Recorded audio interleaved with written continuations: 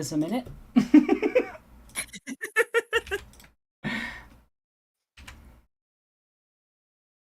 Oh, I should check that actually. There we go. Very professional. Stream has started. Ooh. I'm gonna go post about it everywhere, and then we'll get going on the actual one shot. But before we do, I just want to go over quickly. Monster of the Week is a horror system. This is going to be a horror game. If you're not in the space for themes around death, fire, or um, uh, repeating patterns of things for I can't explain why without spoiling the story, but this just getting a heads up on that. I'm not here to upset people, but we're gonna tell a very dark tale today, and I'm very excited about it, and I think I've prepped something interesting.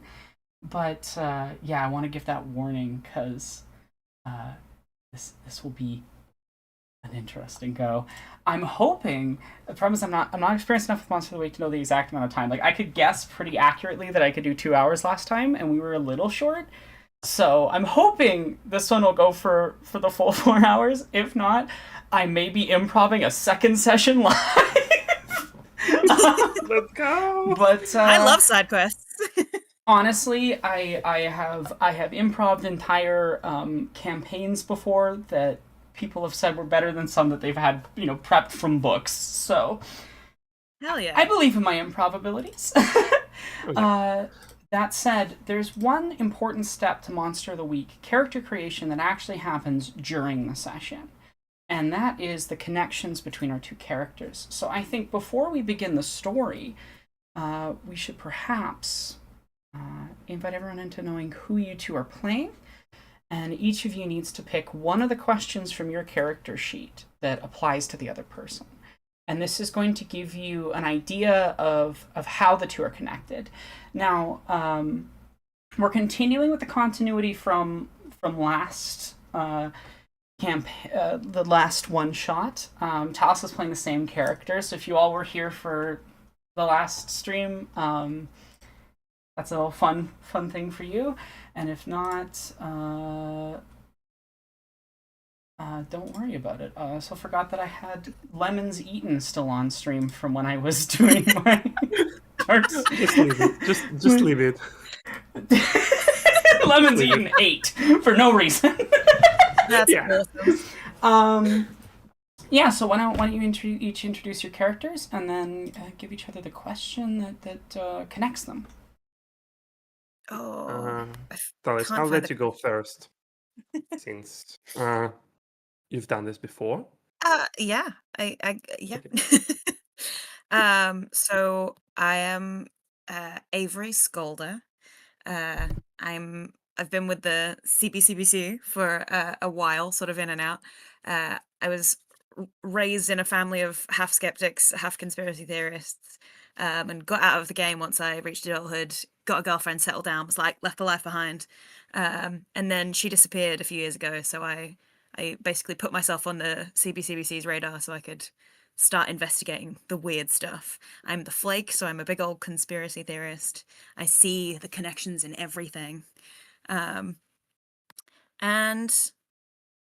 yeah, I feel like because I've been in and out of the CBCBC for a while, I find Nina's character quite interesting because she's so secretive. She doesn't talk about herself a lot. I feel like I'm basically have been recently sort of maybe assigned, maybe I pull some strings to get assigned on this mission because I'm like, I want to know that deal. My conspiracy theory instincts are kicking in and I need to know everything. Oh, okay. Uh, we'll see how that goes. Yeah. I'm playing a character named Lilith Svetlova, and my character class is the spooky. So my character has a bit of a paranormal side to her, and she's been working as a sort of a CBCBC freelancer for a bit. She's not an official agent, but because of her powers, the Bureau gives her different jobs and assignments fairly frequently. And as Alice mentioned, Lilith doesn't talk about herself a lot, and there are some very good reasons for that. And we'll see what those reasons are over the course of the game. That's where I leave my character introduction. And I feel like because of your connection to me,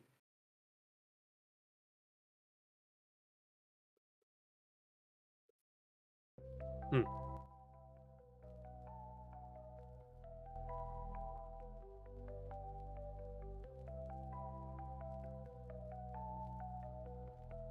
I feel like my connection would be that I used my powers on you one time, which was so the game asks me to decide if it was for a selfish reason or not, and I feel like it wasn't selfish, and I feel like it was more like a self-preservation kind of thing. Like I had a feeling you were trying to dig into my past and into me, and I just did the same thing to you to sort of figure out, is there any danger coming from you or not?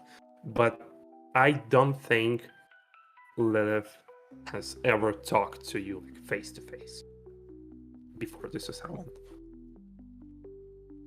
Very cool.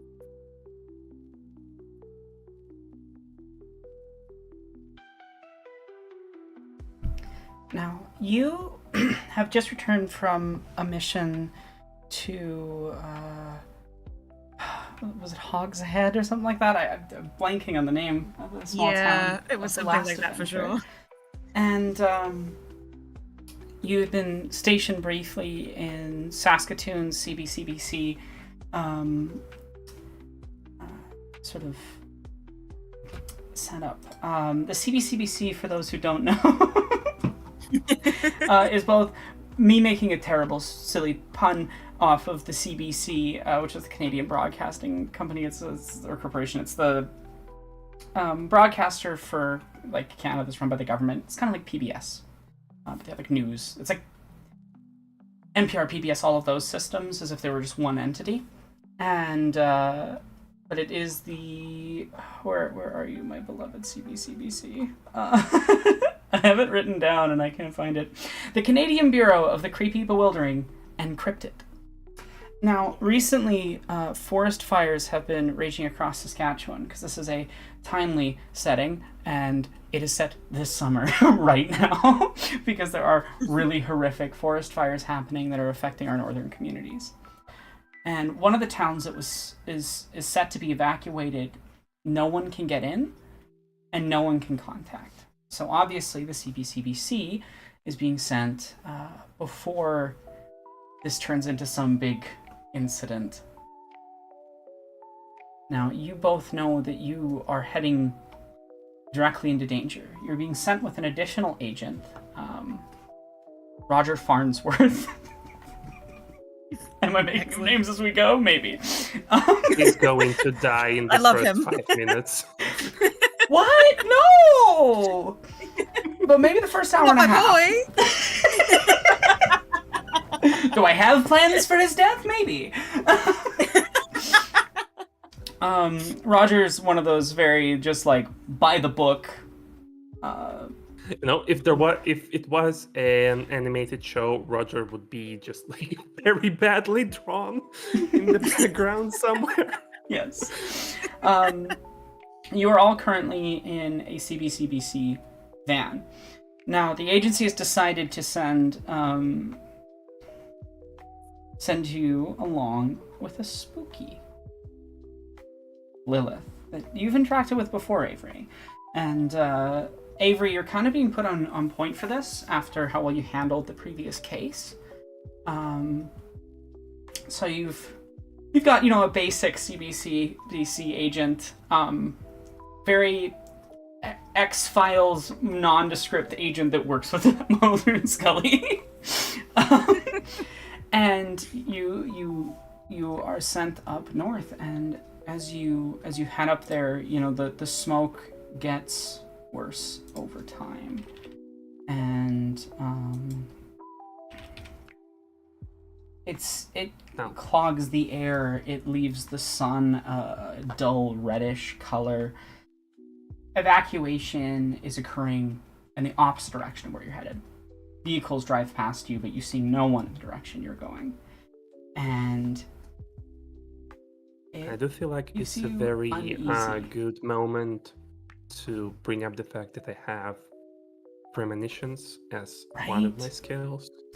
And at the start of each mystery, I roll plus weird to get a vision of something bad that's going to happen. And I feel like I assume we're in the same car, the three of us. Mm-hmm. So as we're driving into town, and as I see the cars pass us by in the opposite direction, I get a strange feeling, and I'm going to roll weird now to see if it leads to anything. And I'm rolling 2d6, right? Yes. Powered by the Apocalypse 2d6 system. Yep, Okay. 2d6 system. So it's 4 on the die. I'm not rolling great. And I have plus 2 to weird. So it's 6. Wonderful. I take 3 going forward against you. Which means that we're starting strong. We're starting great. I was really hoping premonition would go this way. For reasons. I just ate a really bad sandwich in the morning. That's all I can get. I'm just not feeling great. That's awesome. I think a sense of extreme dread enters you. Each of you donning, N95 masks to lower how much the smoke is getting in your lungs. Something awful is ahead, but unfortunately, you don't know what it is. I need to double check the rule just to make sure I understand exactly how my hold works. Where are you, premonition? 1 for 1 is penalties to rolls you make. Ooh. And also, on a miss, I get a vision of something bad happening to me. Yeah. So. The town is completely engulfed in flame. A ghost-like wraith holding some sort of weapon, maybe? You can barely make it out to the smoke as fire consumes you and everyone around you. You are pulled back to the van. Just a little bit of smoke outside right now. As you get closer to the town, you see no other vehicles now. Which is wrong. This town should be evacuating right now. They are in the zone of danger. And if they don't leave within a certain amount of time, it's going to be surrounded. You have left the prairies, the flat region that goes so far out you can literally see the curvature of the earth. And you're now in deep wooded boreal forest, far to the north, and hours of driving from Saskatoon. And suddenly, you cross some sort of threshold. As you do, smoke's gone. It's a sunny morning. It was just late evening. The sun was setting. And 2 vehicles are stuck right where you came in, as if someone was trying to leave and can't. What would you like to do?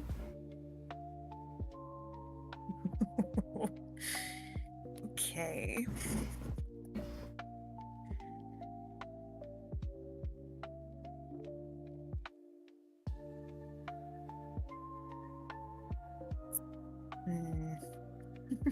Get out of the van.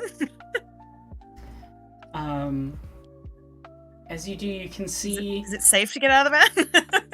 I don't know.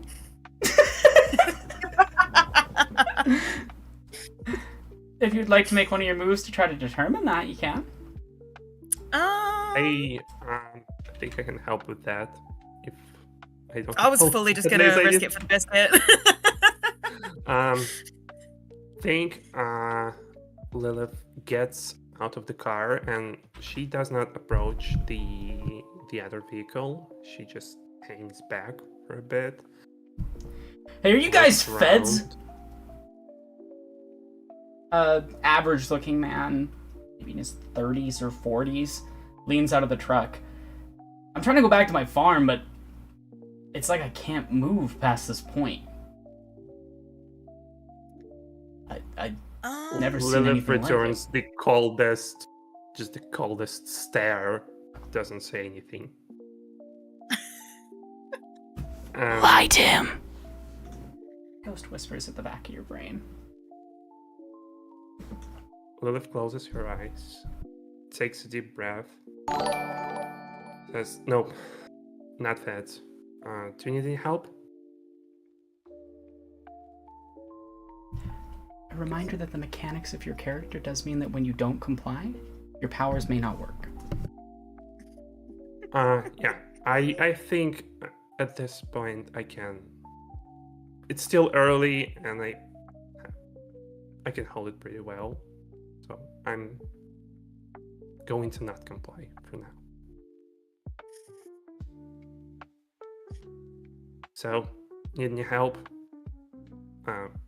Well, yeah, I can't get out of here. I can't leave town.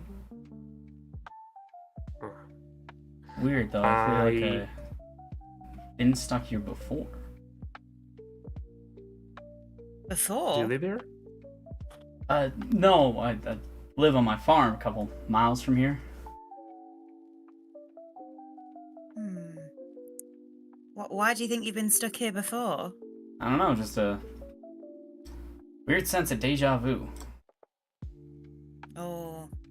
See, that's the problem. That's why they sent us in. Deja vu's big in our business.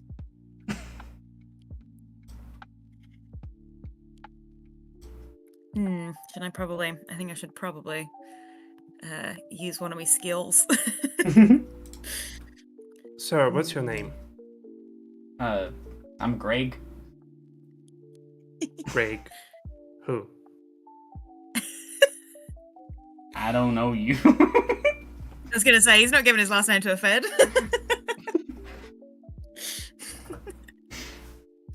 How do I know you're not the reason why this is happening? Yeah, I mean, the Feds do control the weather. We all know that, babes. Oh, I mean, we just got here ourselves, so why would we not let you leave? You tell me. Why? How are you stuck? Why can't you just keep walking? Can you walk that way? I mean, you can try it yourself. It doesn't work. He turns on his truck. He presses the gas pedal. The instant it touches the barrier gun, it just shuts right off. He's like, you really want me to? He gets out. He walks into the barrier. And then it's like he walks backwards in perfect motion to how he walked forward. Oh, absolutely not. It's great. the weirdest thing. I walk and then I'm here again. Okay, that is a bit odd. That is a little bit odd. Okay, Roger, stay with the man, please. We were already abandoning Roger. We're keeping him safe. Okay, yeah. Can I try to use my tune-in to see? So tune-in allows me to tune my mind to a monster or a minion. Mm-hmm. And I just want to do like a quick scan of is there any supernatural danger nearby that is like actually threatening. Fucker. You want me to lie now? Too boring now. Fuck you. Fucking. What the voice I'm supposed to be doing for that? I apologize. I'll switch back to the. It's perfect. This is Did you much see anyone better. else? And as I'm wrestling inside my mind with this other creature, turn into Greg and I say, have you seen anyone else in town? Would you like to roll for investigate a mystery? Yeah, let's do this. What do I roll for that? Is it sharp? So I sent a link for a chart that you can click on it to see what, like, it has all of the actions you can take. Remember that this is a game motivated by player choices. When players take actions, stuff happens. Okay, player moves. Investigate a mystery. So yeah, plus sharp. So 2d6. And I rolled a 10. So 9 on the die and plus my 1 sharp. Okay, so you Which hold I 2, believe which means you have is 2 it? questions you can ask me. Okay. Do I just from these There's a rounds, list. we should have. Oh. Okay. If you get a critical, which is a 12 plus, that's Yeah. when you can ask any question you want. But Okay. only on a critical. Uh-huh. How far does this effect reach? How far is the barrier? You feel somewhat attuned to the odd shape of things that shouldn't be here. If you had to guess, probably about 300 to 400 meters around the town. Now, this is deep in boreal forest, so you can't actually see the town right now, even though it's probably just around the next bend. But it's not much outside of the town, it's just the town itself. Okay, so what could fix it or slow it down? This effect was caused by someone messing with the rules of the world and doing it wrong. Ooh. If you can figure out who that was or how it was done, you might be able to undo it. But it will be costly.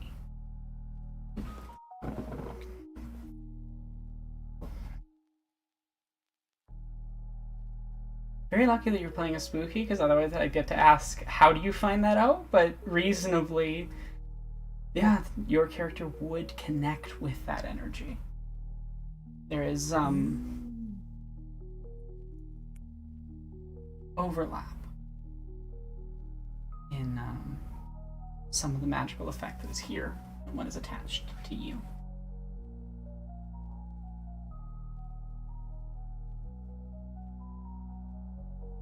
Interesting. Yeah, I approach Avery and just quickly whisper to her, we should check out the town. Just leave the guy here. Yeah, Roger, are you coming, or are you gonna stay with the guy?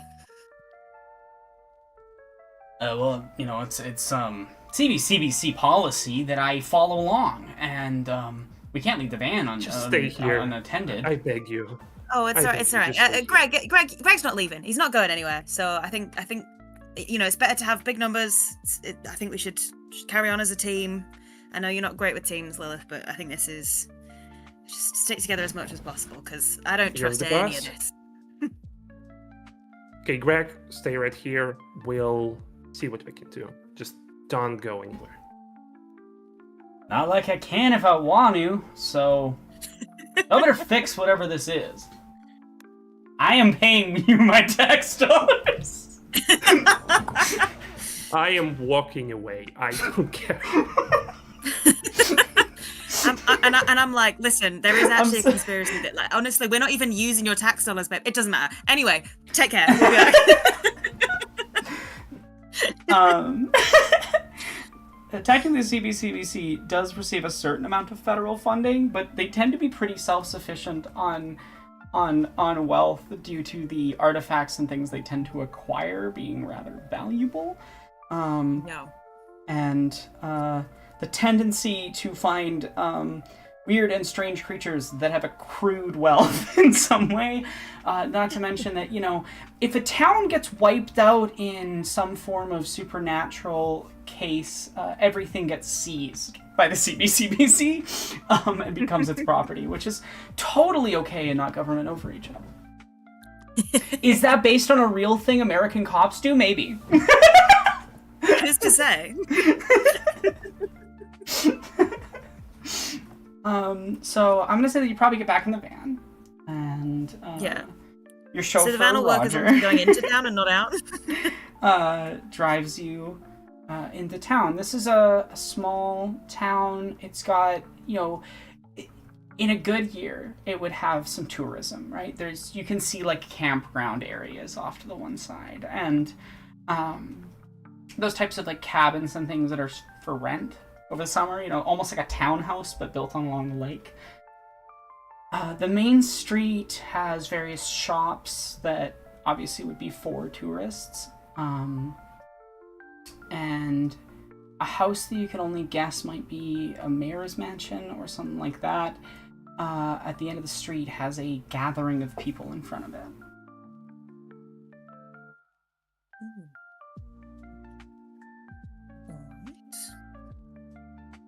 I think we should stroll up to the gathering of people. That is what Avery's going to do. And I don't think she's going to say anything. I think she's going to walk up behind where the gathering of people is and just sort of listen. Yeah. I think you see someone standing just outside, right in front of the door, kind of talking to everybody. A dark-haired, darker-skinned woman. Looks very like an authority. Look, I know everybody is scared, but I don't have any answers. I don't know why none of the phones are working. I don't know why we can't contact anyone. But getting all angry as a group isn't going to fix things, right?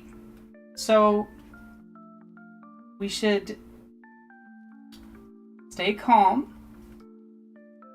We'll have a gathering at the town hall in an hour and see what everyone's figured out. I know some people have tried leaving town and it hasn't worked. I don't know. Someone's like, well, but you're the mayor, you should know. How?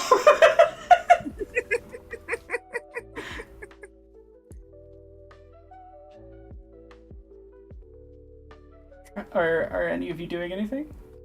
Sorry, I was just giggling at the idea of the mayor doing the damn it, Jim, I'm a doctor. Damn it, Jim, I'm a mayor. Not a parascientist. Do I see anyone who looks like a sheriff or like a police officer nearby, but like a pretty high rank?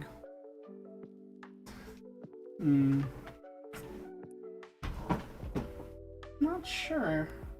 There's really a role for that.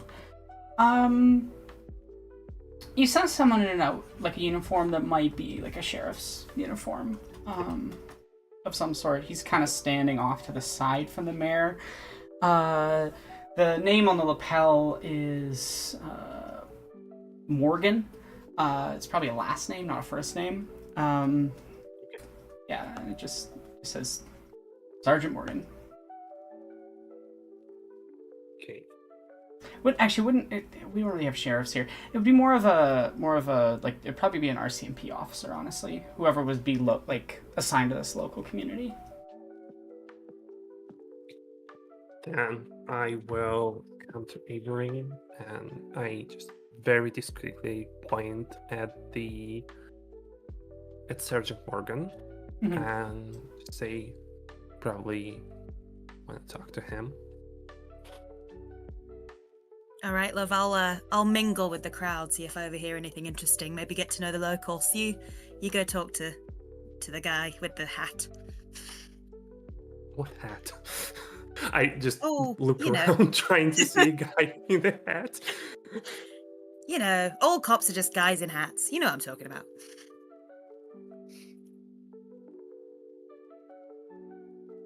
Okay. Is the mayor still talking? Yeah, I think she's like people are kind of starting to disperse. They're like, well, yeah, there's reason there's nothing we can do. You know, she's probably reassuring someone. I would say. Okay. I say she's probably talking to like an old couple who's probably been in this town their entire lives, who are understandably freaked out. Okay. I'm going to. I'm really trying my luck today. I'm going to approach Sergeant Mhm. Morgan, and as I'm approaching him, uh, I'm looking for a private detective identification, something like a badge, I guess, You or like you would have a CBCBC like yeah, something that would indicate that you're working for them. It wouldn't necessarily be an agent's badge because you're not an agent, but like a something yeah, that tells them that you have authority. yeah, that works. Yeah. And I'm just slowly approaching him. I'm quickly, just very discreetly, not trying to show off, show him the badge, the identification thing, whatever. And just like, can we talk? I want you to roll luck for me. Luck. Okay. Yeah. That I can do. Uh, Oh, it's sorry. Luck's the special thing that makes you instantly succeed. I would say roll. Roll Charm? just 2d6. Roll 2d6 for me, Okay. and add your weird. Basically I'm just deciding like, what does this guy know? Are you lucky with that or not? Okay. So 2d6 plus weird. Yeah. And that is an 8. Just enough to technically be a success with a complication. That tracks. You're one of those weird investigator types, right? Ones that show up and kick real investigators off of crime scenes, and then weird shit happens and people usually die. Yeah, Guilty you as have charged. authority, but what do you want? Because you being here doesn't mean things are good.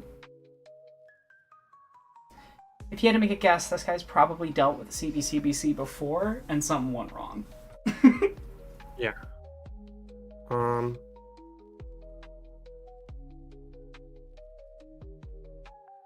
Did you have anyone missing lately?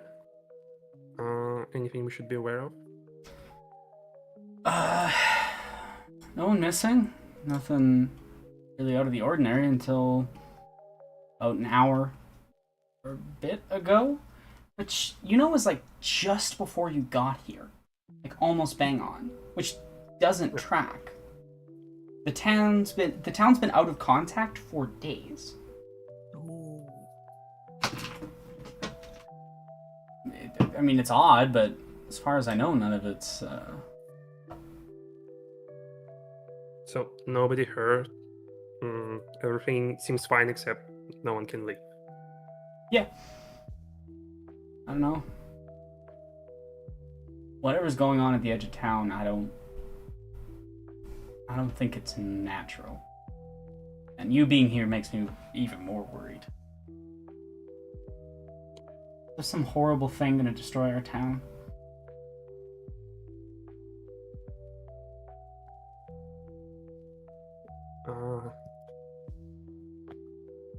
Like they did that Lula's just like no idea how to comfort that. It's gonna I'm be consumed in fire. You've seen it.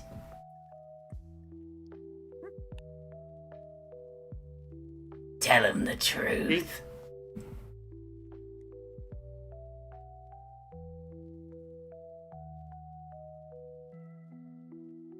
Lilith is just very tense. Suddenly, just trying to compose herself. And then just very subtly under the breath is like, yeah, man, it's fucked. Great. So we can evacuate and things are bad? What you're telling me? Just don't let anyone wander around, okay? Just keep everybody close. We'll deal with this. It's gonna be fucking. We'll deal with this. She just turns around, walks Better away. deal with it better than your colleagues did last time. Last time? Sorry, I'm not there. You did overhear that last bit. It was a little Oh, louder. okay. Cool. Okay, I jet in. I'm like, what? What do you mean by last time? I'm gonna say roll with sharp if you want to see if you, because you're the type that you read the files. Yeah. I got Say hi my to Kelly in conspiracy chat. stuff going You on. knocked over the camera. Oh, that's not a great roll. So I got 2 3s plus my sharp, so that's an 8. Can I try? 8's a success with complication. 8 is 7 Okay. below is complete failures. Yeah, that's not bad. You I'll take it. you vaguely remember some incident that involved like multiple agents dying, a second team being sent in, and several being killed in and like one mention of a Mountie named Morgan, like somewhere in the file. You don't remember a lot of Okay. details exactly about what happened. You just know like a number of people died and something was mishandled in the case. Okay. Do I know how long ago it was? I'm gonna say about a year ago, and it wouldn't like it's not in this town. Mounties get moved around to different communities, and they're generally positioned in places that they aren't originally from for a period of time before they're allowed to work in the community they come from originally. If you had to make a guess, this guy's from here, but was positioned somewhere else when this happened. Okay, interesting. Maybe it's him that the mysteries are following. Can I?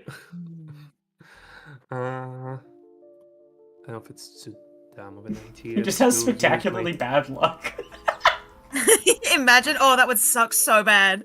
You're just No, like, oh, no, it's finally, funny because getting it to work in my actually was- hometown. It was the result of that role being specifically like he knows who the CBCBC is, but there's a complication. What's the most natural conclusion? So, like, one of the things I love about this system, not to break our narrative too much, is that it is all very, very, very motivated by you choosing to make moves and the dice rolls that does. And I think it's about that point where you hear a truck accelerating down the street behind you, and you look back and you watch as it runs over a young woman. Jesus. It doesn't stop. You can see the drivers freaking out as if they're not in control of the vehicle. They're, if you had to make a guess, incapable of pressing the brakes. Oh. Can I seeing this? Swerve away from hitting anyone else and purposefully crash into a tree. Jesus. Do you do anything as they're careening towards that tree? Well, we're not going to get there in time to stop it, I don't think. I am going, if I can, I'm going to use my tune in to see a possible creature and where it is right now, because I'm not like running towards the vehicle. I'm just hanging back and I'm just trying to feel like anything that might be helpful right now. Yeah, go for it. Okay, so, and that is a 10. Oh. Someone's been messing with death, Oh, God. and it takes its due.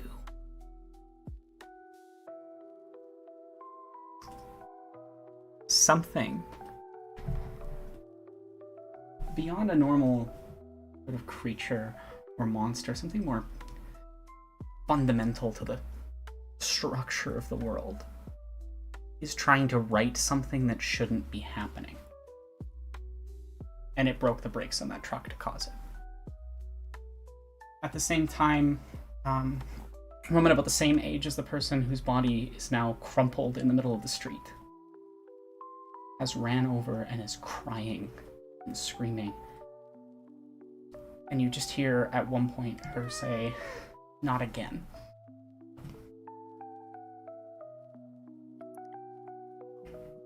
Yeah, not again. Interesting. And she gets up, still sobbing, and starts running off in the other direction. Can I follow her? Go for it. Sorry, I have a cat that is trying to bite my hands. Because he wants attention, because he's gumpy. Hey buddy, you're standing on my keyboard at a time where I really can't have you doing that.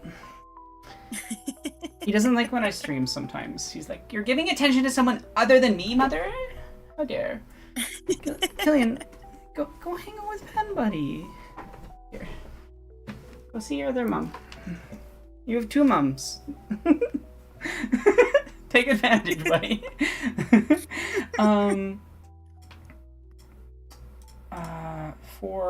For catching up with them, I would say that's act under pressure, Okay, act under pressure. which is roll plus cool. Okay. Well, that's great because I'm not cool. Well, it's an 8 still, so. Well, it doesn't go to hell. That's the actual description on a failure for act under pressure is things go to hell. I'm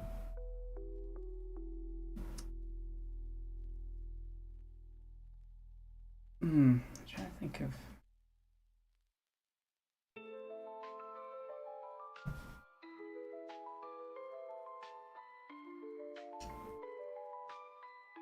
You mostly managed to follow her.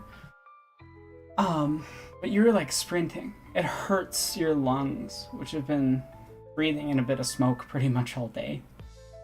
And it's tiring. And you are getting exhausted as you sprint after her. The last place you see her before she kind of turns around a bend is an old house, decrepit, on the edge of town. Bits and pieces are kind of falling off slowly.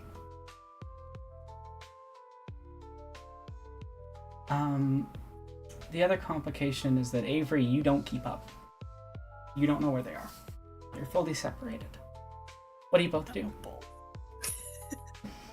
I assume there is no way for us to like communicate over distance. Like we don't have a radio or something.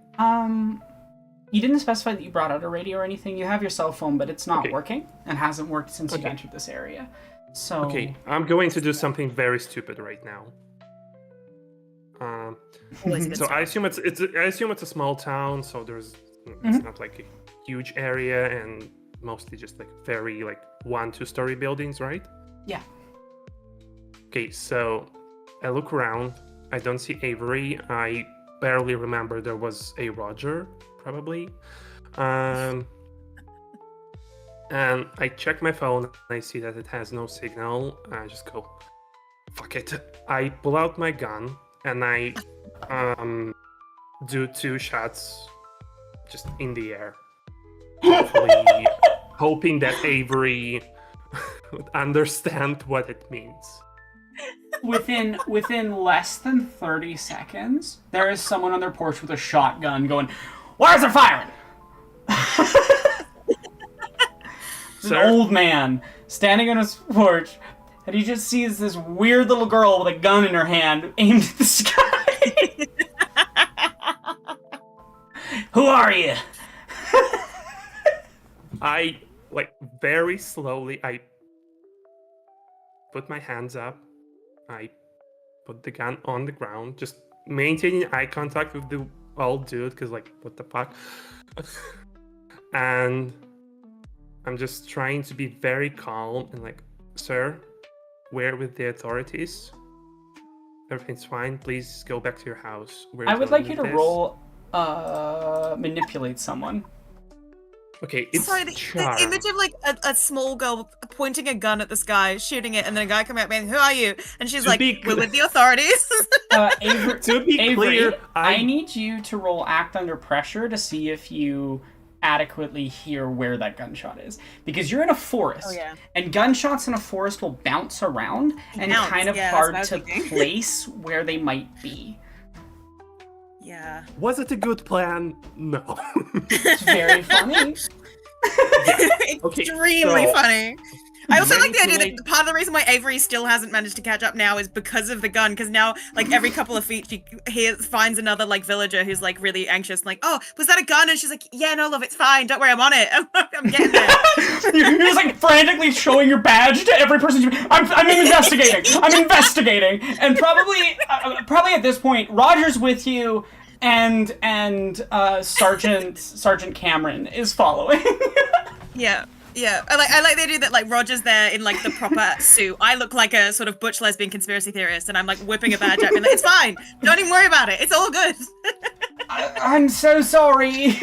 As he walks by, Morgan's like, "Don't worry about it. We got it. Don't." He's like, because everybody knows Morgan. So yeah, the act under pressure is basically to determine how long it takes for you to find them, if you find them at all. Okay, well, I have rolled a 6 + 3 9. I rolled a 9. Okay. It is going to take you, you will eventually find them, but we're going to resolve the scene going on with Nina first instead. Yeah, I'm walking through a mountain of people. So, Lilith, did you roll for... Oh, I am about to do someone? this right now. It's very good I have +2 to charm, because if I miss... You are getting shotgunned in the face. Yes.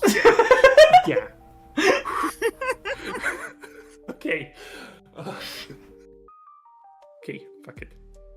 Let's fucking go. I rolled a 12. So 10 on the die +2, 12. The guy holds up his hand for a second. Wait. Goes back inside. Comes back out with a very out-of-date piece of CBCBC documentation. This might be an ex-agent. And they are ready to help you. Whatever you need. Damn. It's critical. Salute him. Pick up my gun and then just like, so have you heard anything about this whole barrier in town? There's a barrier? Yeah, just people can't leave. I don't really get out much. Yeah. So like nothing's happening as far as you know. I mean, I was watching my shows, and then I heard a gunshot. So that's about what's happening from my perspective. I hope you know that I'm picturing Bobby from Supernatural. Yes, yeah, that's sure. I had to look that up now. Just I'm still like holding a gun, and as yeah, you no, mentioned I it, know. I'm just like, sorry about that. Phone lines are down. I always find phone lines suspicious, so I don't keep one. Use your brains, people. Sorry. This video my dad sent me the other day of this Republican woman that won a seat who in an interview is like, "Use your brain, people. I got a phone here disconnected from any line so Bill Gates can't track me."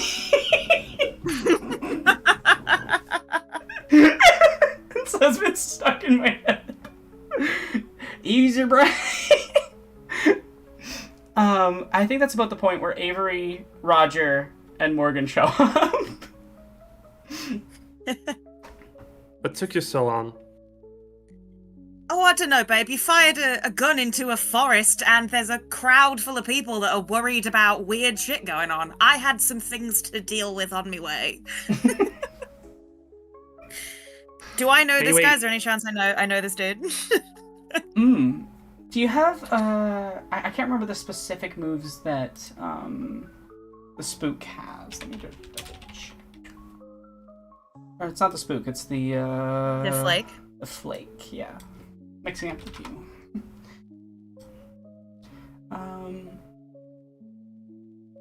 Which three did you select? Because there might be one that's relevant. If not, then I would say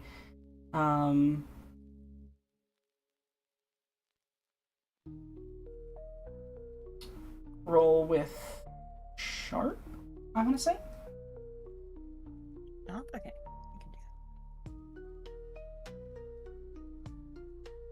Ooh, okay. That's an 8 + 2, so that is a 10. Yeah, this guy, very similar to you. Okay. You know, very conspiratorial agent, but the fact that he survived to retirement is pretty odd, pretty rare. And it's probably because he's so paranoid. Yep. But luckily, your friend here was charming enough to convince him of you actually being from the agency. Thank God for that.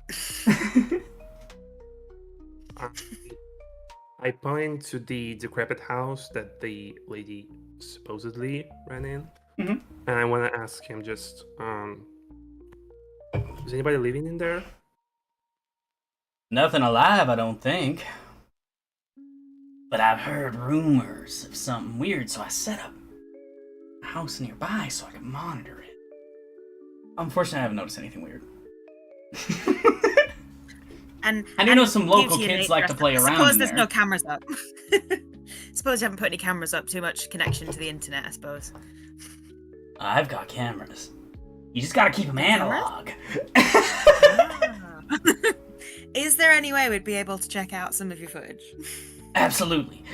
And he brings you on inside. I love this man. I love this man created purely from rolling a critical hit. It's just like, what does that mean? Well, it's got to benefit you pretty heavily.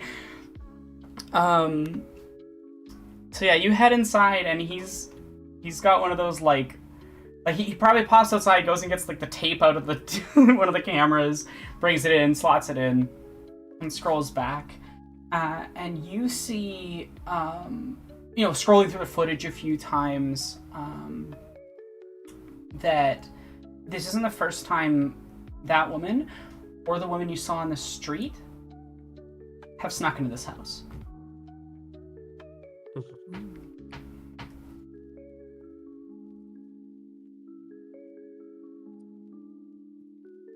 And it's right about then that you start to smell a bit of smoke.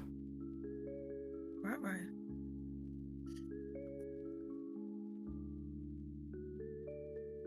What do you I do? think Avery would be looking around for sources of where the smoke is coming from. Is it like just the smell of smoke, or can we see smoke? It's that type of smoke that starts coming in when a forest fire's in the distance.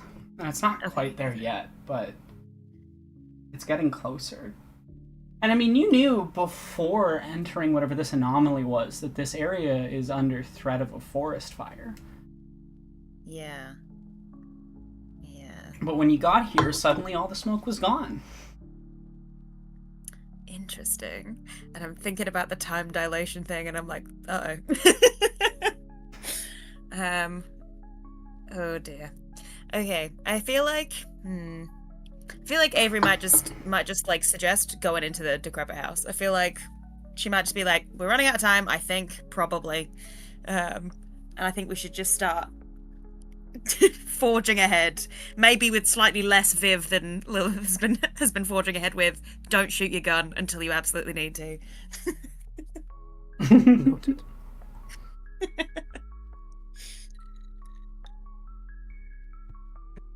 But yeah, I think she heads towards the house. Okay. And as we're about to leave the old man's house, I just turn around to face him and I just go, "Thank you for your service, sir." And I leave. Anytime. Always happy to help the CBCBC.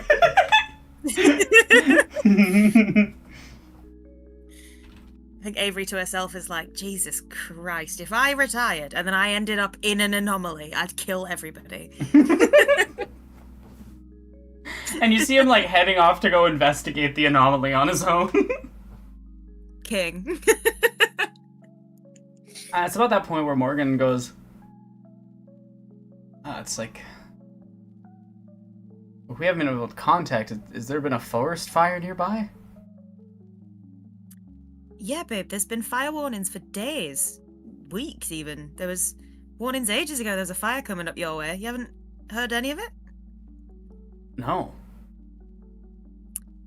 Interesting. Well, because of the fact that you haven't had to deal with it, it's probably fine. We probably don't have a lot of time to deal with the issues before the fire gets here, but we have more time than I initially thought we were going to. So, honestly, this is a win-win.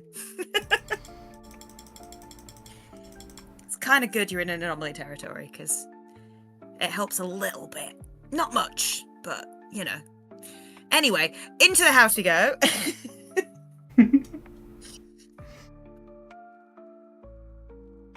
Do I come up with any resistance going into this, like, decrepit area? Is there anything I need to look out for? Would you like to do anything to try to be safe, or?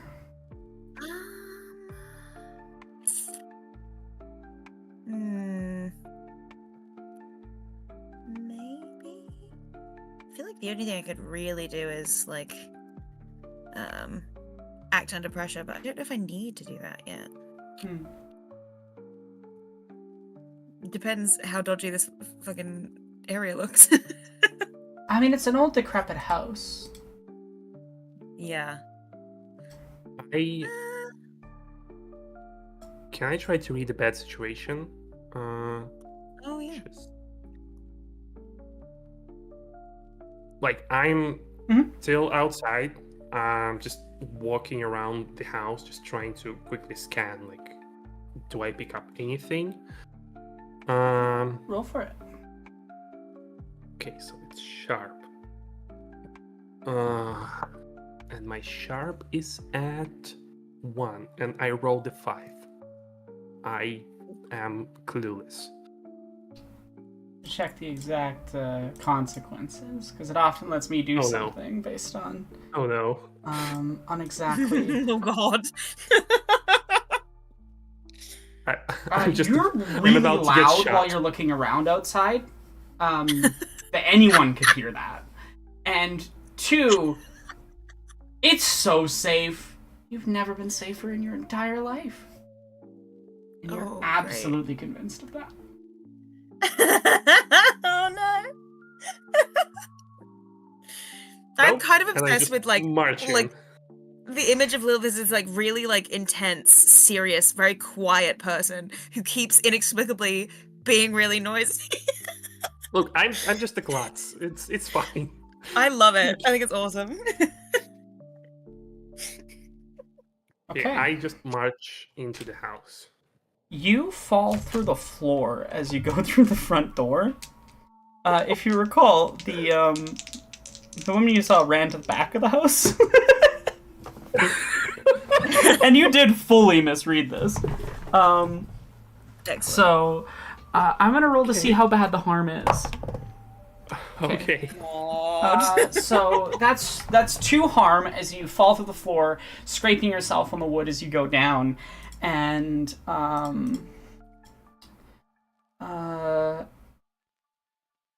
you're way down there. You have a broken ankle, and you you took 2 harm, but you can just make out someone chanting. Okay. Can I get up on my own? You can try. Roll plus weird. Less weird. Okay. Yeah. See if you get some assistance or not. Well, I rolled a 12 on the die. Ooh. Damn. So 14 in total, I believe. You've already died once. You're not gonna die so easily again. Get up. Your ankle is still broken, and walking on it is excruciatingly painful, but it's like someone's holding it in place as you do. I look up.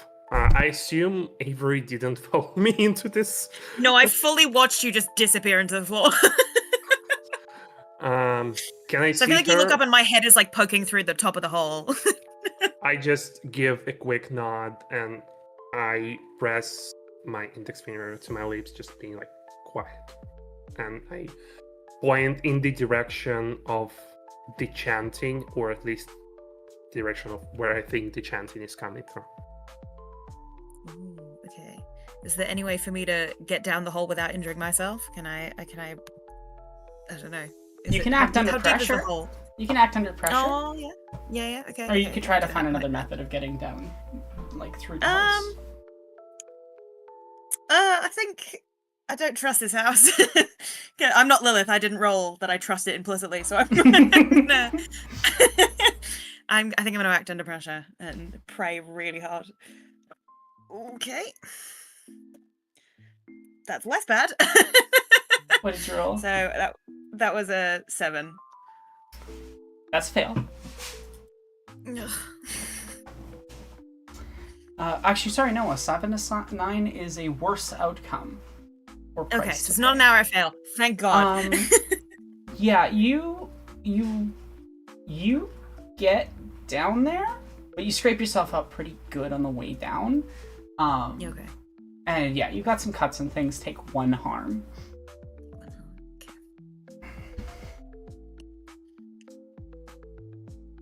The other 2 are up there, and they don't really see how they can get down, so they're gonna just look around at the other side of the house and see if there's a way to get in. Yeah. I just like before I dropped down, I probably said something to Roger like, could you just do some recon, scope the place out, and make sure no one comes over here and injures themselves. Just make sure everybody's safe. And then I You got it, boss. jump slash fell down. All right, so I look at Lilith and I'm like, what are we listening for? Because I don't know what she was talking about. Can't hear it from upstairs. So I'm like, what are you whispering? What are you whispering at me for? And then I can hear the very faint chanting. Yeah. Do I? I don't want to push my luck right now. Me the whole Or game. do I? Okay, fuck it. Can I tune in again? To see where is the chanting coming from? Just feel it, I guess. Yeah. Go for it. I do not feel anything. I rolled it 2, so it's 4. You feel the chanting waver for a second, and then continue more frantically. Would you like to continue down the hallway you're in?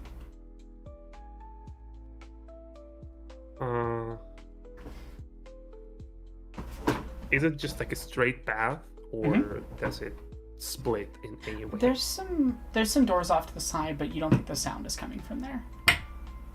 Okay. Then I'm going to very carefully and slowly walk down this hallway towards the sound. Okay. I will follow. You get to the end of the hallway, and it turns to the right. You can see stairs up to the upper floor at the end of that part of the hallway. And you veer off to the left, about halfway down. The chanting is continuing as fast as it can go.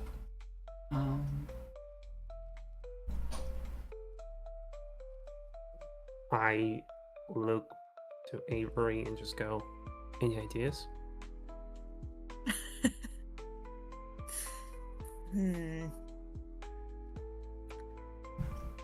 I think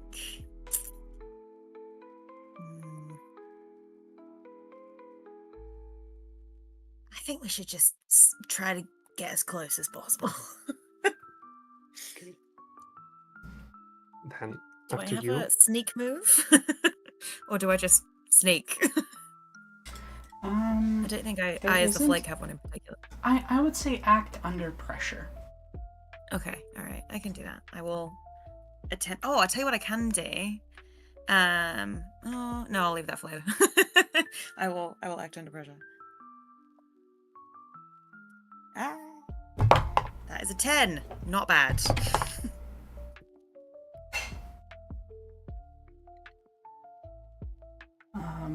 You feel like something almost tries to stop you from moving, but you manage to push through it.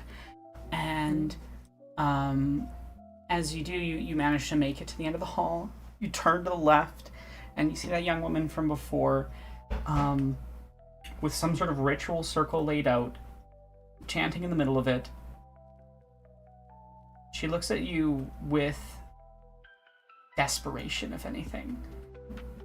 The look of someone who is fighting for the thing they care most about in the world, and is very scared that you're going to stop them from being able to do so. And she finishes the last sentence. And you're driving into the town again. The barrier is just behind you, and there's a truck right there. Is my ankle still broken? No. All harm is removed. Okay. Ooh. Okay. Wow. And I also just remembered that I forgot to mark my experience for this entire time.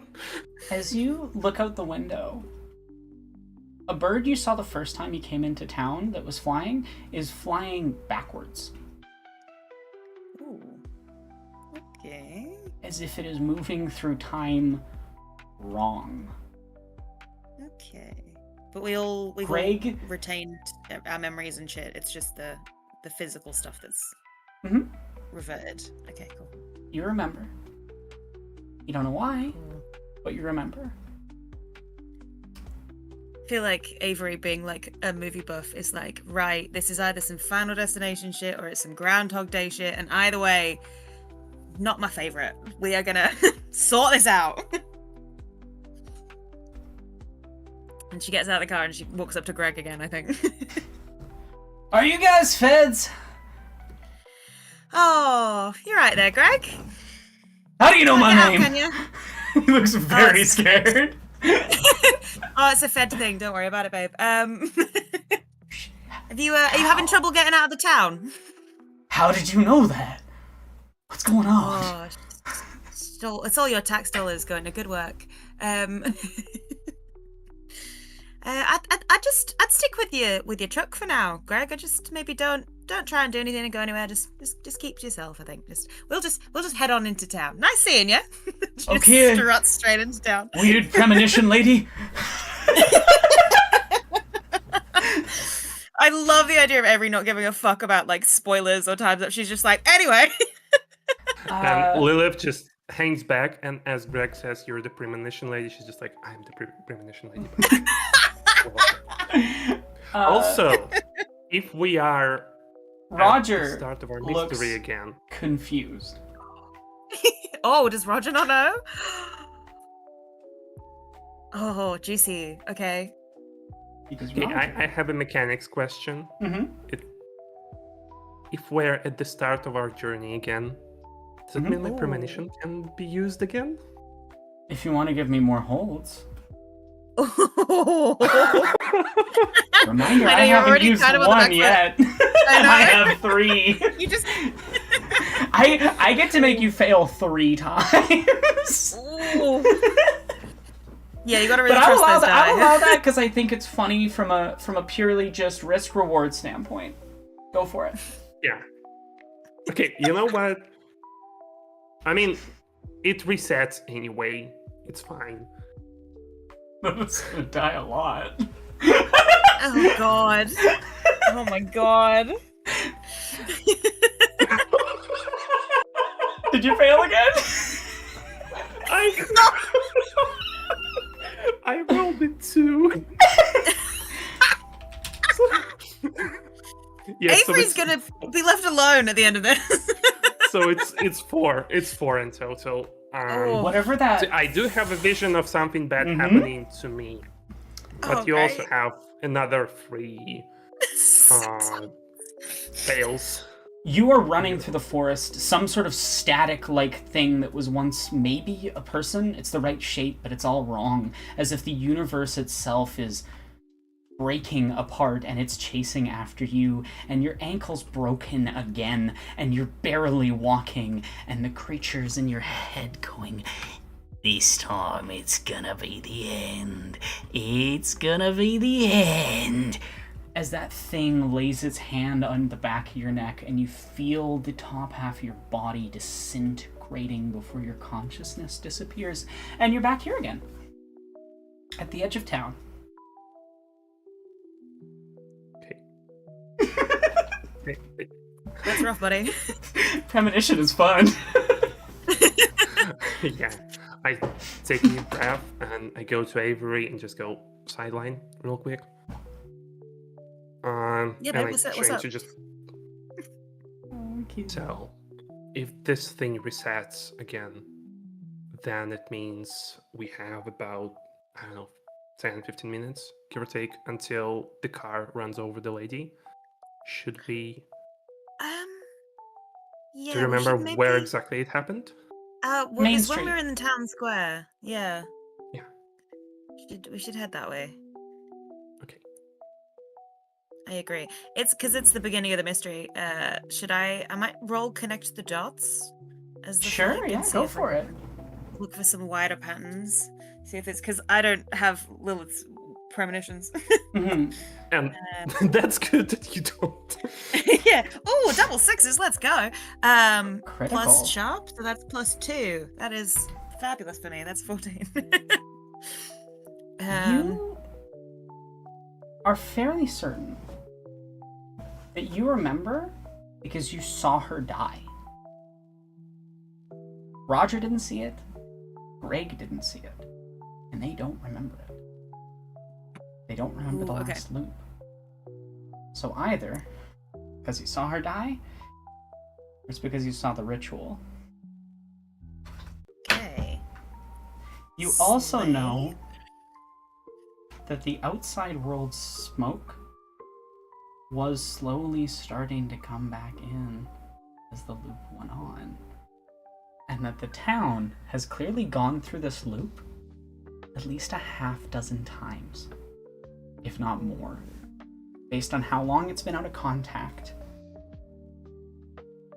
And if the time of it goes for long enough. It's also explain why Morgan doesn't know about the fire. That's a useful tool. That's a useful ability. Yeah, I like that one. Do you relay this information to me? Yeah, I probably, as we're walking towards the town square, I'm probably like, here's what I've Are you bringing deduced. the van of gear or leaving it behind with Roger? Oh, I think we yeah, should no, we bring should the probably van. get Roger to bring the van. Roger's like, you know, Yeah.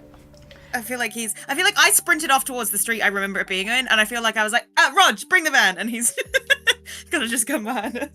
Okay. The same do we same have? group is in front of the mayor's office, like the mayor's house, but Mm-hmm. this time Morgan is speaking.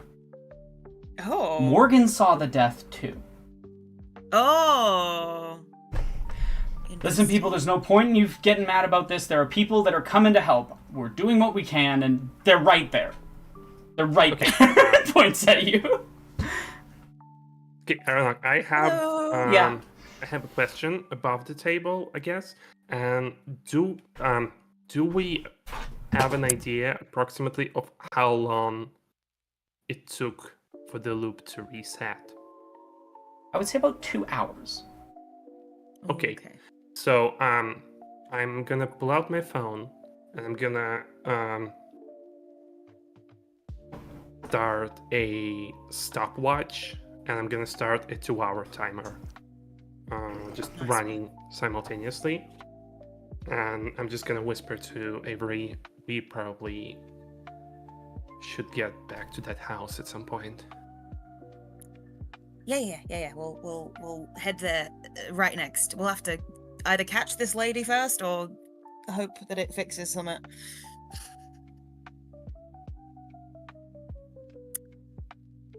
So I reckon she goes straight up to Morgan and is like, Mhm. "You right, love?"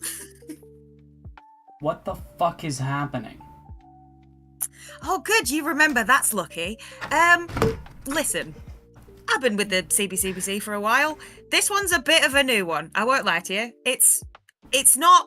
It's, you know, everybody has a first rodeo for something, and this is a weird one.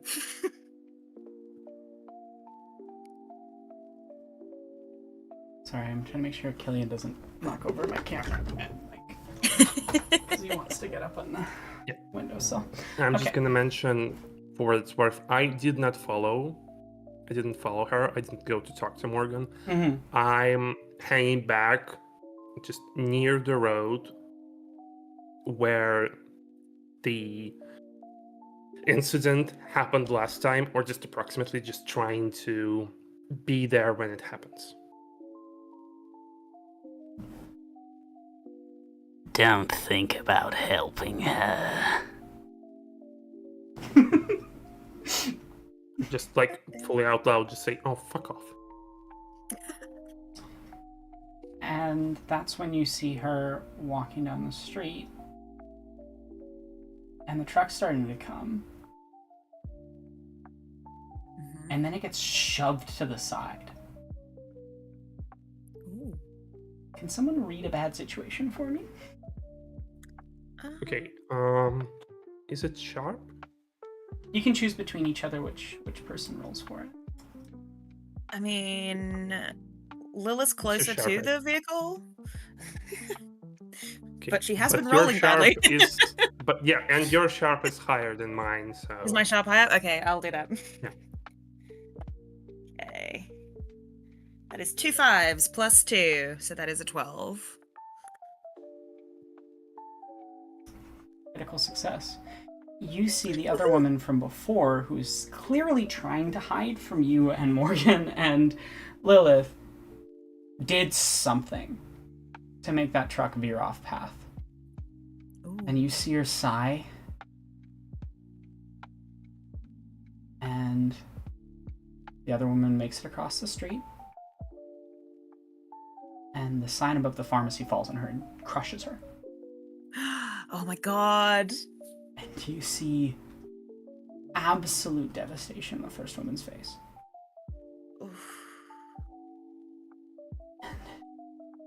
Resignation. And she starts running. Okay. Oh. I think Avery's starting to put it together. I'm not gonna do the same thing again, but I am I'm not even trying to follow her. I think I vaguely Yeah, we know where she's remember going. how to get to the house, and I'm just making my way straight there. And just as I pass the town square, I just give a look to Avery and just like to let her know that this is where I'm going. Yeah, I will probably follow. Just as before, Morgan looks pretty devastated at seeing the sight of someone he knows die as well. Everyone is freaking out, obviously, in the crowd, and the mayor's like, fuck, this is already bad. How do I deal with this? And she's trying to calm people down, and she's like, please don't look at it, like, you know? Oh, that's rough. And Morgan, you know, takes a second to say goodbye to her, and then he follows you towards the house. I feel like as we're walking, I might ask Morgan and say, like, so you've never seen anything like that happen before the last time it happened? You've just seen the car and the sign? That was the first time I saw something happen. Why? Okay. I don't know, it's a hunch. I just think it might not be the first time it's happened. You said something about fires last time. How close are they? Really fucking close, babe. But I can't smell the smoke as badly. But Yet. I think yet, but I think they are getting closer, and I think even if we do break out of whatever this is, we're then going to have to contend with some lovely wildfires. So at some point, we're going to have to mobilize the town, but I don't think we'll need to yet, question mark. So I think we should just figure out what's going on first. Should I focus on trying to organize people to evacuate if it's even yeah, possible? you know what, babe? I think that might be the best. Like, help the mayor out. She seems like she's floundering a little bit. Maybe there's a guy I at think the town line anyone called would be Greg. seeing something like that happen. Yeah, no, that's fair. I'm desensitized. I think there's a guy at the town line called Greg. Who's got a nice truck, and I feel like he might be able to help you wrangle some people. He was very sweet. Bit weird, but I like the weirdos. So, So Morgan's gonna go off to do that, and if you had to make a guess, if you get stuck in this again, he's gonna kind of stick to that goal of coordinating evacuation. So sick, because he doesn't feel like he's way out of his depth. And, yeah. As you're walking up to the house, Lilith, the bullet you fired last time, it's the ground. You shot it straight in the air. Right in front of you. It feels ominous. I'm going to walk up to the house where that old man lives. Mm-hmm. I'm just gonna knock on the door.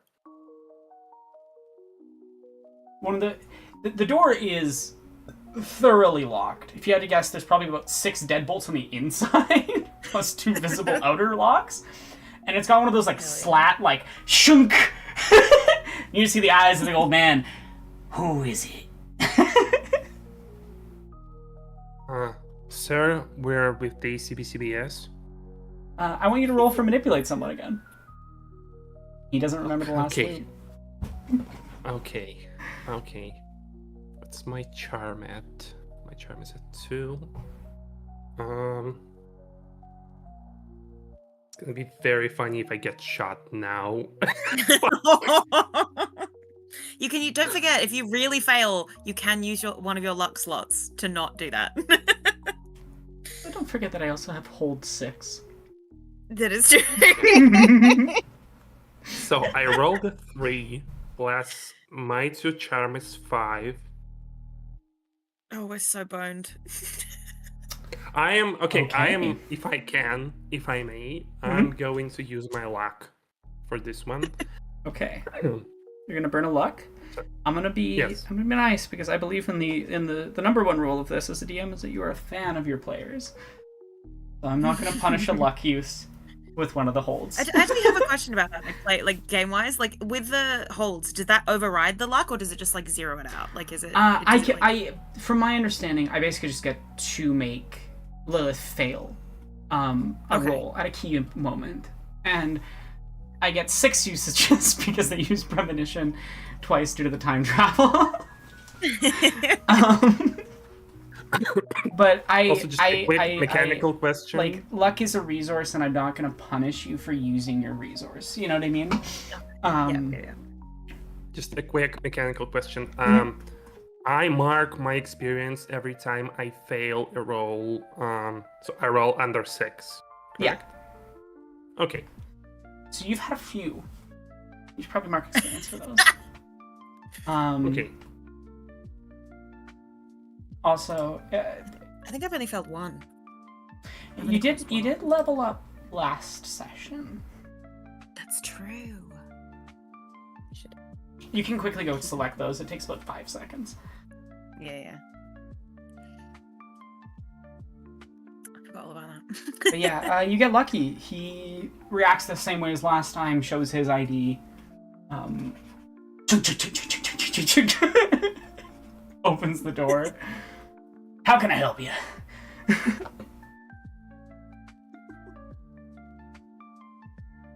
Sir, I'm pulling my I'm just gonna call it badge. My identification, my CBCBC ID, and I'm just like, sir, we're with the bureau, and can you help us in any way with our investigation? And I'm just trying to give the nicest smile to this old man, but because it's Lilith, it looks like I'm just going to murder him. You repeat basically the same conversation last time. There's an investigation. I don't know. There's an investigation. You explain everything. We're gonna skip through repeat experiences. Mhm. Can we? Do you have any cameras around? Oh, absolutely. And he's gonna go get you the thing from the camera. So I know that we did all that. What I wanna do is look through the footage again and just trying to see if anything changed. Is it just the same thing, or do we see anything different? I would say roll for read a bad situation. Killian, he just ran over my camera and then showed the camera his butt. That was very kind of him. Like he literally just like ran face first into the camera and then stood on top of it. So sorry about that, chat. Okay, so it's sharp and fuck's sake. I rolled a 3. I am rolling horribly today. You're rolling statistically anomalously poor. Yeah, I don't even need to use the hold 6. I think I need to pick a different app to roll my dice because this one hates me. If you want to use physical dice, you're more than welcome. I trust you. I've been using. I'd love to, but I don't have them. Oh damn. I mean, I could. Is there any way? I mean, I have a. I could roll for help out if that might help. You're not there. Will it make any difference? Oh, that's true. I'm too far back. You followed along a little later.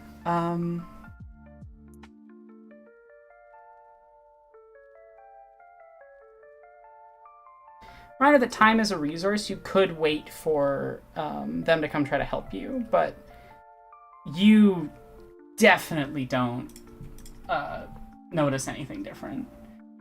You see her go into the house from the back. Well, you walk past this house and go to the big house. And yeah, you don't notice the differences. Okay.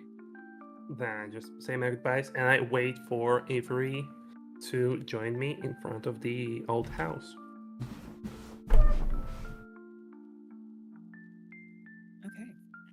Okay. Avery gets there pretty quick. Okay. Checking your clock, you've got about an hour left. Okay. So I just go, let's try the back door.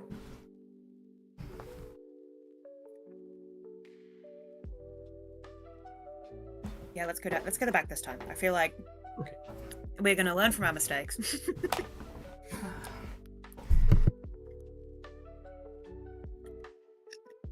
we need to roll for that? Should we probably roll? Yeah. Maybe act under pressure? I think. Do I wanna?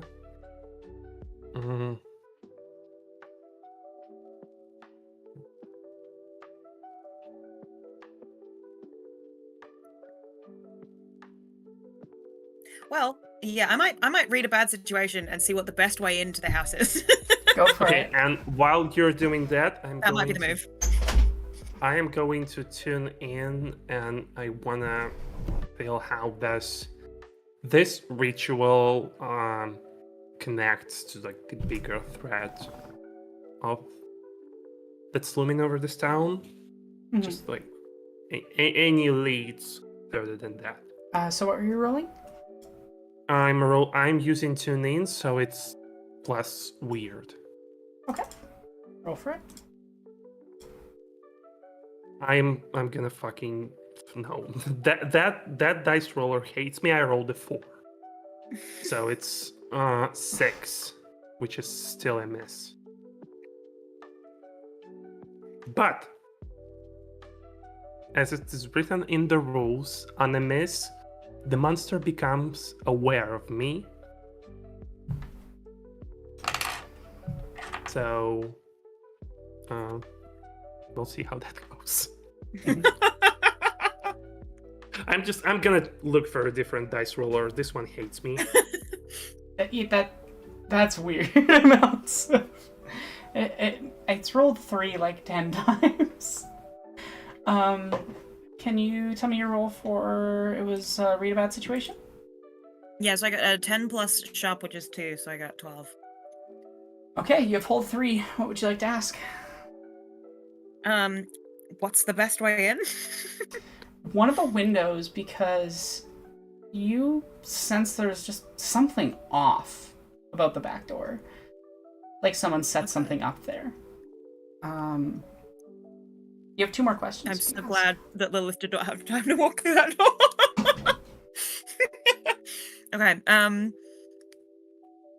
ooh. Are there any dangers we haven't noticed?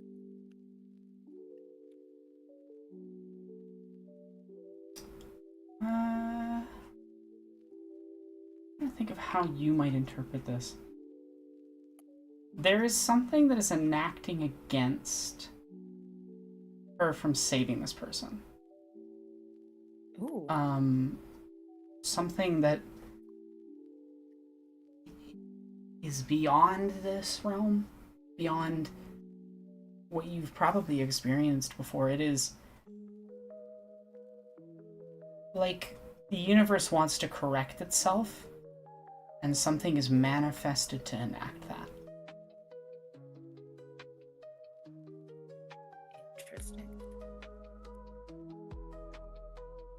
You try to get in the house?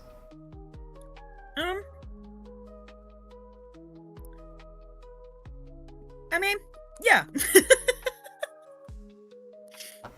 Yeah, I'll try and get in the house. I'm gonna climb in through that window. Okay. I need you to act under pressure. Okay. Because you are trying to break through a window to get into a house. Yeah. Is there any other way to get into it? Like, not through a window? Well, there's falling through the floor, or something. Well, there's the back door that definitely has some shit going on. With the back door. So I rolled the 9, so I I passed, but with consequences. You extremely loudly break through glass, but you manage to get into the house without harming yourself. Okay. As you do, because you're loud enough for it to be heard, to be noticed. Oh darn. Oh no. You feel like something attempts to affect you and fails. At the lightest pressure or element of magic, but it went wrong. And whatever tried to enact it is probably feeling some consequence. Interesting. Okay. Now that I've smashed a hole in the window, bring Lilith in. As Lilith tries to get into the house, the entire time. The wood And, warps and blocks that window from them. So no one else can get through the window. Not that window. Okay. Are there any other windows leading into the house? Climbable windows? There are some, but they're a little harder to get into, especially for someone your height.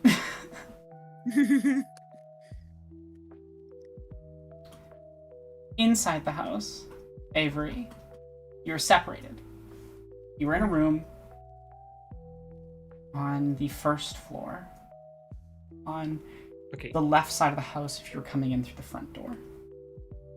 You know that the staircase is on the opposite side of the house from you.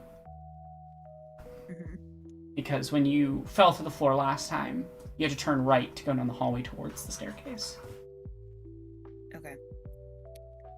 Can I try to get into the house through one of the windows, after all? You attempt to, and fail. I'm using one of my holds. You slice up your arms and are bleeding profusely, take 2 harm.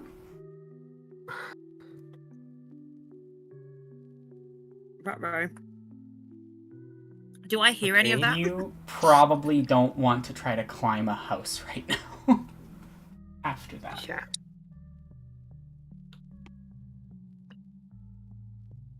Do I know that Lilith can't follow me? Slice. That's a lot of blood.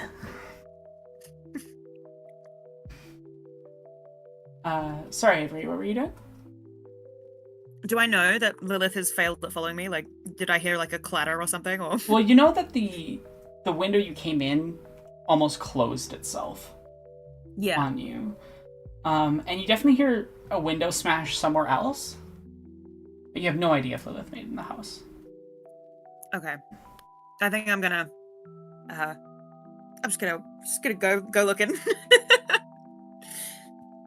I think I'm like, she'll get there if she gets there. And I'll forge ahead towards the staircase to go downstairs. Do I need to do act under pressure yet, or should I hold that until I get downstairs? I would say act under pressure, yeah. Okay. Ooh. That is a 6 and a 5, so that is 11. Usually I roll like absolute dog shit. I think my curse is passed on to Nina.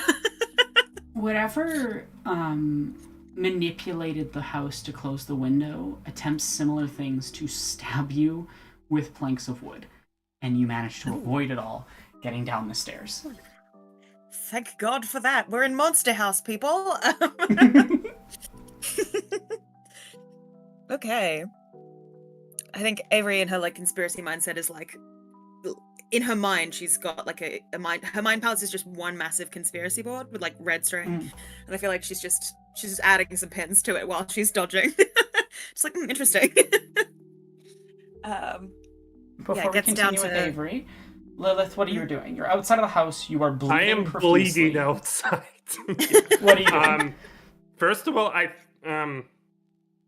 do I have? I feel like I need to just bandage it because, like, I'm pretty sure it's a really bad cut. I don't know. I don't think I have anything. It would take time to mend anything like this. Time Yeah. you know So, you don't have. Yeah, I'm just pressing the wound as hard as I can, just trying to slow the bleeding, and I don't want to fall through the floor again. Would you like to head to the back door? Yes, please. Okay.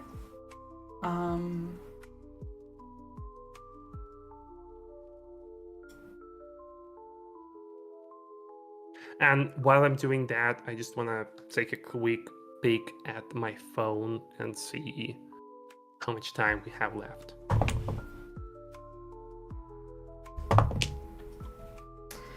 You look, and it's...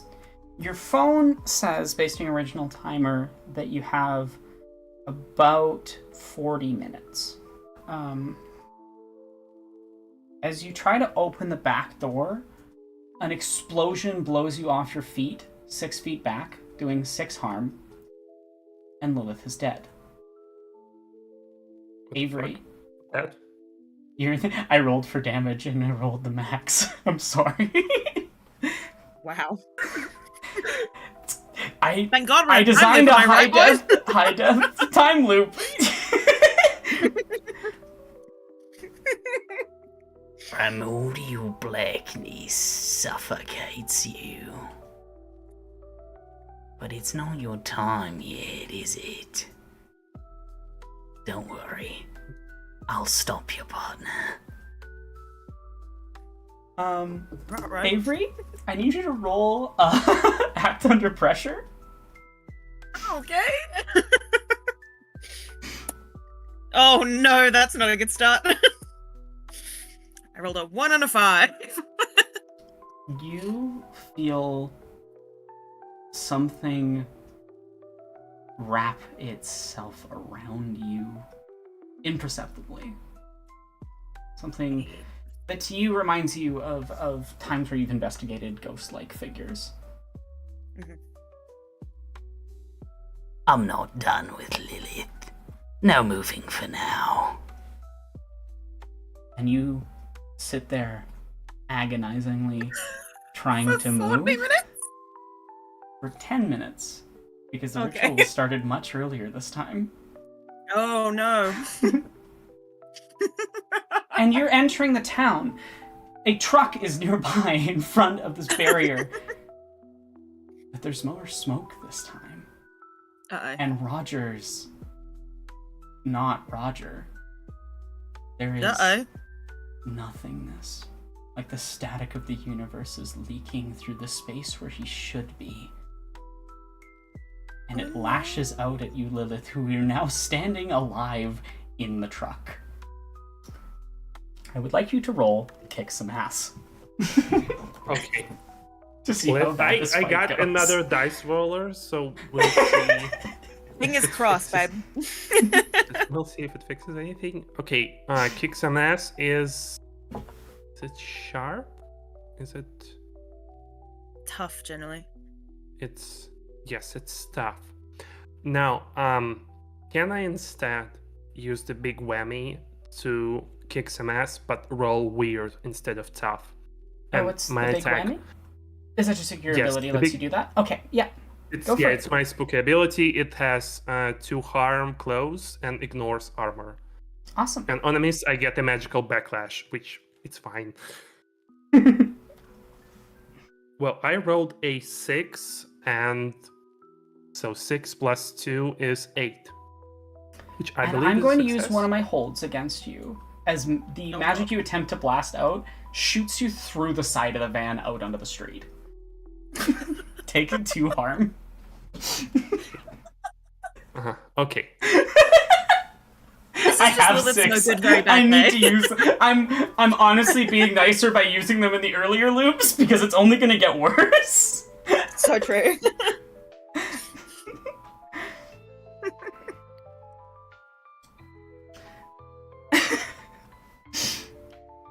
The creature is slowly lurching towards you, Avery. Oh, good. Slay. I'm not a good fighter, so I'm probably going to... Just, if I may, above the table, who's driving? It was Roger. I think... Yeah, he's gone. Okay. But There's you nobody did- there's nobody in the car. Each loop you stopped immediately upon entering the loop, so... Okay. Yeah. Hmm. The truck is stopped. It also has a hole in the side of it, shaped like Lilith. Yep. Yeah. Cartoon style. I'm probably gonna have to act under pressure because there's no way I'm kicking some ass in this present moment. I'm probably just gonna try and run. Avery is a conspiracy theorist. She is not a fighter. And that is a 7. Oh no. For... which move is that? Is that... Act under pressure, so Act it's under I pass pressure? but badly. You feel its grasp graze your arm, and it's like your arm is being pulled out of everything.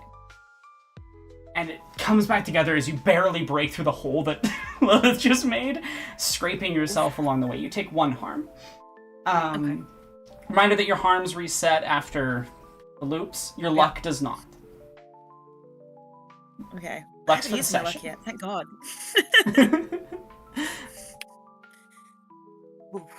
You are both outside of the truck, and the thing, as soon as you get about 10 feet away from it, has just stopped. Okay. I'm gonna watch it. Greg is freaking out in his truck because he can see some sort of weird thing that isn't real, and he can't get out of town, and there's people getting blown out of the side of a truck in front of him.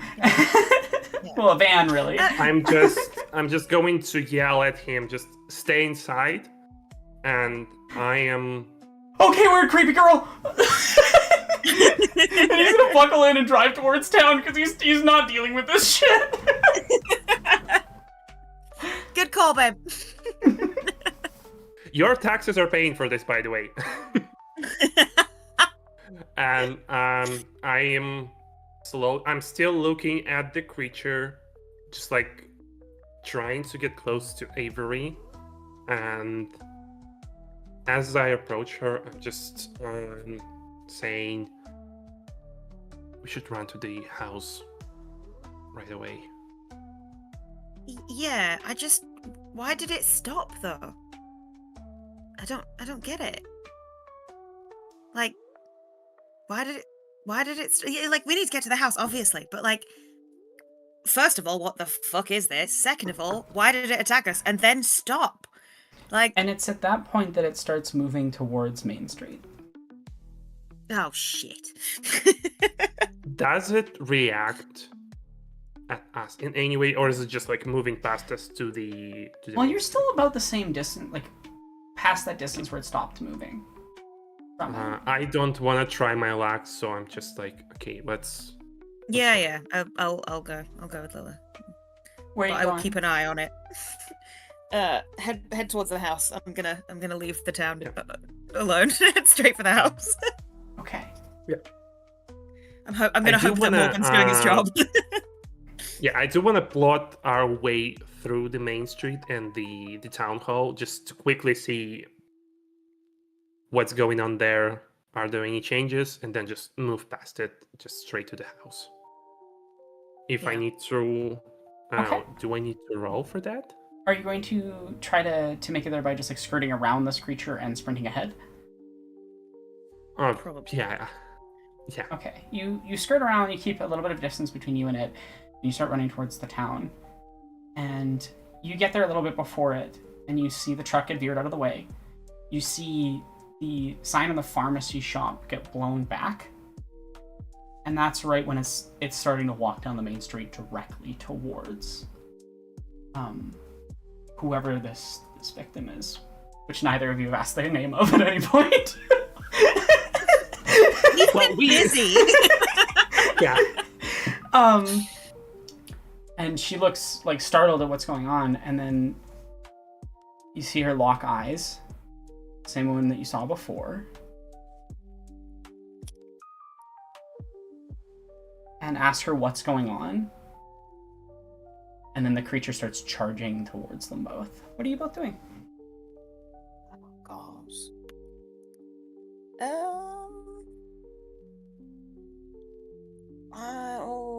How visible are you both? Are you like hiding in the tree line, or are you noticeable? I feel like we're probably fairly noticeable. Okay. Yeah, I think we were concerned with just getting there as quickly as possible, so we weren't really hiding. The woman who was doing the ritual, who's wearing flowy black clothing, like a dress, and has sort of dyed purple hair, sees you both, and sees the thing coming, and is scared, and yells, "Please help me, please!" Before doing what is unmistakably an attempt at magic towards the creature. Okay. And failing, getting blown back by the fire effect she sent to send it out, and like singeing up her arms slightly. The other girl is almost like frozen in fear as this thing bears down on her. I think that Avery is gonna bank on this woman being the person who either is making the loops happen, so I think she's gonna bolt straight for this woman. And ignore the creature? Leave the poor girl and the creature, yeah. Lilith, are you doing anything? Yes, I am. You know what? I'm gonna try to attack the creature again, and Hell yeah. I'm going. I think there is no use of trying to like shoot it. I'm not sure it can be affected by any like physical weapons, but I'm going to use my big whammy again. Yeah, go for it. So it's weird. You do have luck, so you might want to use that. Well, I rolled so 6 plus 3 is 9, Okay. and plus 2 is 11. That succeeds. And Pretty good. Yeah, I'm not gonna use. The holds feel mean almost. I am supposed to use them, but I'll hold off on this one. You successfully you run up and blast it with some sort of energy from the thing that is attached to your soul. It stumbles to the side and turns its attention on you. Now I believe that you rolled high enough that it doesn't hurt you back. Yeah. Now you choose an extra effect because you're above a 10. What do you choose? I want to hold the creature in place for as long as I can. Just like... You won't go anywhere. As you feel the thing that is attached to you coil around its limbs and restrain it there. Okay. And then I'm gonna grab the girl and then just like follow me. Also, what's your name?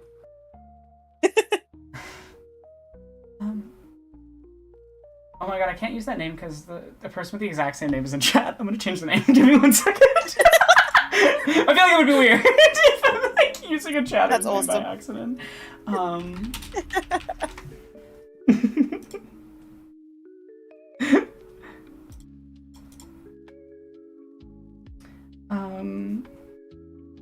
My name's Zan. What's going on?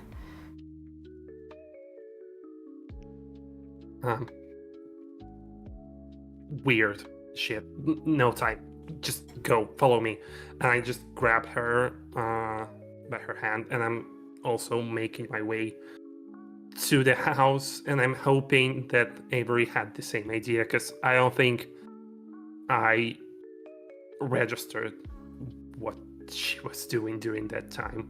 As So you I'm get just, like, farther away, trying- you can feel the thing that is attached to you recoil back to you. Avery, Yeah, what did you do during that period of time that Lilith is taking the other woman away? I knelt down to the woman who has taken damage, and I try to help her to her feet and go, "Are you alright? What's going on?" There's no time right now. We need to get away from that thing. And she gets up and starts like dragging you towards the house. I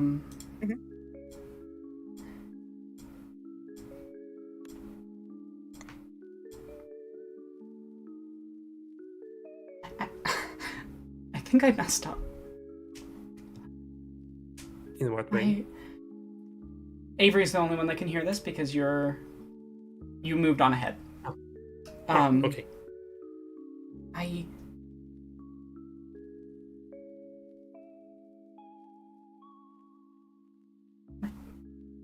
My partner, an accident happened, a completely normal but mundane, awful accident, and I just wanted to fix it. I just wanted to stop it from happening, and we'd found these old books and had been learning from them, and I thought that maybe I could just hold things back a little bit. Just long enough that I could stop what happened, but then every attempt, something new and worse happens, and it's more awful every time. Oh, honey. I don't want to stop it. Well, I understand that impulse. My girlfriend went missing a few years ago, just literally wiped off the face of the earth. No one remembers her at all. Like, it's like she never existed. You know, I think I'd do almost anything to get her back. So I get the impulse to do something drastic, but definitely messed with some stuff that should not be messed with. I'm worried it's getting worse, and I was so pressured. I was worried that you were going to stop me, and I think I did the ritual too fast, maybe, or I don't know if I can stop the loop. does the loop only happen when you do the ritual? What happens if you just don't do the ritual? I don't know, and I'm scared to find out. I'm not doing it without her. Okay. All right, that's fine. We've got 2 missions instead of 1. Stop the loop, keep her alive. What's her name, by the way? I said it and immediately forgot it. It's Anne. Was it Sam? Yeah, it's Anne. I Zan, think. yeah, it was Zan. Okay. Zan. Z-A-N. And what's your name, love? Mora. I'm gonna write these down. So I don't... Yeah, I'm writing them down as well. Okay, well, we're gonna do everything that we can. Okay, like it's quite literally our job, and one of us has been sort of absorbed into the ether somehow, but maybe if we fix this, we'll get him back as well, which would be just lovely because he's really sweet. He's a sweet guy. I didn't mean to cause anyone to get hurt. That him back there. I really hope not, but probably. And so you make it to the house just after Lilith and Sam. Mm-hmm. Or if you are grouped, what would you like to do?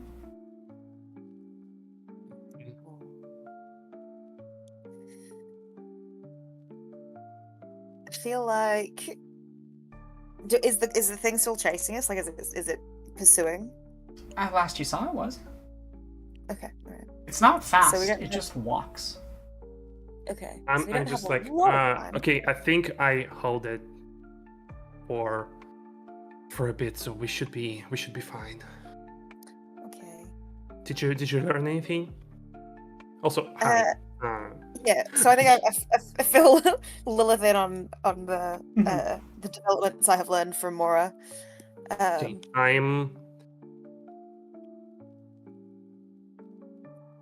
Did we try doing the ritual together? I mean, Well,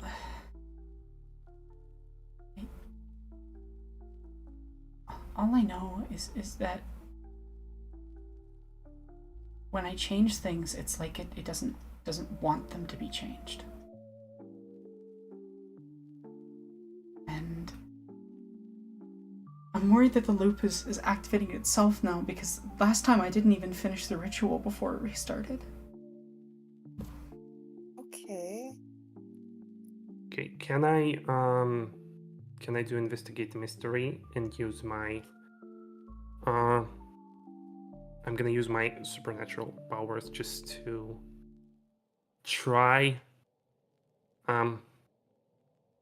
I primarily want to feel if there is a way to break the loop while keeping them both alive, but just anything that that points in that direction. Maybe roll for tune in instead. Okay, I think it's mystery is sharp and tune in is weird. So,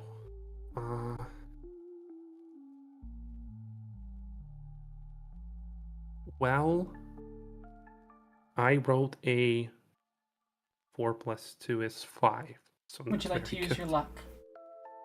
Yes, I think that might be a good time to push my luck a bit. Very good time to use your luck.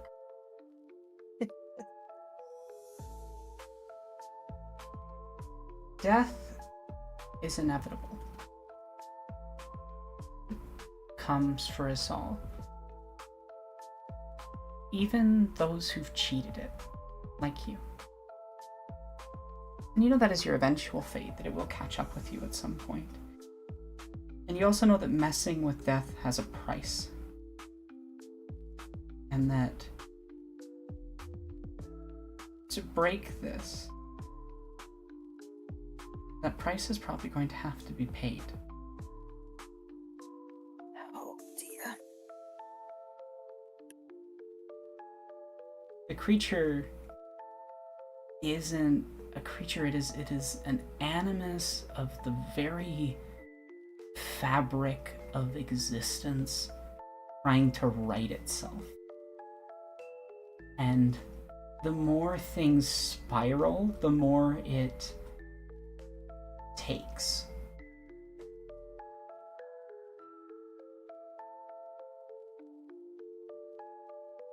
I pull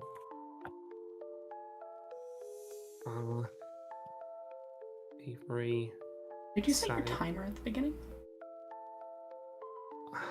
I mean, I was blasted out of the car. Did it reset? Does it affect electronics? That's the question. Because I had a Yes. timer Yeah. running. It would affect electronics. Okay, then I guess I didn't because I was blasted out of the car.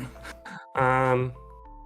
But I do pull Avery aside and I just very quietly whisper and relay that information to her. And I just add, I'm not sure we can save her. We're gonna try, but I can't promise anything.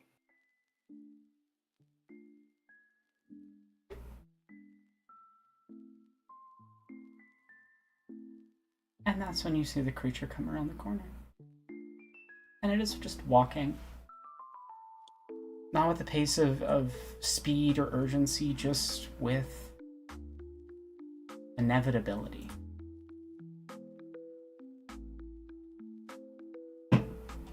I point at the house and just go, shall we? Don't go to the I front, don't- the floor is bad. And Oh, I know, I know. he starts leading you towards the back and go through it, and you see her do a sigil on the back door, the explosion that hit you last time. Excellent. And you go to step towards the basement, and the ceiling above Zan collapses. Do you do anything in that split second? Oof.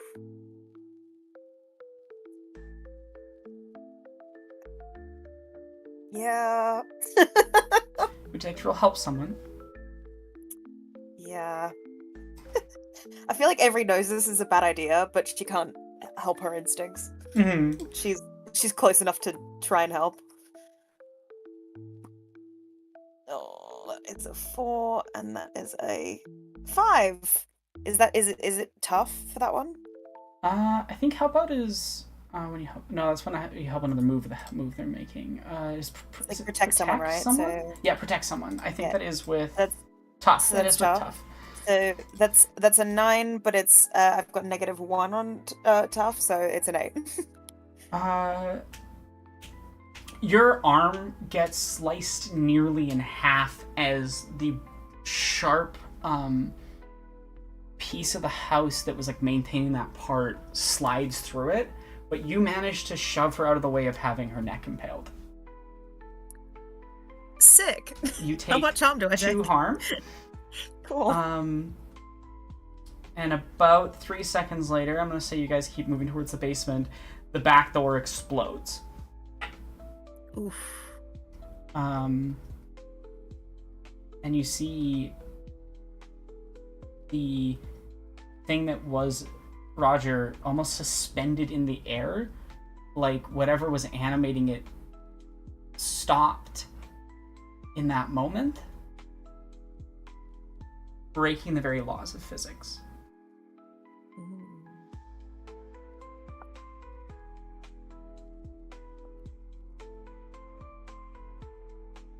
And you're outside the town.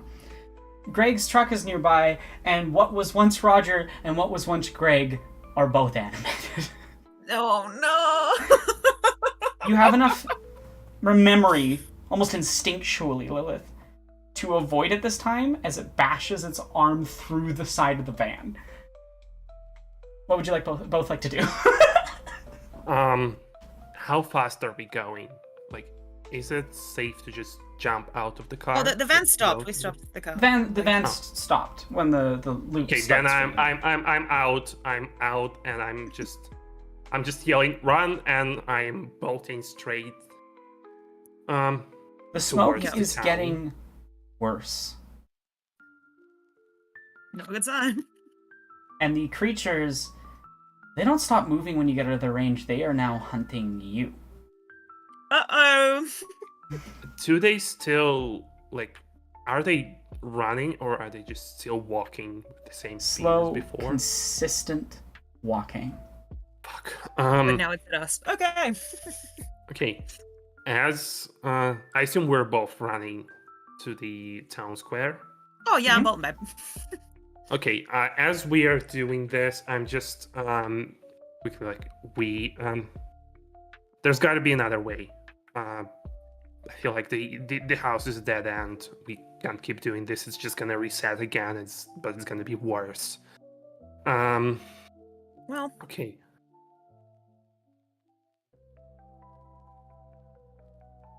I don't know where else we can go, though, Oh. in town. Oh. We're at the start of our journey again.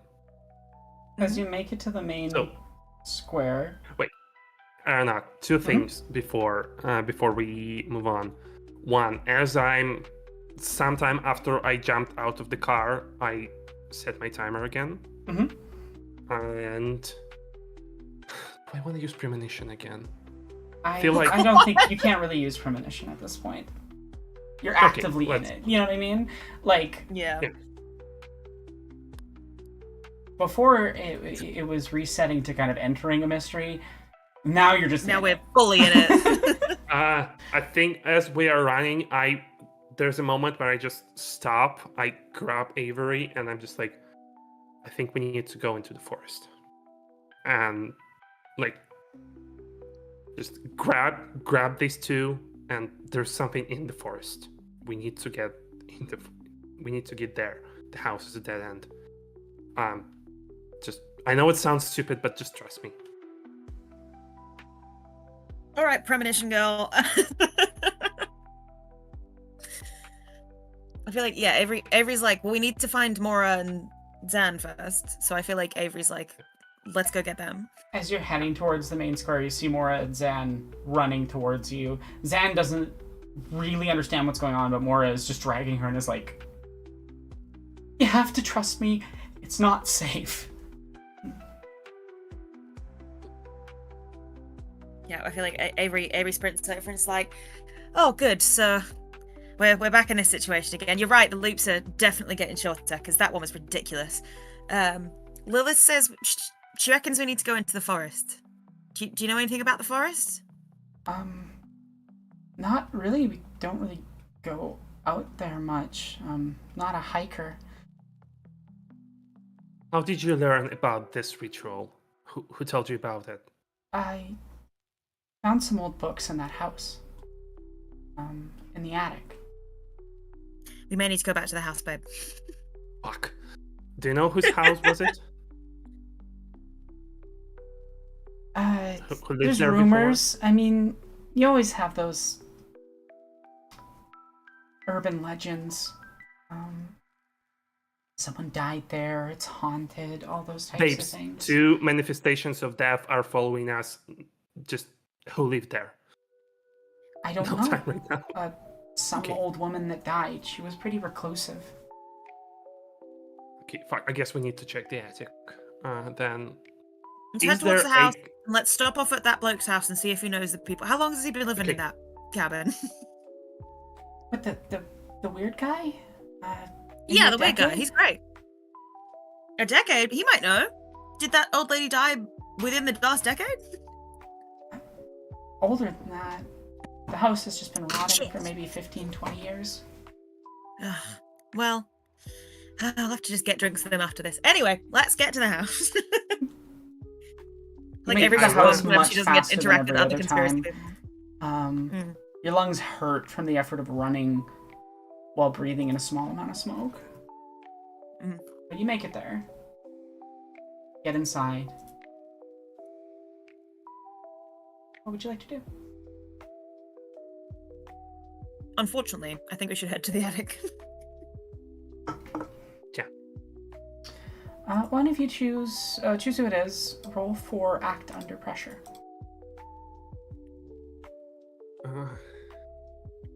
I'm not I don't trust my dice today. I'll go. Oh no, that's not a good fucking start. You do have luck, and you haven't used any. Oh, I'm gonna use my luck because I just rolled 2 ones. Yeah, critical fail would probably be a So I'm- reset right now. I'd like to use one of my lucks, please. Yep. You managed to navigate everybody upstairs, even as like bits of the house are almost like, it's accidents, but it's too motivated, too specific. But you get both of them upstairs. The attic is covered in occult memorabilia and objects. Whoever lived here, which clearly had enough knowledge to teach Mora some magic, was some kind of type of witch or other supernatural individual. And it's a spooky house full of witch stuff. Would you like to read a bad situation? Yeah. Yeah, I think I want to do this as well, or I know if tune in would be bad. No, tune in is for the creature. So can I, while Avery's doing that, can I investigate the mystery? I wanna, Yeah, go for it. yeah, just quick go through like the books and stuff and try to see if I can find anything that can help us stop this. And I'm rolling sharp, which I rolled a 10, and my sharp is at 1, so I rolled an 11. You definitely succeed. I believe you hold 3, so you can ask 3 questions from the list. Okay.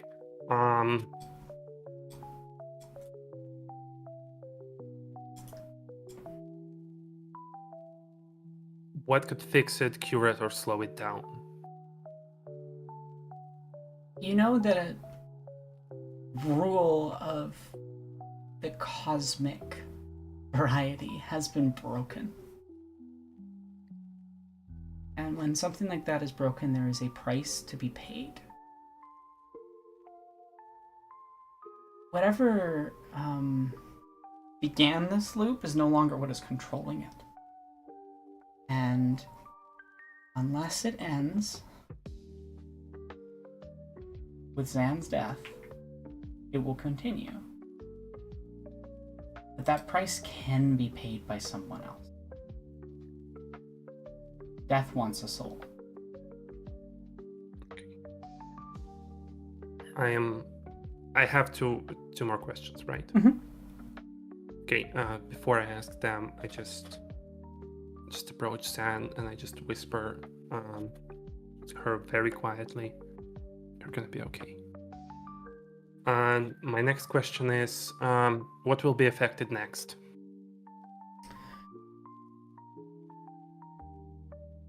Each loop, this manifestation of entropy, of inevitability, has manifested itself more strongly. And it is enacting its will through other means so far, right? It first was just messing with small inanimate objects, cutting the lines of the brakes on a truck. And then a little bit more powerful, right? Breaking the very things that hold an entire large sign up.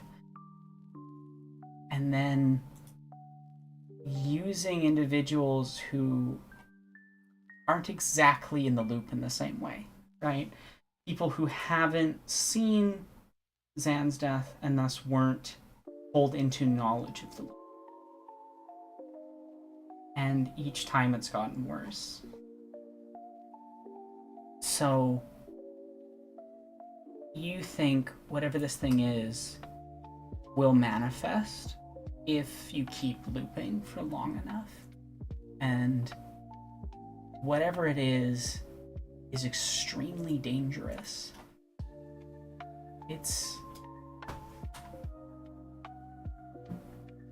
perhaps, and you would find this out if you talked with Avery, which I'm going to assume you do, what might be the basis for the idea of a Grim Reaper, or death, or Thanatos coming to collect us all. Okay. And my final question is, what can hurt it? I mean, it's the inevitable expression of the universe. You don't hurt it. Give it what it wants.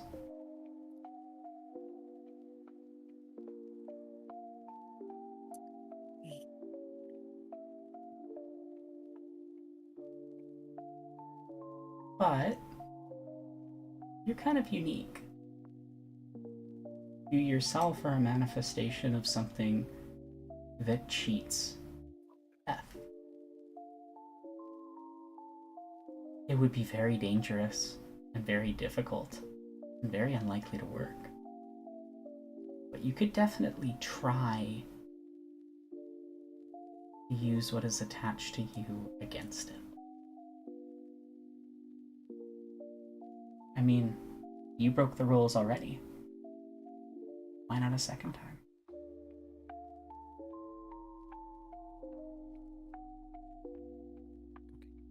I turn back to Avery and Mora, and I'm just like, any luck? So I did read a bad situation, right? Was that what I was Yeah. rolling for? Cool. So I rolled.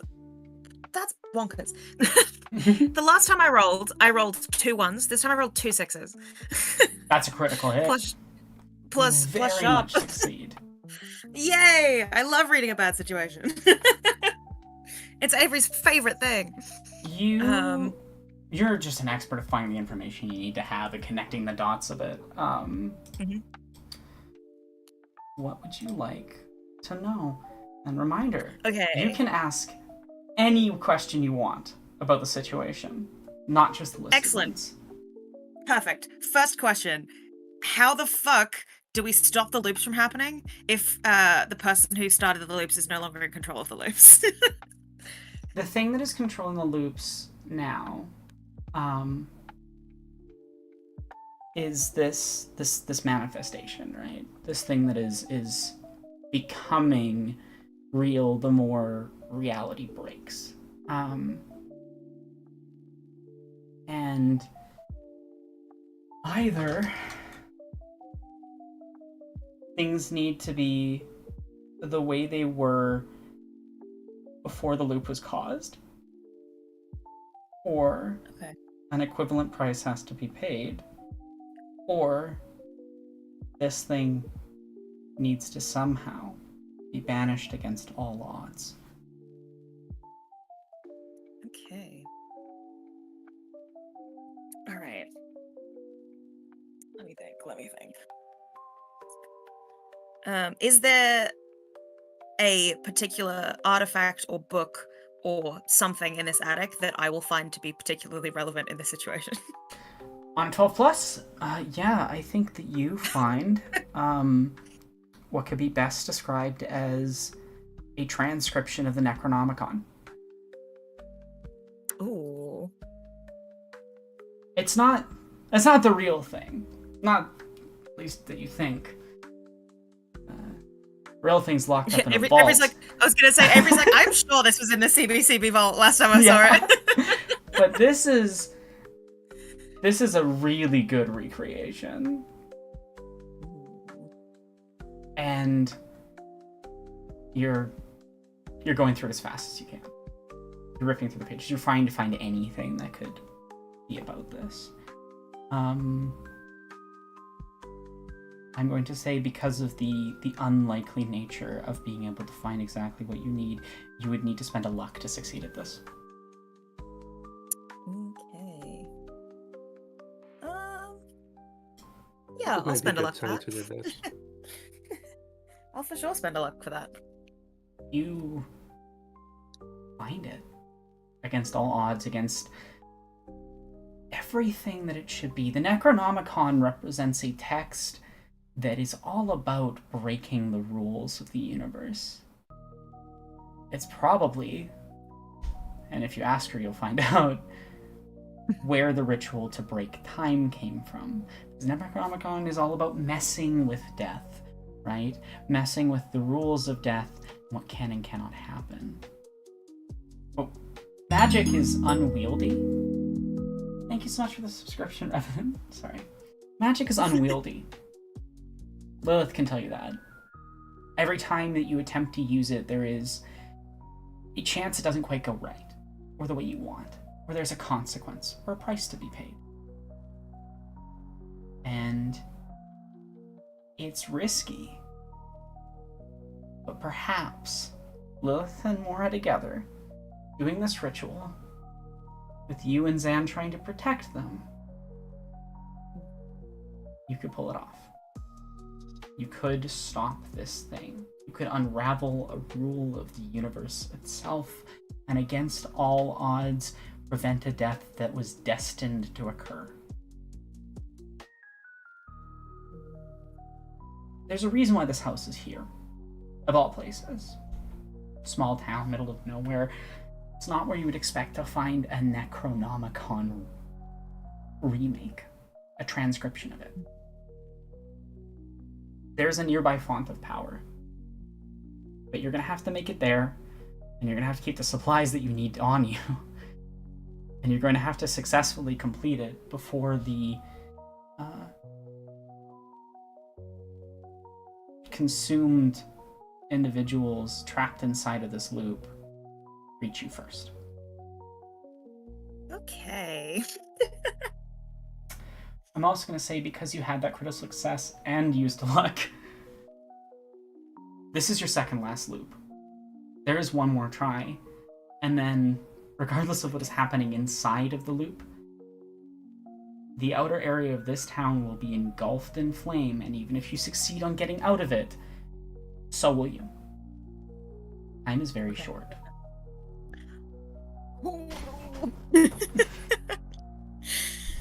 Okay. Okay. Do I know any of this? Do you relay any of this information to me? Yeah, I feel like Avery's a natter. Then- I feel like as she's yeah. figuring things out, she natters. Okay, then what do we need? What do we need for this ritual? We turn to Mora. She makes a list. You start collecting all of the items from the house.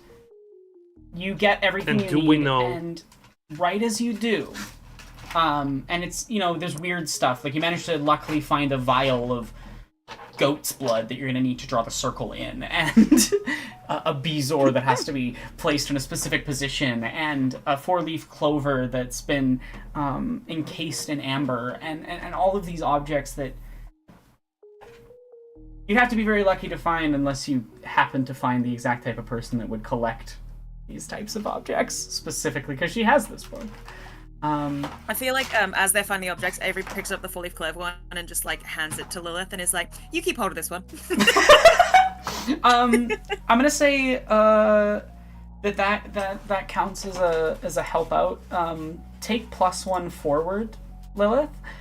You may use that against one of my holds. Yay!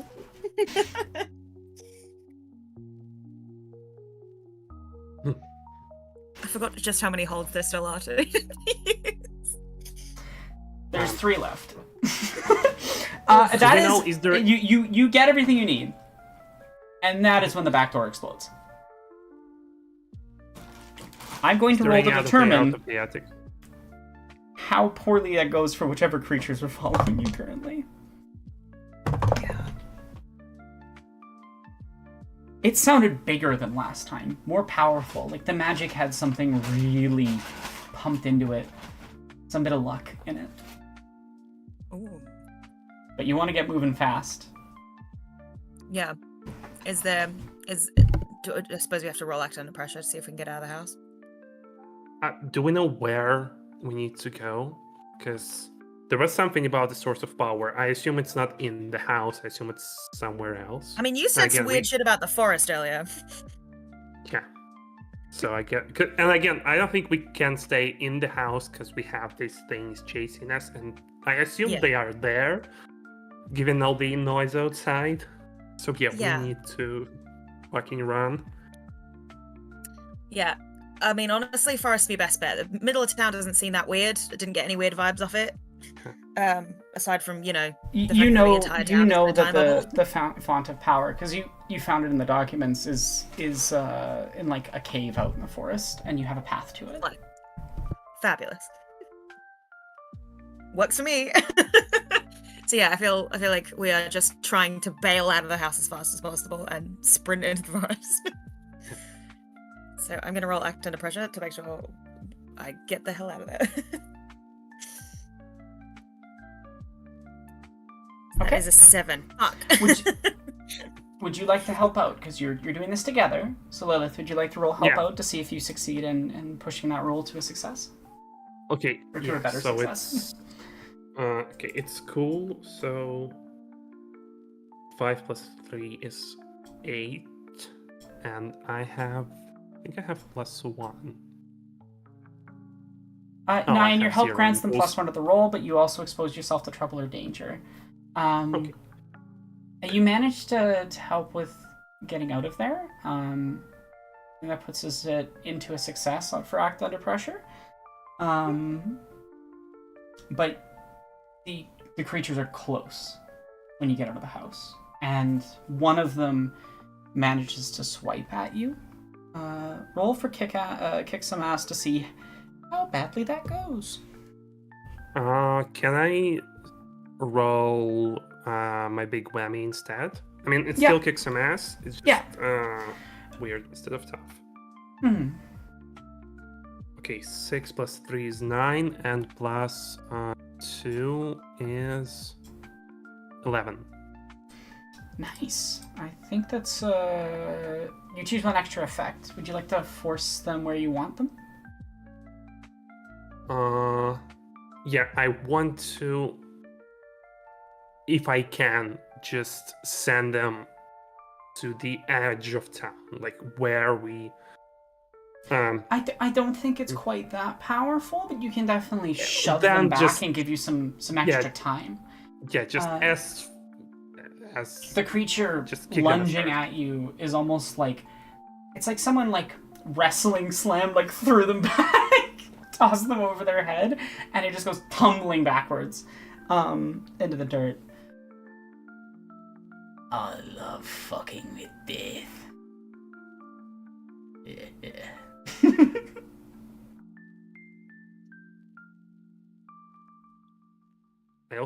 I assume we're running towards the Yeah. forest. Oh, booking it. as we are doing that, I want to quickly scan, just while we're in the town still, if there's any car that would be appropriate for the forest, like maybe like a truck or an SUV that we can use to Read a get bad there faster. situation. Read a bad situation for sure. Okay. Read a bad situation. Let's see. It's not technically sharp. the rules as written of read a bad situation, but I think it's the closest in terms of the spirit of what you're trying to do. Yeah, it makes sense. Okay. 6 plus 1 is 7. That's a success. That's You should try to get Greg's truck. Okay. Is it? Fuck. We have to go back. I mean, if you really want to use a vehicle, but like you could also just run into the forest. Yeah, it's fine. It's fine. I'm gonna it's keep running. fine. Yeah, it doesn't work. Also, it's not exactly like you'd have time to break into and hotwire a vehicle. That'd be fucking hilarious, though. I would like one of you to choose which one of you it is to attempt to protect someone as you're making it out there. This is like a general roll just to represent the various small and big accidents, things like trees falling and that sort of thing. My tough is at -1. I So's think mine, I'm- so we're equally matched on that front. Okay, I think You can always help can out I each other. help out? Mhm. Okay, so Okay, I'm gonna roll This protect is, it's someone. really and just to if- see if you, as a group, succeed in getting Zan there alive. Yeah. I'm Yeah. gonna So do you want roll. me to, roll and I'll help? Yeah, let's do this. Okay. I rolled a 9, so 9 minus 1 is an 8. Okay. It's not bad. And sorry, who was helping out and who was protecting? I was protecting and I rolled an 8, so Okay. I don't think I need any helping out. Well, helping out because on a success of 7, you protect them, but you'll suffer some or all of the harm they were going to get. Okay. Okay. So you want that help out to work out. Okay, so I should help then- out? Okay. Yes. I was like, maybe I won't need to. You also both have luck, so Oh, I rolled so badly, I might have to. okay, go for it. I'm gonna use a luck, because that was a 1 and a 2. Yeah, you automatically get a 12. You make the difference. The person you're helping acts as if they rolled a 12 on their move, regardless of what they actually got. Woohoo. You defend them perfectly. Both you and the character you're protecting are unharmed and of danger. If you're protecting a bystander, they also become your ally. I'm gonna reword that to Lilith. You get to hold 1 more. So you're holding 2, and I'm holding 3. Okay. So it'll be interesting. It's a hold off. It's a hold off, and you might start having to lose some luck. But you have made it out into the forest. You've made it to the spot you need to be at. And now you need to set up the ritual. I'm going to say that is a use magic roll, just because it's the closest in the rules to what I think would fit. Roll plus weird. This is for the initial setup. This is going to take a few successful rolls, and you got out here fast because of the high success of that help out and the high success of that protect. You do have a decent amount of time to do this fairly safely for now. Okay. Use magic. Okay. So my first roll is 5, 7, and my first roll is a 9. Okay. You lose a little bit of time because you have to make some corrections. You're out in the middle of the forest, the lighting's not the best. You're trying to read a transcription of an old poem to get a perfect magical circle, and you have to get it right.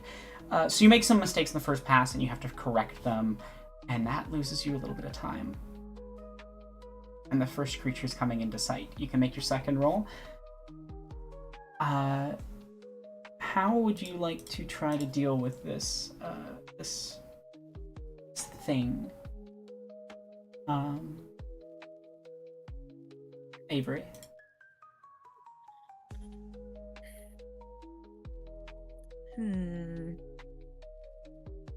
I assume I can't help in any way. Well, if you're doing You the gotta magic do stuff, magic shit. Mora is helping you, so actually I should roll the help roll for Mora as well for this one. we really should have discussed that before we did it, because I have almost no combat bullshit. You've got more abilities to fight than I do. I have a magnum, but I don't think it'll do anything against Honestly, creature of ether. I would say that you could also attempt to help with like setting up the ritual and stuff if you want to. Yeah, to see if it goes faster. Yeah. Yeah. Okay. Yeah. So I you can could do try that. that, and Lilith could magic? go fight. I think that tracks with you. Your character is very knowledgeable, and you are Yeah. like you have a witch with you. You know, you don't have to necessarily be the source of the yeah. magic, but you do need to get the steps of the ritual right. Okay. Okay, so that was 7 plus 3, so that's a 10.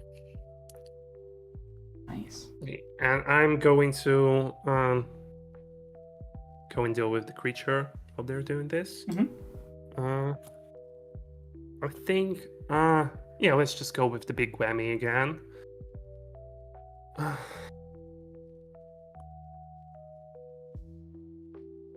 Fuck, I rolled a 3, but I'm gonna push my luck Okay.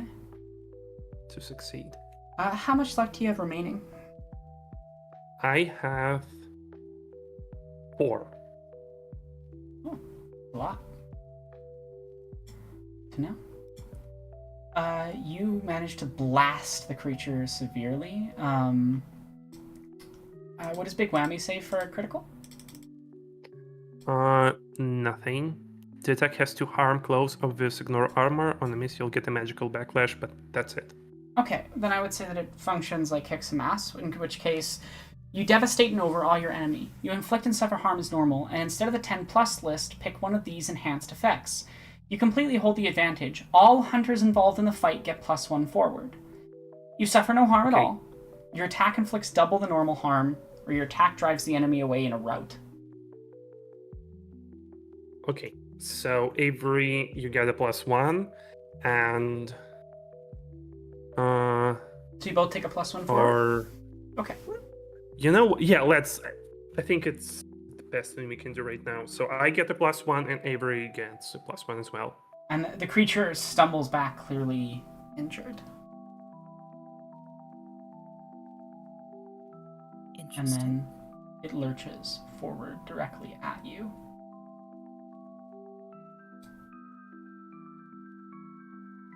Are you gonna do anything to fight it? Yeah,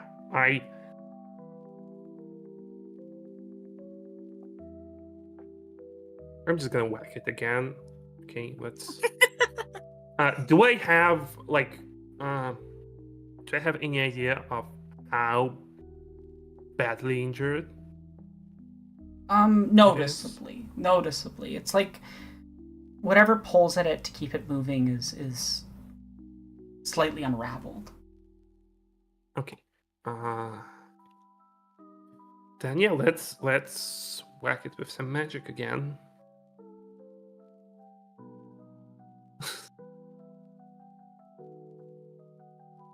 I rolled a 2, but yeah, I'm gonna use my luck again. This feels like an appropriate time for that.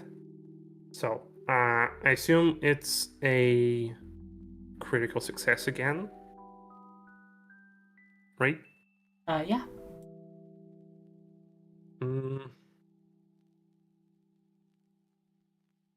I'm gonna pick. Just 2 damage? Normally, yes. Okay, then that has the same effect as before. When you saw the creature get blown up by the magic at the back door, that it shudders to stop. As the magic you blasted out unravels what is controlling it. It's not moving anymore. I would like another roll to use magic to see how the ritual keeps going. Okay. Oh, me? Yeah. You would have been doing Can I work while that was participate? happening. No, because you were fighting. Okay. Yeah. Okay.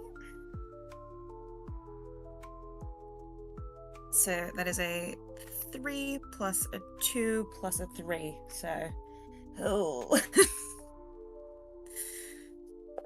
That's an 8. So it's once again glitched out a little bit.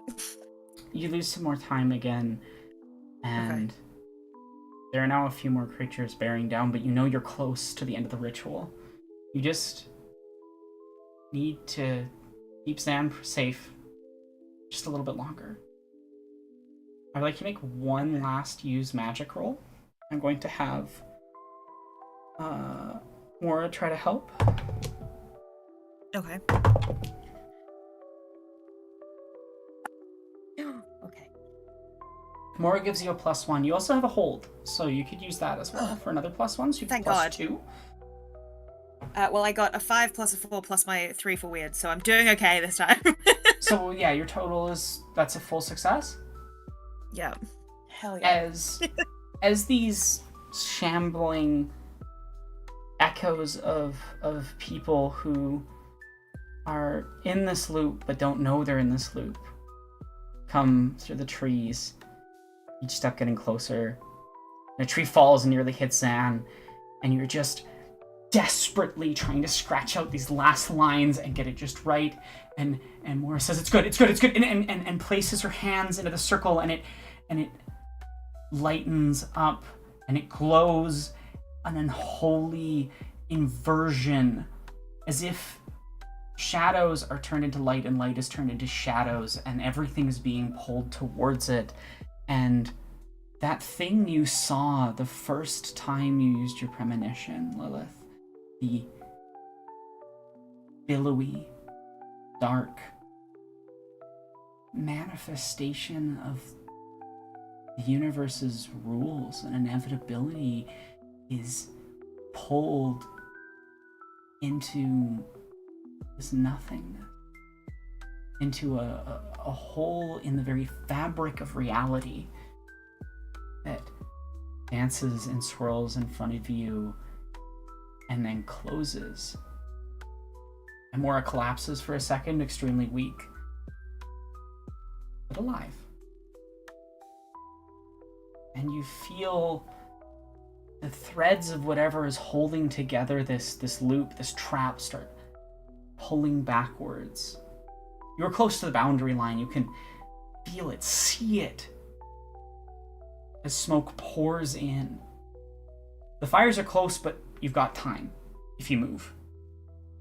The things around you slowly become people again as energy seeps off them like mist on a lake in the morning.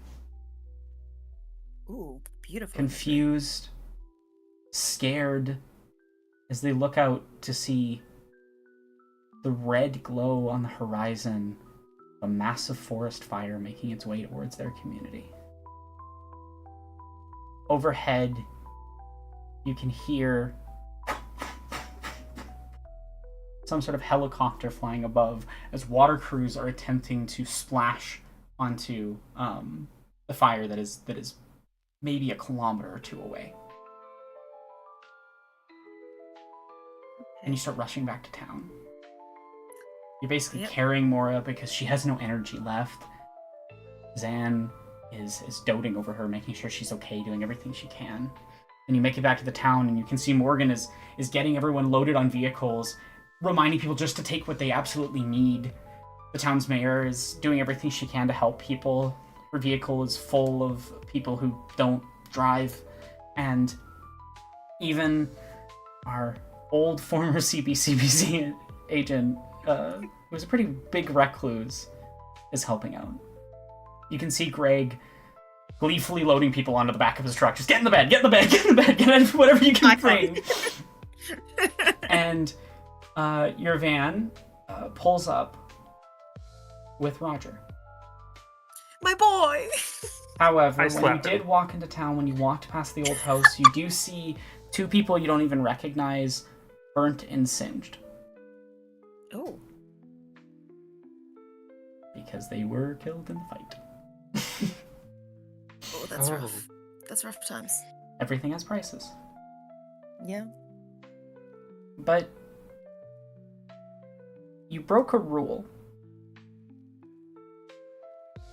In fiction, especially the fiction that Monster of the Week is based on, women, especially lesbians, are treated as expendable. They often die because of some chosen one's fate or some narrative law.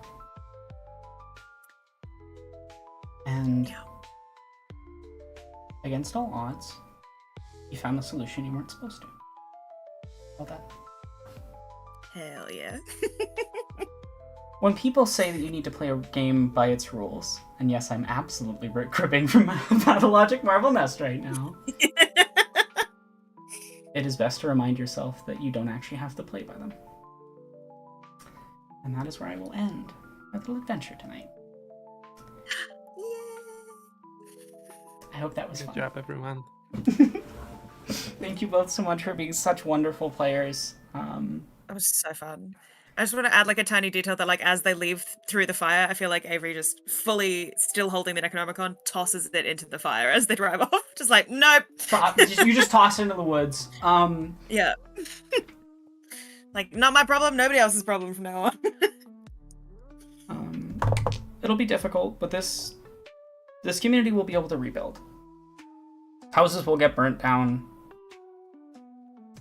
and that spooky one on the edge of town will never be recovered. But they survived. They survived as a community and because of the help of others. And I pray that everyone in my province has the same thing happen with them. I wanted to write a little timely story to what's going on here. Yeah. Yeah, thank you all so much for joining us tonight. If you've been here and you've been enjoying the story and you want to help a good cause, and I just realized I didn't disable my automatic thing, so I'm really sorry about that. This was meant to be focused on a fundraiser for the ACLU, specifically for fighting against ICE. Because there are people right now very dedicated to ripping communities apart. And I wanted to tell a story that does the opposite. If you are interested in continuing to enjoy the experience, Darkfire will still be streaming for many hours to go. I don't know when they're going to wake up, but they're currently asleep, but you can still go hang out. I think they have music playing on their channel as well. Consider donating, consider helping out, consider sharing the stream. Yeah, I'm up for. We signed up for a little bit longer, so if you two want to just hang out and have an after session chat, more than I glad. would love to have an after session because this Yeah, was totally happy chatting. yeah, this was intense. Yeah, I believe Darkfry is going to wake up in 4 hours. I don't know if Yeah. we're gonna stay for that much. No, I'm but not saying yeah, that, but I'll stay for a I'm little all bit for longer. just having a little chat. Yeah, I'm happy to stay for a bit. I got time. I'm gonna find a video game to throw in the background while I chat with you two. Yeah. Honestly, when we talked before the session, Aranog, and you said that one of us You picked the characters so perfect. Like when you sent me that message, I was like, oh, thank you. Like that truly was not a planned convalescence. You sent me a character that was like exactly what I was doing. It was great. So I just want to thank you for that. So I assume there was a possibility of me dying to prevent this. Because when we were in the attic, I fully expected that this is what would happen at the end of just me probably sacrificing myself. And there was a version of this story where you chose to go in place. You know, like if you hadn't rolled certain rolls, you wouldn't have known about this other possibility, and it would have been a story about like. Because I think there's also something valuable in exploring, accepting death. Yeah, I was fully. That's what I thought it was gonna go. I thought I was gonna end up having to tell Mora that she had to like let Zen go. I thought that was where it was going, and then we just happened to do a couple of good rolls, and I was like, oh. Yeah, so that was a possibility. I had written this with the plan of it being able to go a lot of different ways. Like. I tend not to write a session with like, this is what the story is. It's a lot more like, this is what the landscape is, and let's see where things go. Because... Yeah, that's way more fun. Yeah, I'm an improv artist first and foremost. Like, truly, if I showed you the notes, you'd be like, wow, I didn't have a single note on NPCs, by the way. I love that for you. I truly just was like... I think my notes, like, basically, I knew that there was a witch and she was trying to save her girlfriend. I knew that I wanted to play with, like, the narrative structures of that. And I wanted to explore it from an angle because, like, I think, yes, like, barrier gaze is an awful, awful trope, and I think is particularly common in the source material that, like, this is based on, particularly Buffy the Vampire Slayer, right? But also, like, I think that we as queer people deserve the space to explore those types of narratives. You know, like, I think it's about how you handle it. And I also wanted to kind of explore the difficulty of accepting that, especially when you've already experienced cruelty and you've already experienced these difficulties. Yeah, absolutely. Like it's one of those interesting narrative things where, like, I'm fascinated by death in narratives. It's one of my favorite things to write about. It's one of my favorite things to read about, to watch. But yeah, it absolutely hits differently when it's coming from a perspective of, like, actual queer people, as opposed to, like, watching a show and then the gays die and you're like, great. Again? Awesome.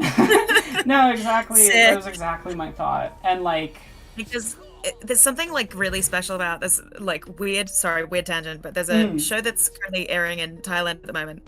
It just finished today, called Pit Babe. It's the second season, and it's the world's first live-action Omegaverse show, which I'll never shut up about because that's bonkers. But That's aside wild. from that, outside of that, there's like 4 couples in it, like all 4 of them are gay men, gay male couples, and there's like a plot with, like, mob people who are, like, giving people powers and, like, killing people. It's a whole thing. But one of the characters got kidnapped a few episodes ago, and they were, like, experimenting on him and torturing him, and there was, like, a real worry in, like, the fandom of, like, oh my god, they're gonna kill him off, like, he's such a beloved character, like, he's been through so much, like, and it would have felt like one of those really shitty deaths of, like, this character who has never known happiness in his entire life gets, like, a glimpse of happiness and then immediately dies. It was one of those kind of, like, oh, come on. And then, because he's getting experimented on, he gets the power of, like, invulnerability. And the first thing that my friend said to me after the episode aired was like, oh my god, he is a gay that can never be buried. So, I got an interesting angle to jump off of that, because I think it's a trope that, like, every marginalized group has the expendable member of that marginalized group trope. Like, literally every Yeah, group has absolutely. it. Absolutely. And so there's a character I particularly love in comics who was in one film, and he was played by Eddie Gatheki, who you may know as Mr. Oh my Terrific God! in Superman. My boy! And Darwin, my boy! Darwin in the comics is the unkillable black man, written by a black author, specifically with the express purpose of writing a black man that cannot die. And then racist McGee what the fuck is his name? Who did Kingsman, which, if you've seen The Kingsman, is, you'll understand why I have issues with this man. And yeah, they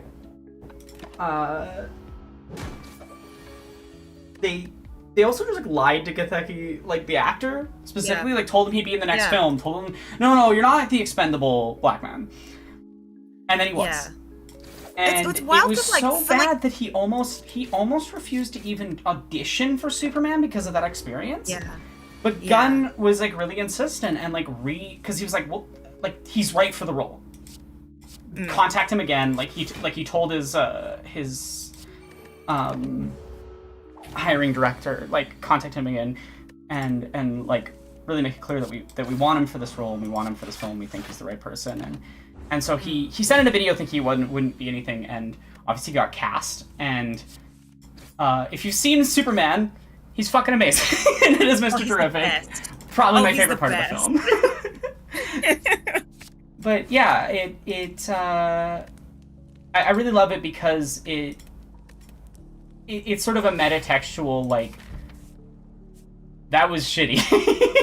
That wasn't okay. Yeah. And I really appreciate that choice, because I think every marginalized group we're very tired of just us getting killed off needlessly. And so I wanted to I wanted to try to explore similar themes and things, but also, like, not directly do that thing specifically. And I think it worked out. But I wanted to leave in the, like, if you get really lucky and you play it right, you can actually stop this. And I think that was part of the point, is, like, exploring death as inevitability, but also, like, it's a story and we can break the rules. Yeah. Yeah. Just what's wild about the Darwin thing to me is that, because that movie came out in 2011, so I would have been like 12 when it first came out. And I was a huge comic book kid. I was mostly a DC kid, but I was literally all DC and the X-Men. That was my whole childhood. Mood. So I was so excited when First Class came out. And like, so I watched that movie in 2011, loved it, was really bummed about Darwin. But I, over the course of the next like year or two, hadn't seen the movie since it first came out, like imagined a scene in my head that I was convinced was it, like at the end credits of the movie, where it shows that like Darwin actually fully didn't die and was like alive and was fine, because like of course he is. How would he not be? Like that's the point. Beats the point of the fucking character. that would be ridiculous if they actually killed him. And then I've like rewatched it a couple years later and was like, nope, fully made that up in my head. like it's fully gave them way too much credit. It would have been fine if all they had done different is just like put in an end credit scene where, you know, he actually survived. Yeah, well, like, he's fine. Yeah, literally all they needed to do. It would have been 5 seconds. It would fit with the character. Absolutely infuriating. No, truly one of the most frustrating choices in film history. Yeah, and like the rest of that movie is like so like there's some really cool choices. I love that made, movie. And like, to be clear, it's that so one good. thing that is just unforgivably They've got the awful. toxic Yaoi, like it just it's a bummer. It's like one of my favorite things in the world is toxic yaoi. Like watching those men circle each other dangerously is my favorite thing. Right. Nothing in the world better than some truly toxic dynamics on screen. But Yeah. like, it did massively bum me out, and that was always the one part of that movie that I was genuinely disappointed by every time. Every time I rewatch it, I was like, oh, really again? I just it's so frustrating. And I'm so glad that Superman was good. I was so worried about it not being good. I wasn't. I had absolute trust in Gunn. I mean, I'll be fully honest. I'm completely biased. The man shared Jesse and my analysis of his entire career and said, "You're right." So I am the most biased person here for that film. I do love that man. So like, I'm fully on board. Like I totally understand. To be clear, I totally understand people who are not partial to what some people describe as Gunnisms, you know? Like his specific unfortunately they tick all my boxes and I love them. Unfortunately, I'm a weird little freak that does like those things. Yep. So yeah, I do really love that film. I just feel like a lot of people like make criticisms that I don't think are quite accurate. Like, oh, there's this gratuitous violence. So it's like, well, no, it's the whole point is that it's a contrast. Like, Superman in every action scene's dedicated to protecting people. That's his entire motivation and goal, right? Yes, there is like violence stuff happening around him, but it contrasts his character and what he does in those scenes more very, very, very purposefully.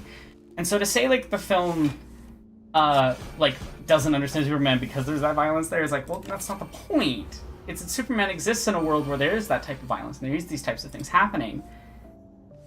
And he's an absolute contrast to it. He's a rejection of the idea that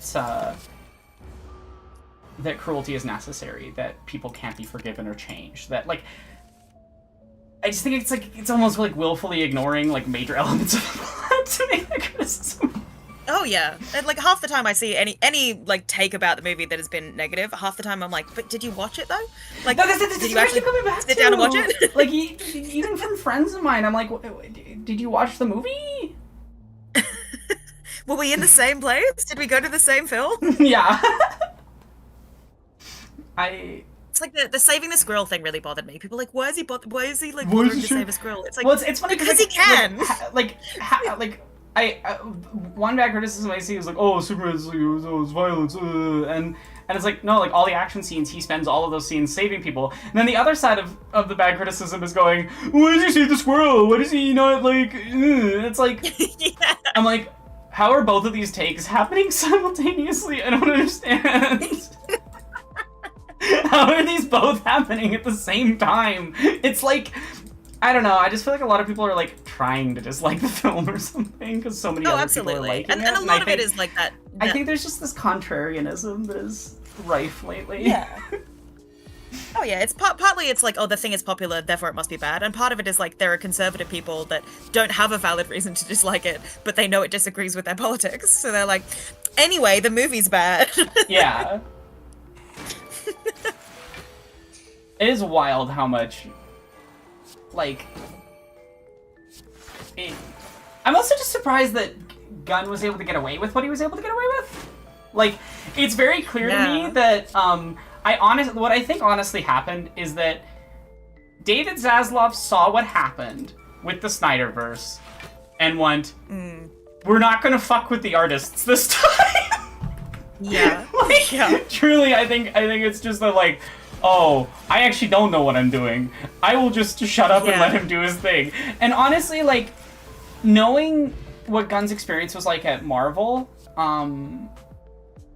where he was often restricted from doing things that were more explicitly political, particularly about marginalized groups, particularly in support of marginalized groups. As always, fuck Marvel. I don't like Marvel. I have some strong issues with the MCU. To be clear, I'm not saying that there aren't works in the MCU that I think are like politically excellent or valuable. I think that the overall ethos of the MCU as a project instead of like individual bits is like I'd agree with that.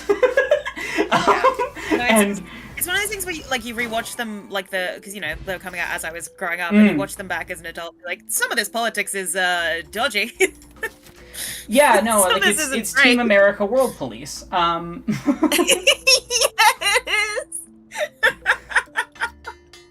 it's Team America World Police. There's a good episode by I'm trying to remember the channel, but they do a series on propaganda. Skip Intro? Skip Intro, yeah. Skip Intro has an episode literally like titled like that, and it's pretty good. It's pretty good about the topic. Which I mean, Skip Intro is like the expert on propaganda at this point. Yeah. And I truly think like the Marvel project, while occasionally having exceptions to the rule, like I think the exceptions prove the rule more than anything else. At a certain point, like I don't think that you're actually like take Kahori, who's a minor character that, like, because I had someone arguing this with me in my, oh, congrats Revenant, that's awesome. So Revenant in my chat was saying they have 3 weeks on E, that's awesome. Also, reminder, we're streaming as part of VTubers Against Ice. Consider donating to the ACLU to fight ICE, because fuck ICE. I can say that safely in Canada without getting arrested, unlike Americans. Well, I'm in England, fuck ICE. Exactly. Fuck ICE. This is, like, truly, this is an international coalition of leftist creators going, fuck ICE, fuck ICE, fuck ICE. Because, seriously, fuck ICE. They suck so bad. It is wild as, like, to be on the outside and see all of the new reports coming out from America and just go, how are you allowed to do that? But then at the same time, in the UK, we just literally today had a thing go into effect that means that you can't access certain things anymore without handing your ID over to a third-party thing, like online because and stuff. Everything, it's on every app, on Reddit, on Discord. Like, in order to access 18+ channels on Discord now, I have to enter my driver's license into like a third party, or my face, take a photo of my face into a third party. For no reason at all. VPNs are really cool. Oh yeah. Yeah. I'm not encouraging you to do are anything great. illegal. I'm just saying that VPNs are cool. That's all. Yeah, and if old technology. But it's wild because it's like, it so immediately was proven. It went into effect like yesterday, or like, it's the next day now. But like, it was so immediately proven that it wasn't for like safety in huge air quotes is what they were claiming it was. Oh because, yeah, no, I saw. Like, they're trying to like, they're in beef with Wikipedia now. Well, the thing that's wild to me is that Brianna J specifically was used as a front for this, and I'm like, Brianna J wasn't fucking under threat because of online stuff.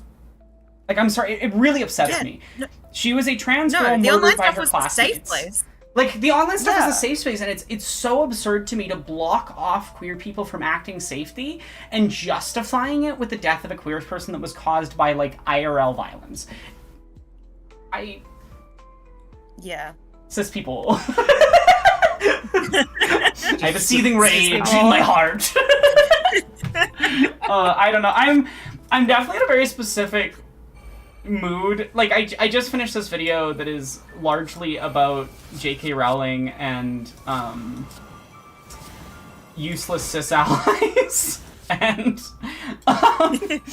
it's out on Monday, and I'm really proud of the video. I think some of my viewers on my chat have seen it because they're patrons, so they can attest. Like, I think it's not just me being mad. Like, I do think that there is a lot of nuance that I do explore as well. But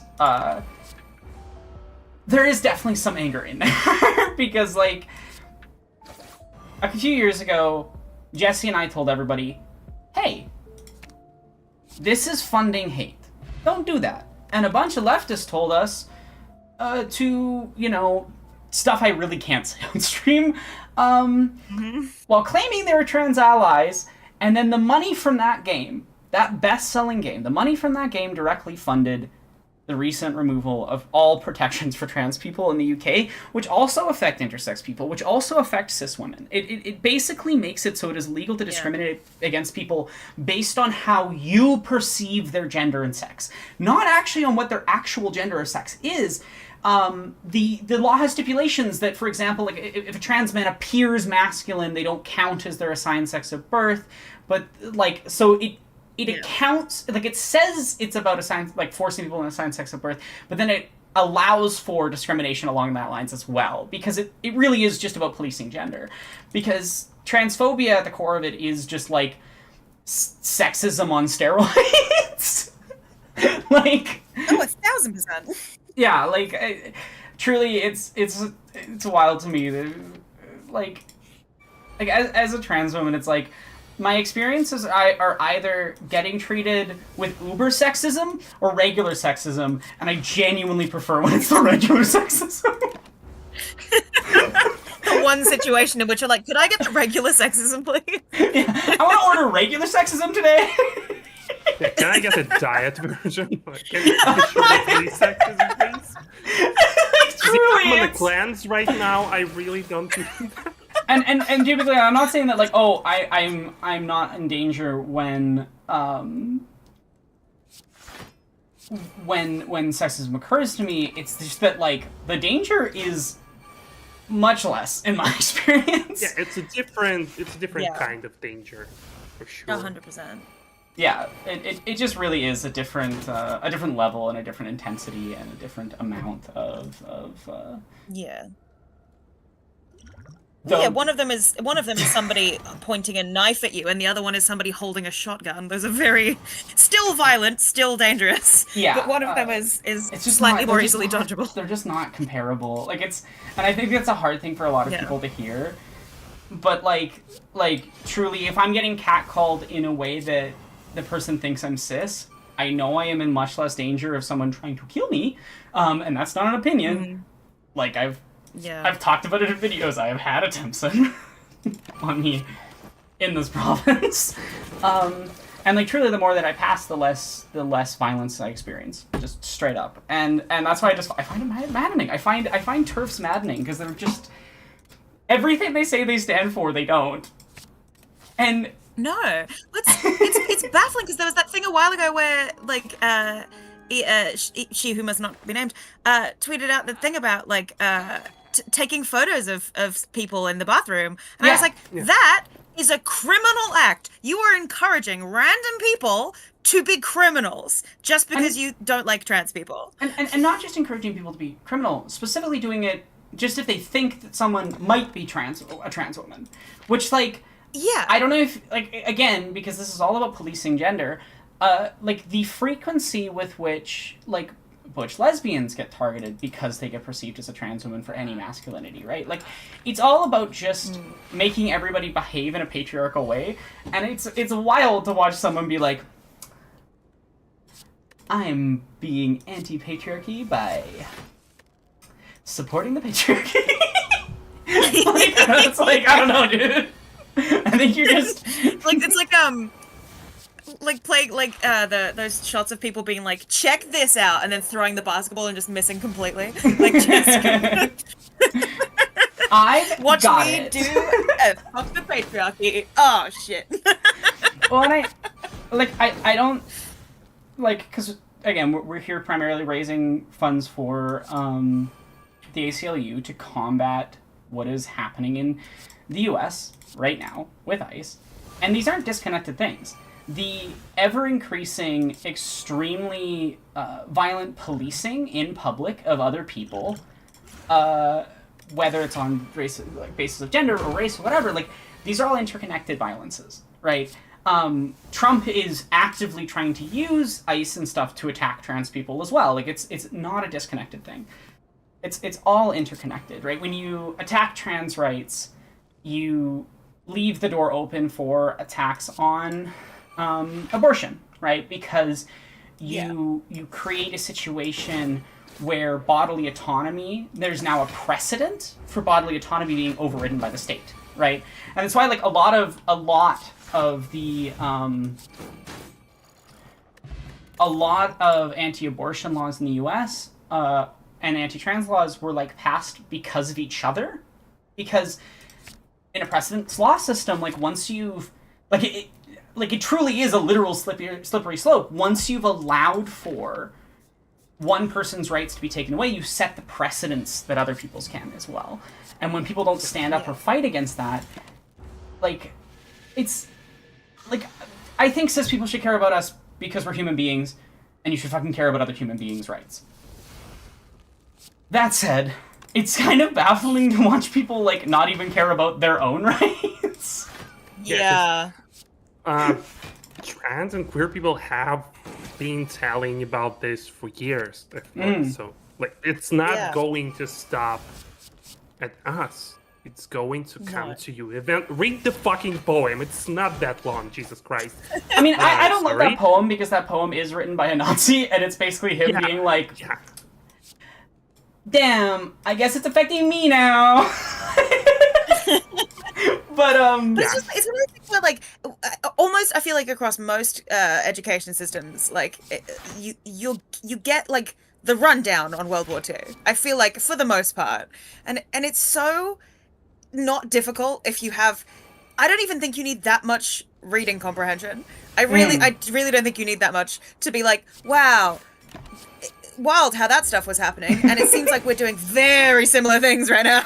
Well, it's like, the thing that's wild to me too is, like, as someone who's studied every fascist regime in history to some degree of extensiveness, like, they all behave the same. They're all patterns, and if you know the patterns, you can just go, oh, this is what's happening. And it's, like, truly what is happening in the UK, what is happening to the US, and to a lesser extent here in Canada. Like, Canada barely avoided having an outright fascist as our prime minister, but, like, Carney's a piece of shit liberal, and he is not helping. He is just laying the groundwork to shift further to the right. You know, like, he's, I would say he's having the same effect as, like, a Clinton in the 90s did, you know? He is 2002 conservatives, but running as a liberal, because the Overton window has shifted that far. Because, like, the Conservative Party of Canada now is not what the Conservative Party of Canada was 20, 30 years ago, but because, like, Stephen Harper is basically the reason why Canada sucks, like, single-handedly. He was part of a fringe far-right party, and he managed to incorporate his party and then take over the Central Conservative Party and take their voter base. But, like, truly, he was like a fringe freak weirdo. And in that process, he completely converted that party into the party of, like, anti-woke, anti-immigrant. And before that, like, the Conservatives were never good. They were never not bigoted. But their focuses were far more on, like, they would occasionally vote in favor of human rights. They would, like, they were very focused on specific economic goals. And those economic goals end up being racist and things in systemic ways. But they weren't, like, let's kill marginalized people levels of Yeah. And the thing with immigration specifically, what gets to me, and again, as an immigrant myself, and because all of them are like, oh, we are just we're just very reasonable, we're sensitive, we're all about business and stuff. It has been proven. I think there is more than one study out there Yeah. that proved that immigration is a net positive, which Yeah. in a And lot that's- of ways, again, a lot so of it that's what's comes worth noting about the old Conservative Party. The old Conservative Party was not anti-immigration because Canada's like economy literally can't function without immigration. Wow. Like, it's wild how much they shifted. Again, they were never good. They were never not racist, but they weren't like self-destructively stupid. Yeah. Sorry. Continue your thought, Nita. I just need to like add that point of like it changed. yeah, it did yeah. change. I mean, what I was gonna say is that obviously some of those positive effects I feel like come from some version of systemic violence, because, I mean, I feel like any kind of marginalized person needs to work harder and be better than anyone else in order to just have the same level of access to resources and stuff. Yeah. And so when you're also an immigrant, and again, you contribute more because you have to, and you have no other way because you're literally running from something, which is a sentiment I'm very familiar, and I wish I wasn't. Yeah. But yeah, and it's very obviously they're all fascists and they don't care about economics or whatever the fuck. But it's weird to me when like regular people who are, or at least pretend to, and say that they aren't fascist, fall for this, because this is a very stupid argument. It's even if you're not an economist or, I don't know, a sociologist, it's very easy to debunk. It's very easy to understand that people come into your country, they are bringing something with them, and they're usually not here to start shit. They are here because, yeah. The reality is that like immigrants are heavily exploited. Oh yeah. And a large part of that exploitation is because of like the economic stand, but also because countries like Canada rely on taking skilled labor away from other countries. You create conditions where the conditions in that country are worse, and then you take away all of the skilled workers from that country in order to benefit your own. And that's like, again, as I was saying, like the old conservatives, they were racist in that way. They were racist in how they would support policing. They were racist in all the other ways, but like the sort of like Gamergate-esque vehement like is an export from the US that has like significantly worsened Canada. And again, Canada's never not been horrifically racist. Just generally it was primarily targeted at indigenous populations instead. It's really bad here. It sucks. Yeah. Also, since we're raising money for the ACLU, I wanna use this as an opportunity to remind everyone that if you can, to call and send emails to Visa and MasterCard and Stripe, and you can find all the info out there, because they're also trying to do censorship now, which is very cool and normal and fun. And Super yeah, sick. the ACLU, if you're in the US, the ACLU has a petition going, so you can sign that. If you're not in the US, you can send emails, you can make calls, and just pressure these companies who absolutely have no business in saying what should and shouldn't be made to stop doing that. Also, like, these companies are only doing this because a conservative group from Australia pressured them to. It's, like, literally a tiny minority of individuals with Oh yeah. with whom are Yeah, as somebody who lived in behind this. Australia for 12 years, I have dealt with that tiny minority, and they are fucking awful. Like, there's so it's the same as any sort of extremely right-wing group anywhere, but it's like Australia has such a small population that it's you can feel it quite heavily when you're there. And it's great. It's because Australian a lot of Canada are extremely similar in how like racism functions.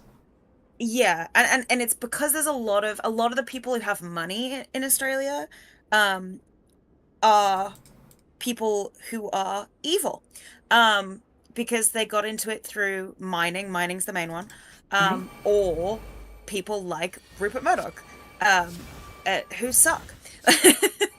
And there's a lot of those in Australia, a weirdly high amount, and they're just sort of around all the time trying to influence things. And unfortunately doing quite a good job of it because there's a lot of money to be made in oil and coal and newspapers. And owning the news cycle is fascinating to me because, like, over here in the UK, the Reform Party, which is like the extremely right-wing party, they don't have that many followers. In fact, at the last election, they pretty much lost a bunch of seats. And like, you know, their fan base is rabid, but like I think the larger population, as with most extremely fringe right-wing things, doesn't actually believe in them. But they get a lot of coverage. Get a lot of coverage in the news. Whenever they do stuff, there's always something on what they're up to and how things are going. And Jeremy Corbyn and Zara Sultana this week started their own left-wing political party. Basically because the Labour Party that is currently in charge is no longer left-wing and hasn't been for a hot minute. And so Jeremy Corbyn was like, hey, so would you like to have an actual left-wing party? We're starting one. And it like set a record for how many people signed up when the website went live. I signed up. And the headline reports on it were about how like the rollout of the party was an absolute mess. And No, like it's how it had and it was like, what do you mean? the reporting bias in general towards conservative stuff of like in the last 2 decades, this obsession, the liberal obsession with like, well, we have to both sides everything, we can't be too biased, which is often the result of like long form harassment campaigns. You know, that I think is truly like systemically damaged truth and created a society where like bigotry is okay, but like standing up for other human beings' rights is not. If that's more radical, like one small element of this is South Park. Because I was talking about this on Blue Sky. I actually had a post blow up, which was fun, as you can imagine. But like truly, I think I don't think it's South Park on its own, but I think works like South Park have created a culture of like caring is lame and shitty. You know, being bigoted's like being like a full-on fascist is basically equivalent to caring about human rights. You know, I think there's sort of just like anti-ideology centrism that is so horrifically rampant, and I think it comes out of that sort of like 90s 2000s extreme cynicism that we've never really left. And so like I see people being like, oh my god, South Park is making fun of Trump, that's so cool. And it's like, well, one, it took them a decade because they were scared of him because they're cowards. They waited till they got their $1 billion deal to do it. Yeah. And two, like they literally just reheated like a homophobic joke from 1999. And it's kind of weird to see people saying they're progressive and celebrating that stuff, but I think a lot of people, like even left-wing people right now, are obsessed with strongman shit. You know, you see it online with when like any sort of debate type person gains a lot of popularity. Like fundamentally, there's a desire there of like my cool strongman boy. He's a stronger man than your boy, and it's like I think a lot, but I think that's a dominant part of the culture. I don't think that is representative of what people want or are feeling, though. And I think, as you pointed out, like, the news and the reporting and stuff about the Jeremy Corbyn new party is so biased towards, like, presenting it as bad, while they, like, uncritically or often passive voice present, like, full-on bigotry and full-on fascist rhetoric. And that's wild to me. That's wild that we're at that state and we're at that point. And I think absolutely. And also, just oh, sorry. for no reason in particular, shout out to the New York Times. Hell is real, and you're going there. New York Times in a competition for who can deny the most genocides in history. And the reason I say that, a lot of people forget this, is that the New York Times, back in the fucking 30s and 40s, constantly caped for the Nazi Party of Germany.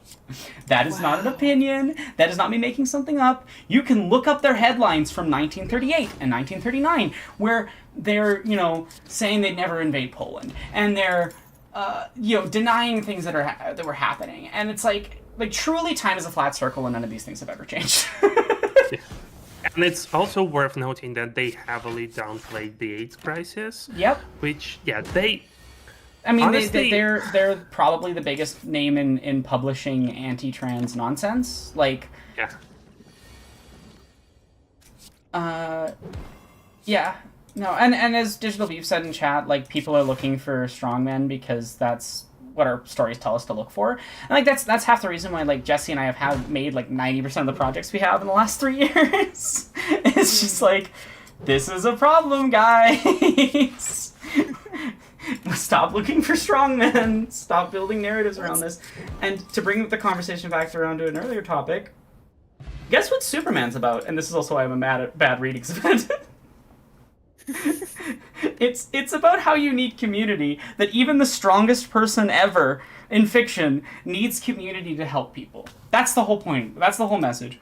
Oh, why didn't he go help people in Jaranpur? He didn't go help people in Jaranpur because that was the fucking message of the film. Did you pay attention? Because there was a community to do it for him. That's the whole point. It's also, he basically, at one point in the movie, almost looks directly into the camera and goes, kindness and empathy and compassion is what being a human being is. Like, he all but looks directly down the barrel of the camera and says... And people are still like, I don't understand it.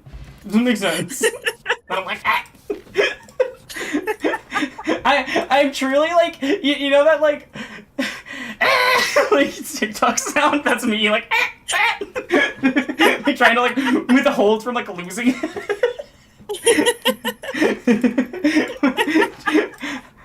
I'm just holding back. It's genuinely infuriating. Like, I forget, like, I spoke to my mum about this the other week. Like, I'm intelligent, I know this, but, like, I'm also aware that, like, I'm not the smartest person in the world. I can be very stupid. There is so much stuff I don't understand. And so I'm very aware that there's so much stuff out there that I don't understand. Same. And I walk through the world most of the time being like, I'm really, I'm just learning life. And then sometimes I go outside and I'm like, no, I'm actually really smart because holy shit.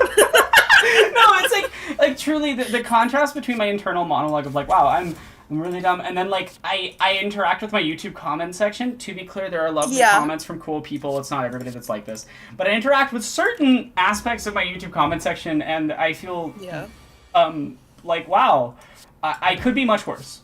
Like, and that's like, and that doesn't make me feel good. Honestly, that makes me feel awful because I'm just like, why?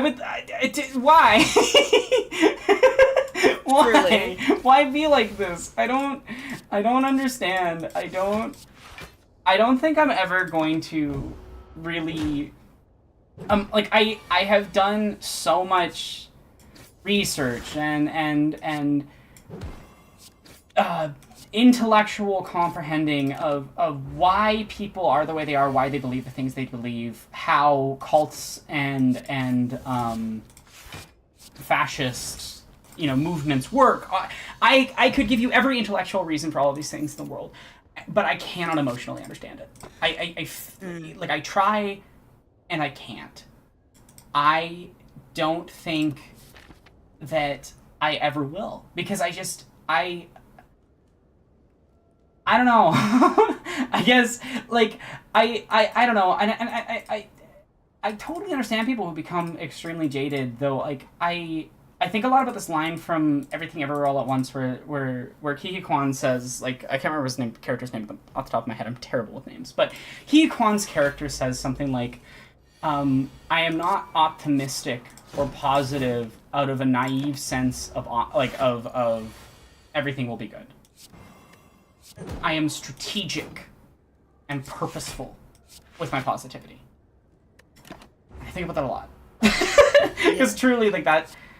Yeah, that's the thing. That's the whole ethos of my existence is that, like, choosing to be kind and to believe that things can change for the better, and to know that things can change for the better. It's not some, like, naive sense of, like, everything's good. I have experienced truly the worst things that, like, not the worst things, but many of the worst things that a human being can experience. I have gone through the ringer. And I refuse to come out of that with an absolute, Waymond, yeah. Thank you, Digital Beef. I refuse to come out of that and give up on anything positive forever. I don't see the value in that. Yeah. Well, that's like it's letting them win. Like losing hope, like, you know, doom maxing. It's letting the fascists, in the broader sense of the word, win. Like, that's why I had a video that came out today about why I hate forgiveness. It's basically like a really long version of my this one section for Midnight Mass.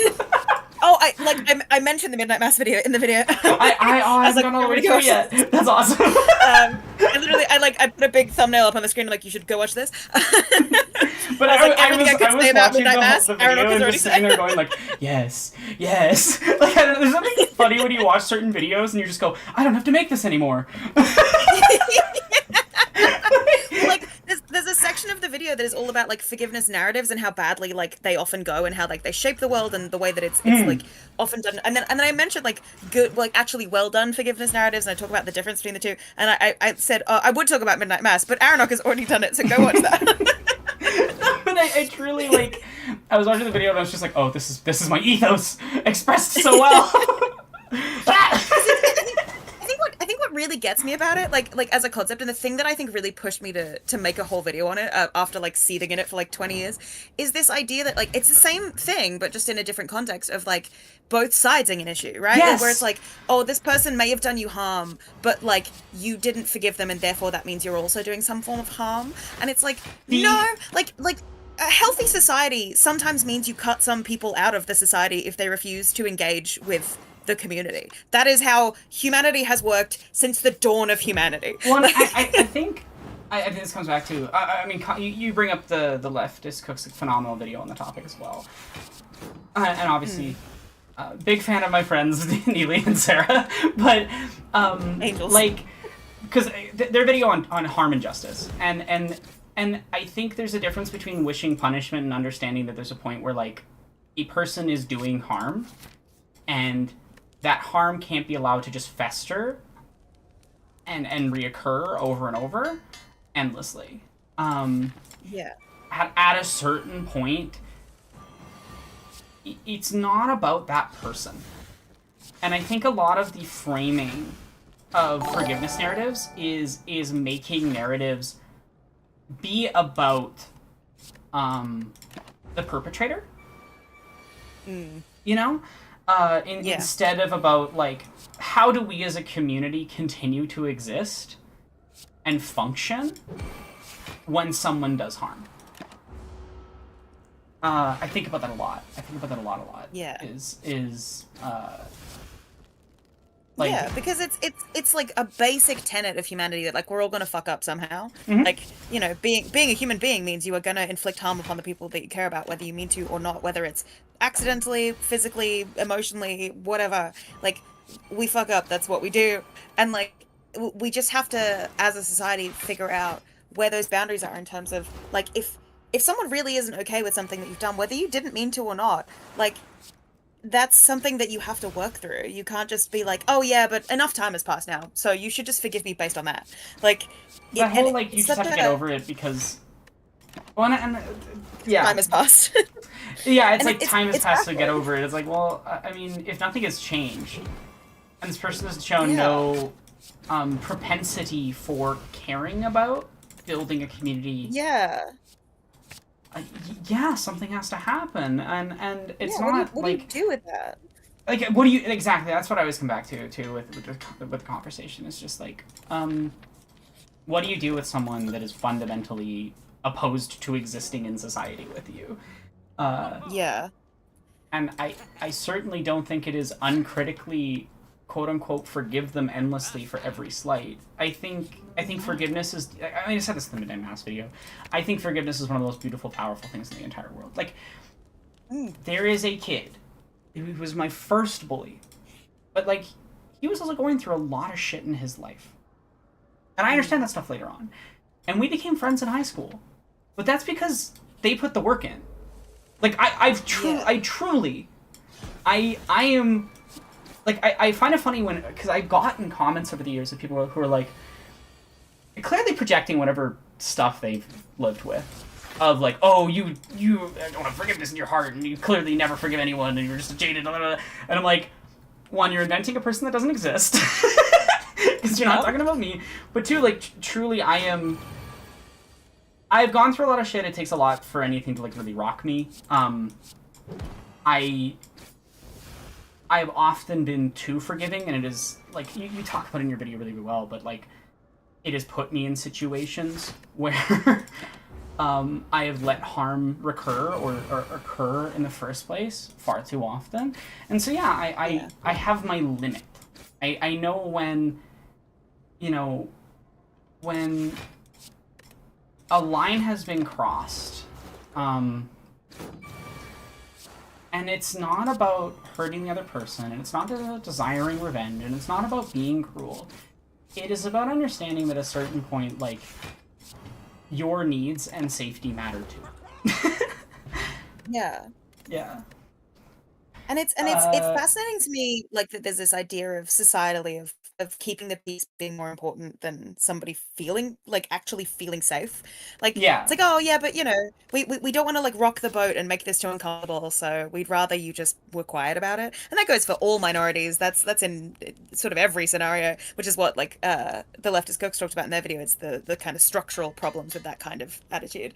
But like, it's fascinating on an interpersonal level because, like I said in the video, like, my father, who I haven't spoken to in 10 years, is still in contact with his family, my family. Mm-hmm. And I see my family like a few times a year, and we get on very well, and they know that I don't speak to him, and I know that they do. And it's created a lot of interesting and awkward situations over the years where, like, some of them are very respectful of it and just don't ever bring it up to me and it's all fine. And some of them are like, hey, so your father was asking about you. I'm like, cool. So what you need to do when he does that is not talk to me about it. You need to just say no. Like, and it's hard for them, I guess, because, you know, he's their family too. But it's frustrating that it's like, but now I'm the one who has to be the bad guy and be like, I don't want to hear about it, please don't. Like, now I'm in a shitty position, and it's really the onus is frustrating. always on the person that is harmed and not on the person that does harm. Yeah. Like, the society has built itself in such a way, especially when it's men that are doing harm, but it's not exclusively men. Oh, yeah. I'm about to talk about an example that where it was the opposite for me. But like, it has built itself in such a way that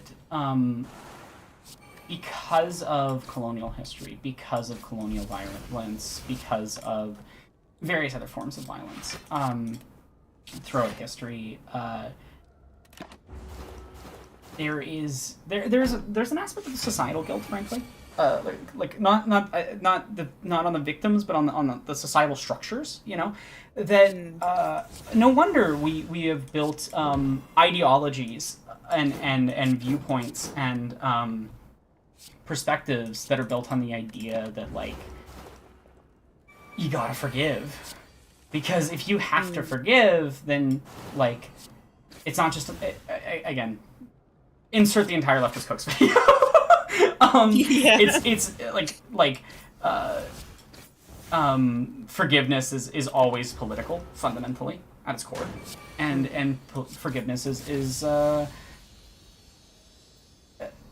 at the individual level going to be affected by those political structures. And so, like, I think Christian conceptions of forgiveness need to always be contextualized in empire, because Christianity has been intertwined with most of the world's worst empires, not all of them, but most of them, since about 300, 400 AD. I might be getting my dates wrong. Please correct me in the chat if I'm misremembering my Roman history. It's been a while since I brushed up on it. But it's a... The onus is always on the person that is harmed to forgive and change. And the onus is never on the person that is perpetrating. And I truly think that, like, Me Too has laid that so unbearably blatant. Men can truly do anything, and society will forgive them so fast, but will never forgive someone for pointing out that they did harm, right? Yeah. I think about how Gamergate has become like I was watching Psych Odyssey with my girlfriend because we just finished Psychonauts 2 together. This is one of his favorite games and he wanted to show me it, and we had a wonderful time. Highly recommend it. Highly recommend that game. I think Double Fine is one of the coolest developers out there in terms of, like, both how they treat their employees, which is, like, very well documented, and in terms of, like, how they approach art making, and in that documentary, which is about how they made Psychonauts 2, they talk about because Tim Schafer and the company became a central sort of character in a section of Gamergate. And it's so disturbing watching this thing from 2015, knowing what would happen after and how much worse things would get with that type of response to art.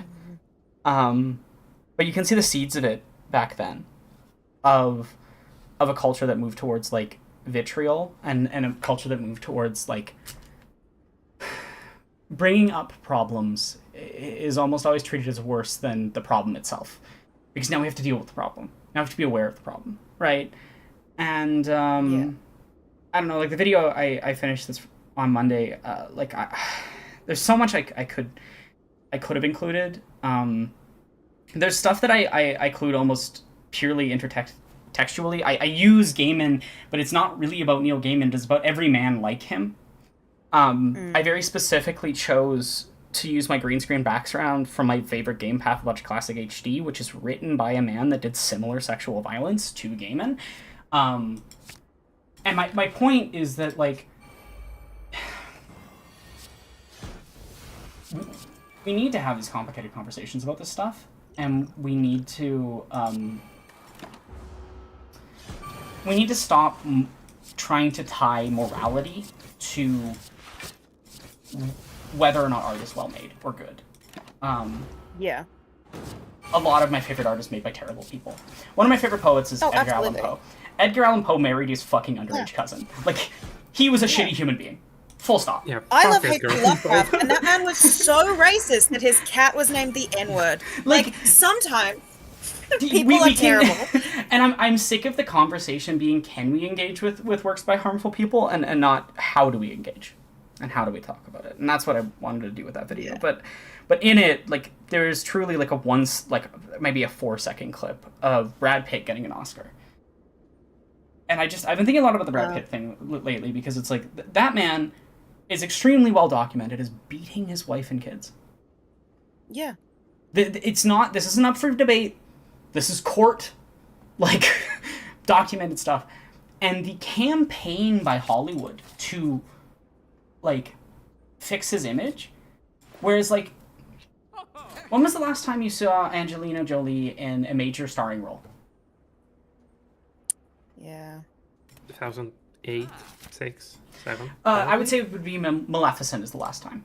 2020, Oh, what was that, yeah. 2015? 2015, I think, 2018 wasn't it? maybe, because there's a second film as well. I would count that. That's still a major I did Disney not see the release. second one. You don't have to like the second film, but it's more about just like, is she getting major Yeah, notable her work? being a tentpole, yeah. And meanwhile, this man is, you know, winning Oscars years after it's well known what he did. Yeah. I don't know how we. Jacob Geller just released a really good video called Dreams of Nuremberg, but I think it Yeah.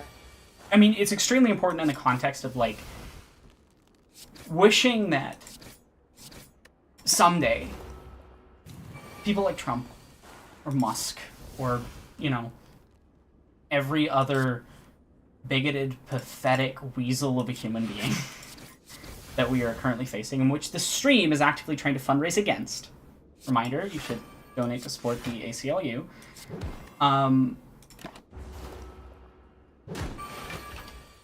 should really go. I didn't have time to go in and like manually remove my automatic stuff, so I feel bad that my like Patreon profile thing keeps popping up on my stream. I'm sorry. But like this dream of like, oh, like some magical, you know, punishment will come and it'll fix it all, and justice will be served, and it's not going to happen. And I think that's been a hard thing to kind of process, but I think, like, we're stuck in very, very childish conversations about these things, you know, where the question isn't, you know, what you or Neely were talking about, which is, like, what do we do with people that have done harm? And when does forgiveness happen? But instead the conversation is just like, but the poor sad person that did a bunch of harm. What about their feelings? What about their career and their ability to make money? Even though they're already a billionaire and they'll be fine if they never work again until they die. Well, like, we need to care about it. I can't take it seriously. I can't take what a lot of these conversations are, like, remotely seriously, because it's just so, I mean, there's no other word for it, it's absurd. Yeah, I feel like this particular conversation is one of the very few situations where saying grow up is appropriate. And again, shout out to the leftist cooks and their recent video on on the subject. But yeah, because a lot of people use the word, and again, this is what they were talking about in the video, use the words grow up as like a derogatory thing of like, basically like stop caring, stop just being naive, be reasonable and be sensitive and, you know, whatever the fuck. But to me, it always meant the opposite. Growing up is actually caring, and not in not in the way that Aronok mentioned, and like, oh, like I want to see punishment being done, because I think in my heart of hearts, I don't really care that much. I do want harm to stop. That's the important part. I don't care what comes next. I agree with that wholeheartedly. I think, thank you. Yeah. Like, that's exactly, yeah. I thank you. Because you're expressing what I wanted to say much better. I always see, I don't know, because I grew up with a very specific type of parents, positive, who, like, to me, grow up meant, accept that you have responsibilities to everybody else in society. Yeah. You know? Yeah. Fucking care. Yeah, it's one of those weird things, like that. You realize it over and over and over again as an adult. That like when you're a child, you get told that like to be a human being in the world, to be an adult, to be a functioning member of society, you have to be compassionate. You have to love your neighbor. You have to care about what other people are going through. And then you become an adult, and you're like, hey, as an adult, I'm compassionate. I love my neighbor. I care about what other people are going through. And half of the world just responds to you with like, grow up, stop. And you're like, what? No, this is me growing up. This is what I was told to do. I think I love the leftist cooks video, and I do think that, like, as someone who's worked as a coach and as someone who's experienced a lot of violence as a kid, of a variety of styles, I do think that like we do need to explore the way that kids are treated poorly and how that language can reinforce it. But I do think growing up is important. I just think that like what we mean by that is contextual. I think the conservative definition of grow up, which is, I would say more accurately what they're talking about, the conservative concept of grow up is, become jaded, stop caring, accept cruelty. And I think I keep coming back to Superman because it's hard not to because it's so fucking good. But truly, like I not being jokey, like dead fucking serious.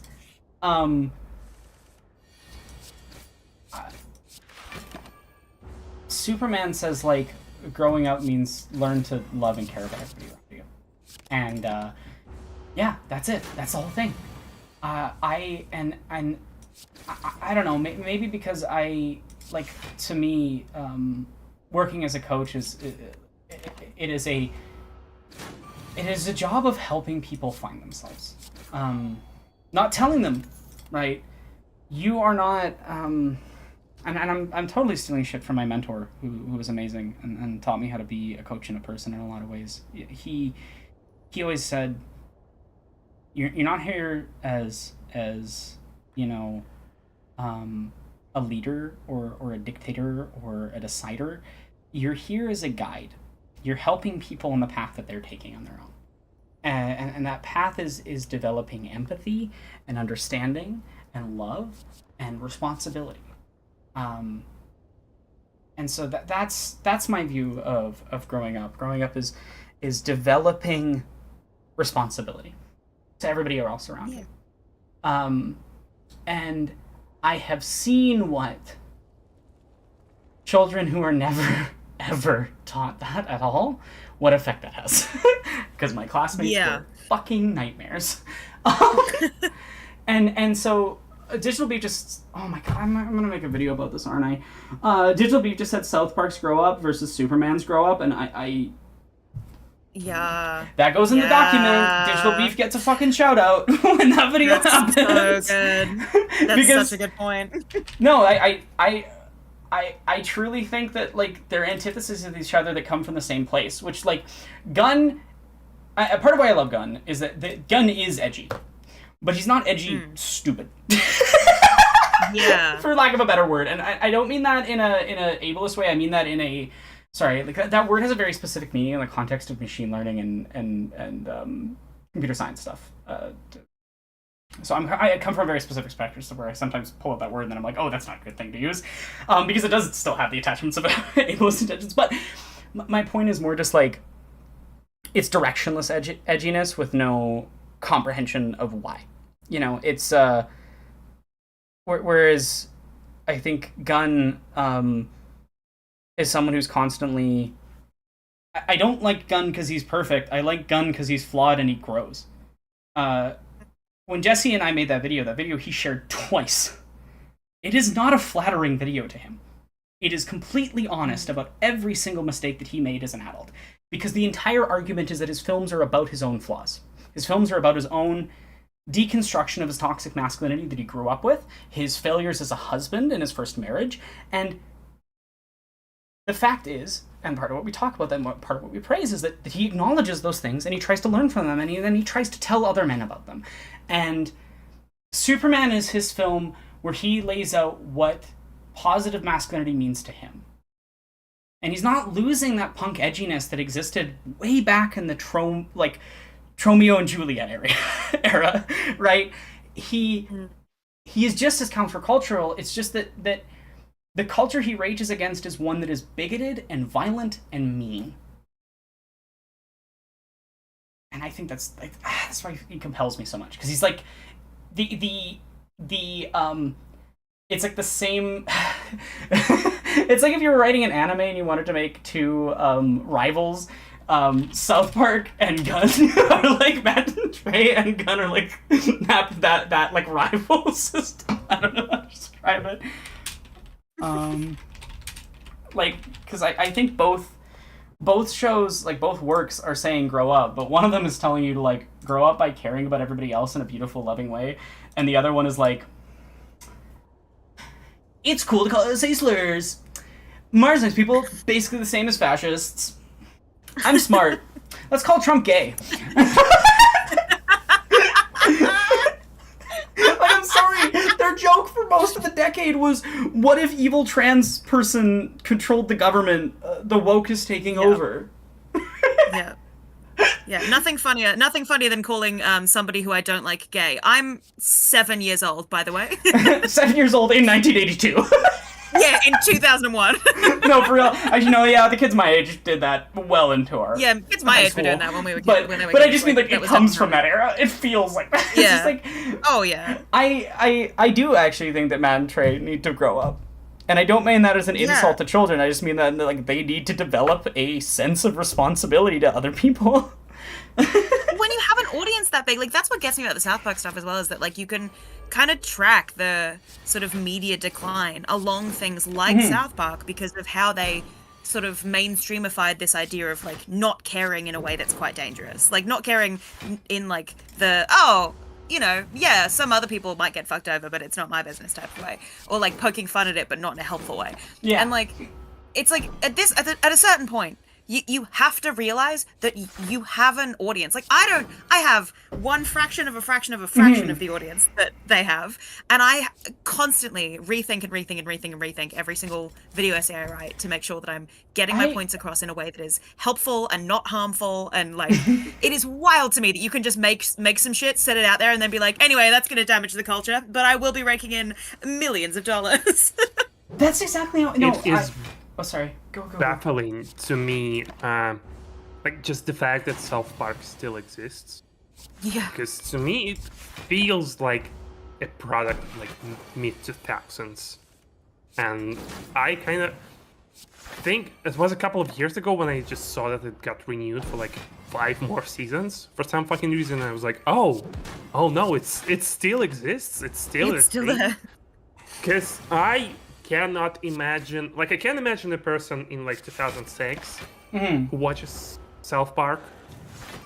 I cannot imagine for the life of me what kind of person does that in 2025. Like, Yeah. who finds this appealing or interesting? Because I don't think conservatives watch South Park a lot. They actually do. I mean, They love now, it. And that's why they're They so do. mad right They now. really They are, do. like... I will acknowledge it did upset them, but it upset them because it, like, agrees with their bigotry and just compared them to marginalized people. But it did upset them. That is absolutely true. They are very, like, Trump is really mad about it because he likes South Park. Which I feel like it says something that Trump likes South Park. Yeah. You know? It says something that he's that mad about it. It's one of those things that I'm fascinated by because, so I went to see the Book of Mormon on the West End a couple of years ago, and over the last few years they've altered bits of that show to make it more progressive, and it's like slightly better than it used to be. It's great music, a fun time. When I went to see it with one of my older relatives. Who'd come down to visit, and like it is very jarring to be in like a room or like a theater full of mostly middle-aged or old white people watching a musical that is quite famous for having some issues with like punching down and racism and like and like watching them like cackle with laughter over those kind of punchy down-y jokes, and then also cackle with laughter at the ones that punch down on them. But like the problem with it and the cognitive dissonance I was having is like, yeah, but you don't realize how much worse the ones that are punching down on the Africans are because you're not associating that with, oh, like that has like a societal issue attached to it. Like they're already underprivileged and we're punching down on them. Whereas like they're like, no, it's equal opportunity because they also poked fun at me. And it's like, no, those are two different standards. Yeah, no, and we need to acknowledge that. I think that sums it up perfectly. Is I talked about this, like, I mean, one, South Park thrives on an anti-ideology, right? It is anti-believing things, which is why it makes fun of conservatives, because conservatives believe things. Yeah. The things they believe are awful, but they do believe things. But it's an anti-ideology, so, like, it hates caring, and it hates community, and it hates love, frankly. I don't know, it's just a miserable perspective on humanity that I struggle with. Yeah. Because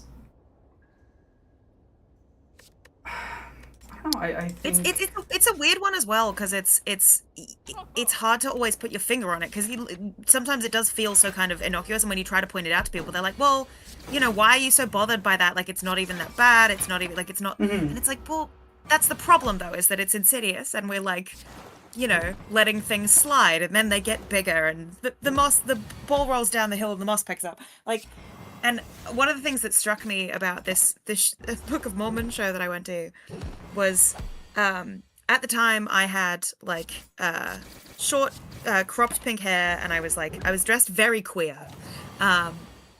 And I was like the only person my age in the theater that I could see. Like, we got in early. There was like, you know, a decent amount of people, but they were all old.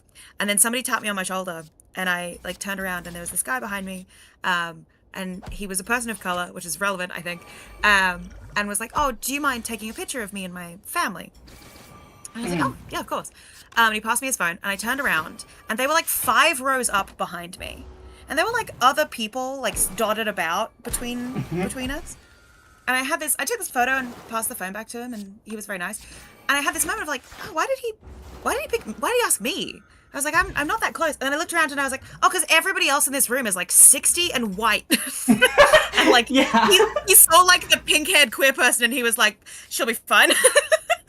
Well, that's exactly that is a thing in my experience. Like, honestly, the frequency with which like marginalized people with very different marginalizations, where you just look at each other and you're like, you're the only person that's safe to me here.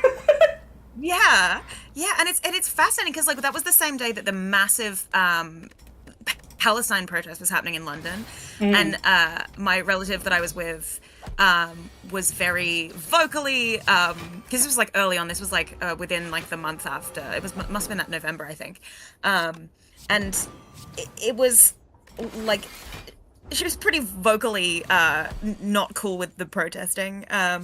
And so I had done my best to sort of skirt us around the area where the protests were taking place, because I was like, this is going to cause problems. She's not a quiet person.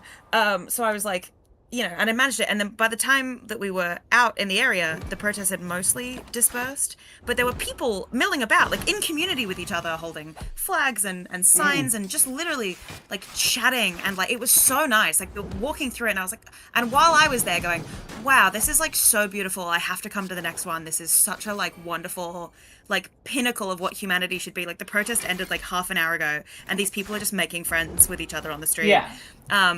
And as we got through there, she like turned to me and she was like, oh God, they're just like, it's so disruptive, isn't it? They're just in the way. And I was like, really? Like, I'm so baffled by that. Like, how in the way of what is so accurate. Like that?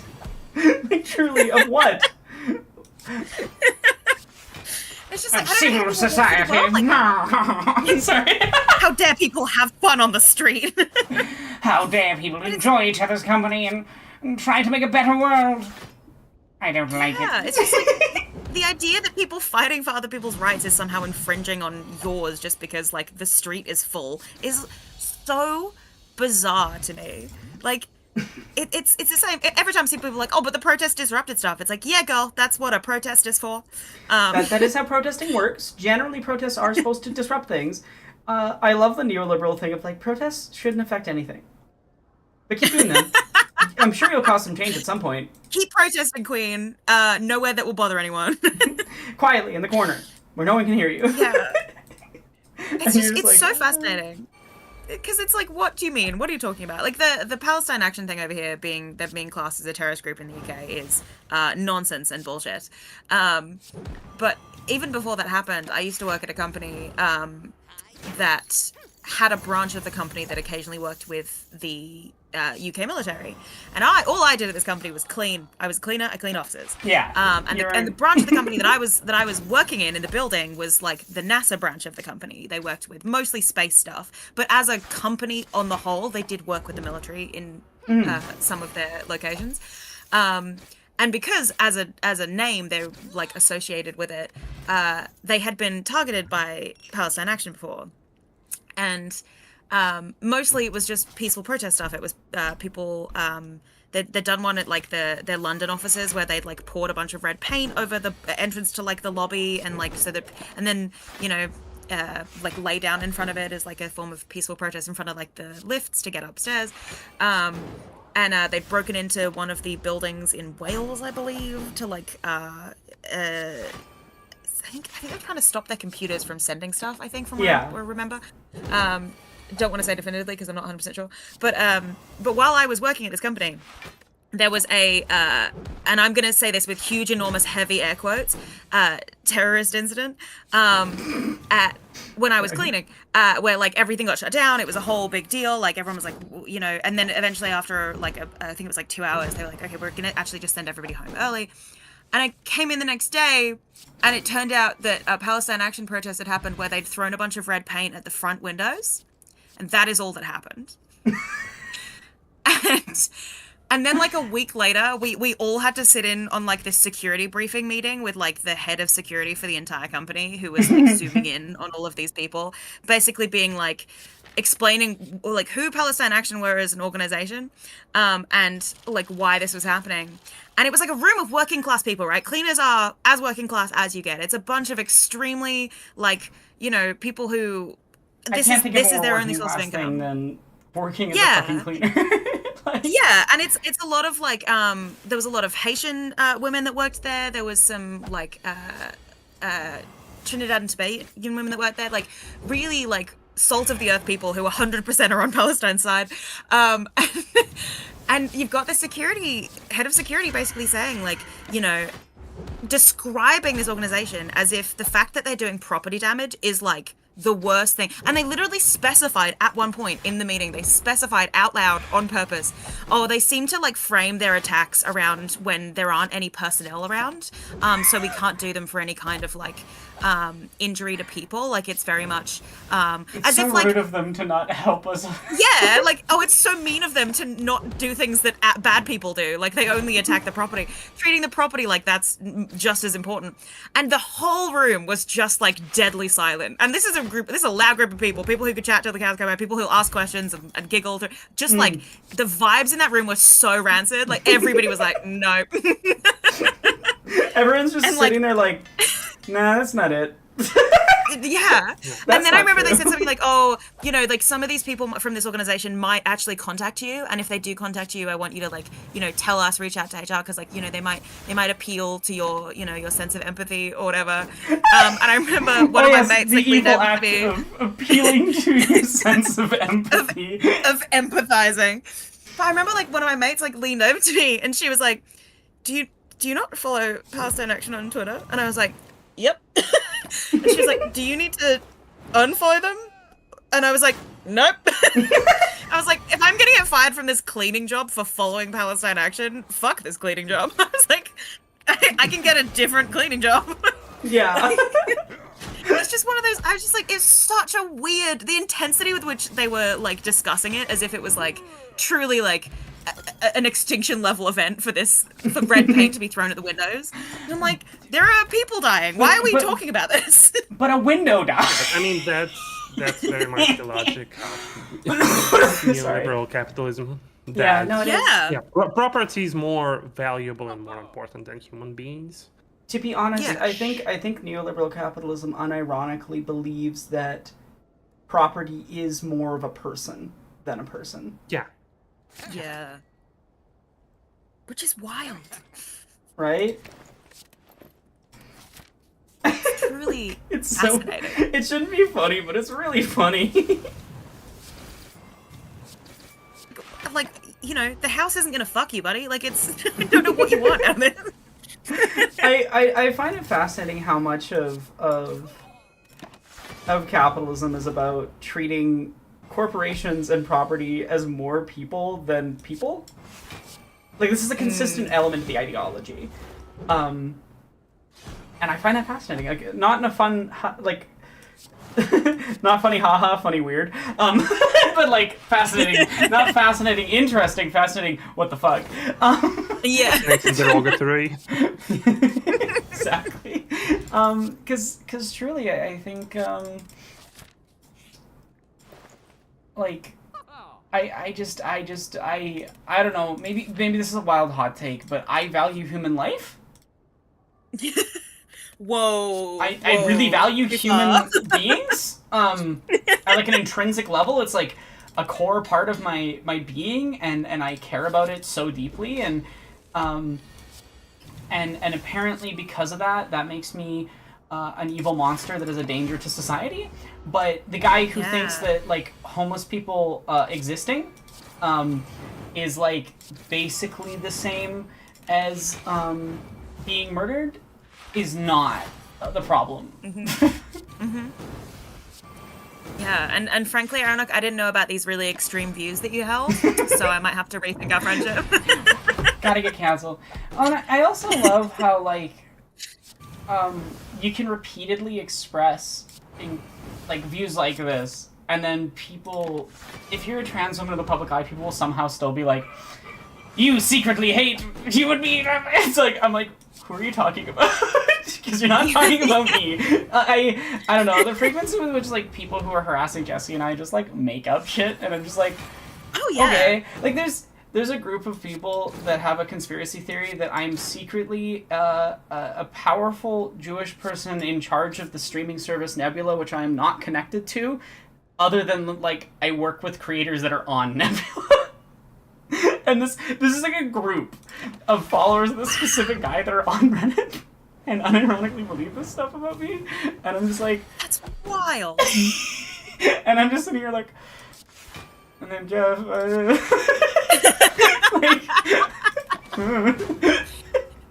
I mean, that's one of those ones that's annoying because it's like obviously that's really damaging and shitty, but also yeah, I wish I was a really seriously. powerful person who had all that money. What do you mean? Like obviously it's just childish anti-Semitism. Oh, absolutely. But I find it very funny. Like I don't know. Yeah, that is a bonkers thing. But it is fascinating how quickly people will just start writing fan fiction about you in your like comments or in your like the moment that you have some kind of like digital footprint or like a personality on the internet. Like in the last like 2 years, the amount of random especially oh, absolutely. The amount of bizarre comments I get off people that are just like accusing me of stuff or like just literally writing fanfic about me, making things up about me that I'm like, hey bestie, where did you get that from?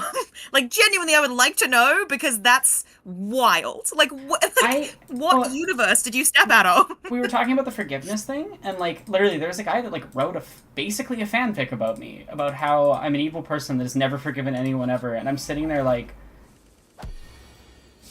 who are you talking about? Because again, like, and I talk about it in that video, but like, I have forgiven people who have done some really heinous shit to me, and not because, like, but only because those people put like the time and effort into genuinely showing that they were remorseful for what they'd done, and that, like,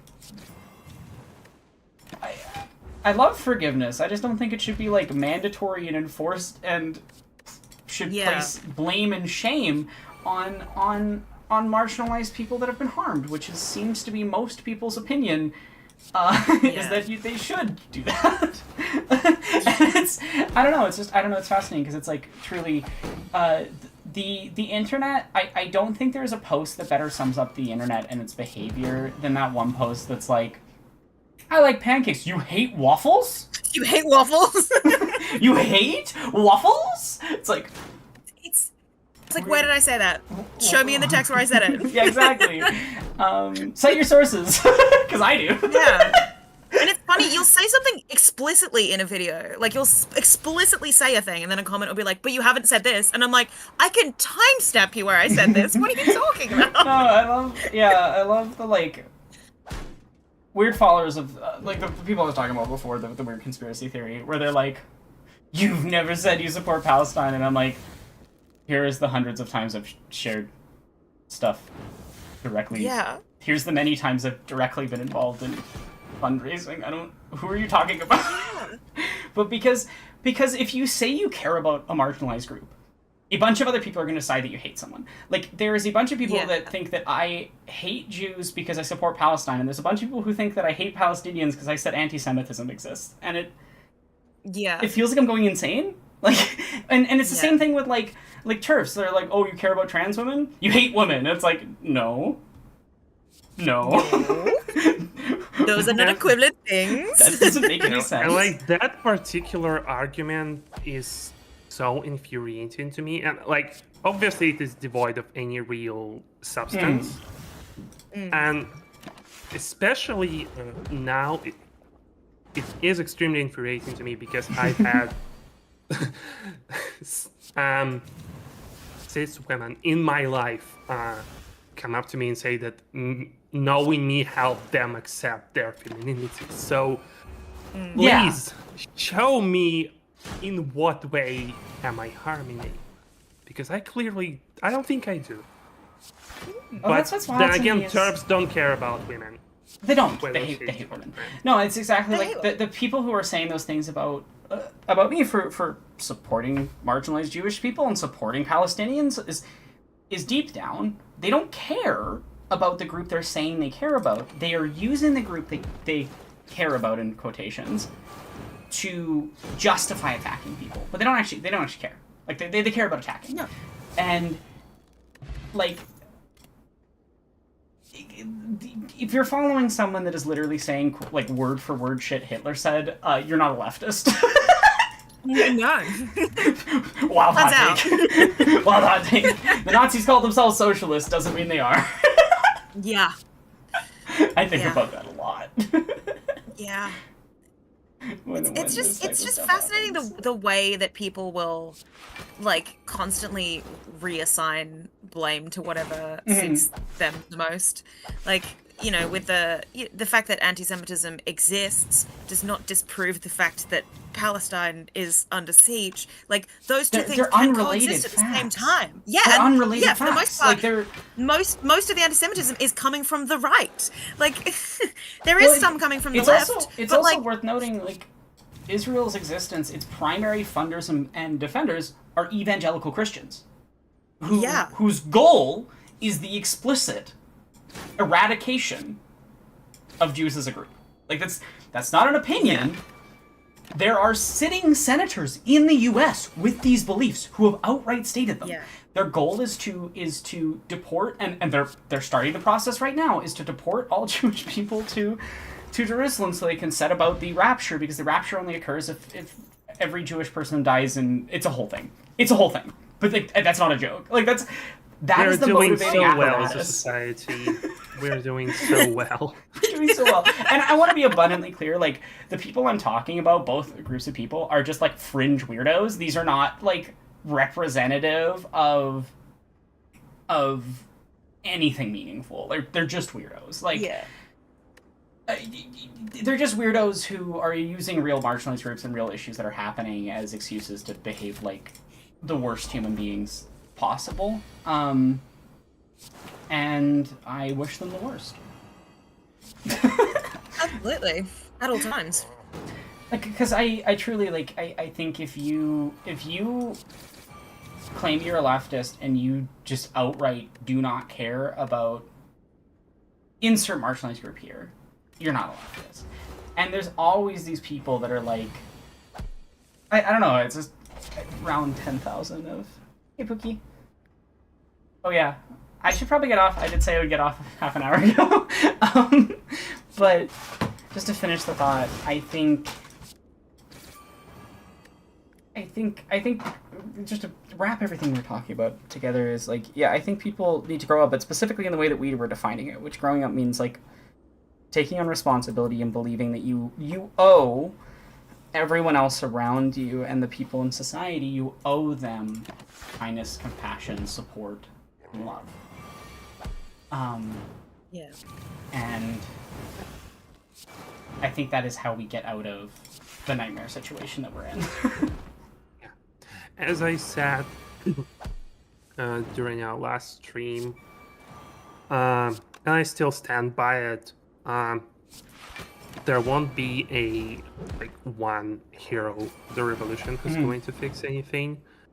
All we have is each other, and that's more than enough. Yeah. And yeah, being kind to people is cool. So I think that's It's punk. It's punk. yeah, to it's care. punk, it's cool, it's very hot, and yeah, So hot. Oh yeah, be kind to people. Being punk and kind is hot right now. Yeah. It's He's so Ian. hot right now. Yeah, and also, just as a reminder, fuck ice. And this stream, Always fuck ice. Yes, we are raising money for the ACLU, who are currently trying to help people who are being unlawfully and very violently thrown into, death camps. Let's not. Let's not beat around the bush. They have explicitly stated that Yeah. they want to kill everybody that they are putting in these camps. They are death camps at that point. Yeah, they are disappearing people, and they're not identifying themselves as, they are literally kidnapping people off the streets. It is fully crimes, and that they're just getting away with. Yeah. So don't forget to donate. Don't forget to share the stream. I think at this point we're going to head off because we've been live for a very long time. Yeah. But Darkfry will be back I believe in a couple of hours, and they will continue playing Deltarune with a bunch of other amazing guests. So stay tuned for that, and thank you for being here. Yeah, it's I'm been gonna great. sign off. Go to Darkfry on Twitch or YouTube, and keep supporting the stream. And I just want to thank you both again for a really lovely little TTRPG one shot. I think we told a beautiful story. Yeah, it was a wonderful time. Thank you for guiding the story. It was wonderful. Yeah, thank you. Thank you. I hope I did a good job. You did a great job. You did a great job. Yeah. Well, you're the best. And also, before we head out, I also want to remind everyone that you can find Aeronog on YouTube and Blue Sky, and you can find Talis on YouTube and Blue Sky as well.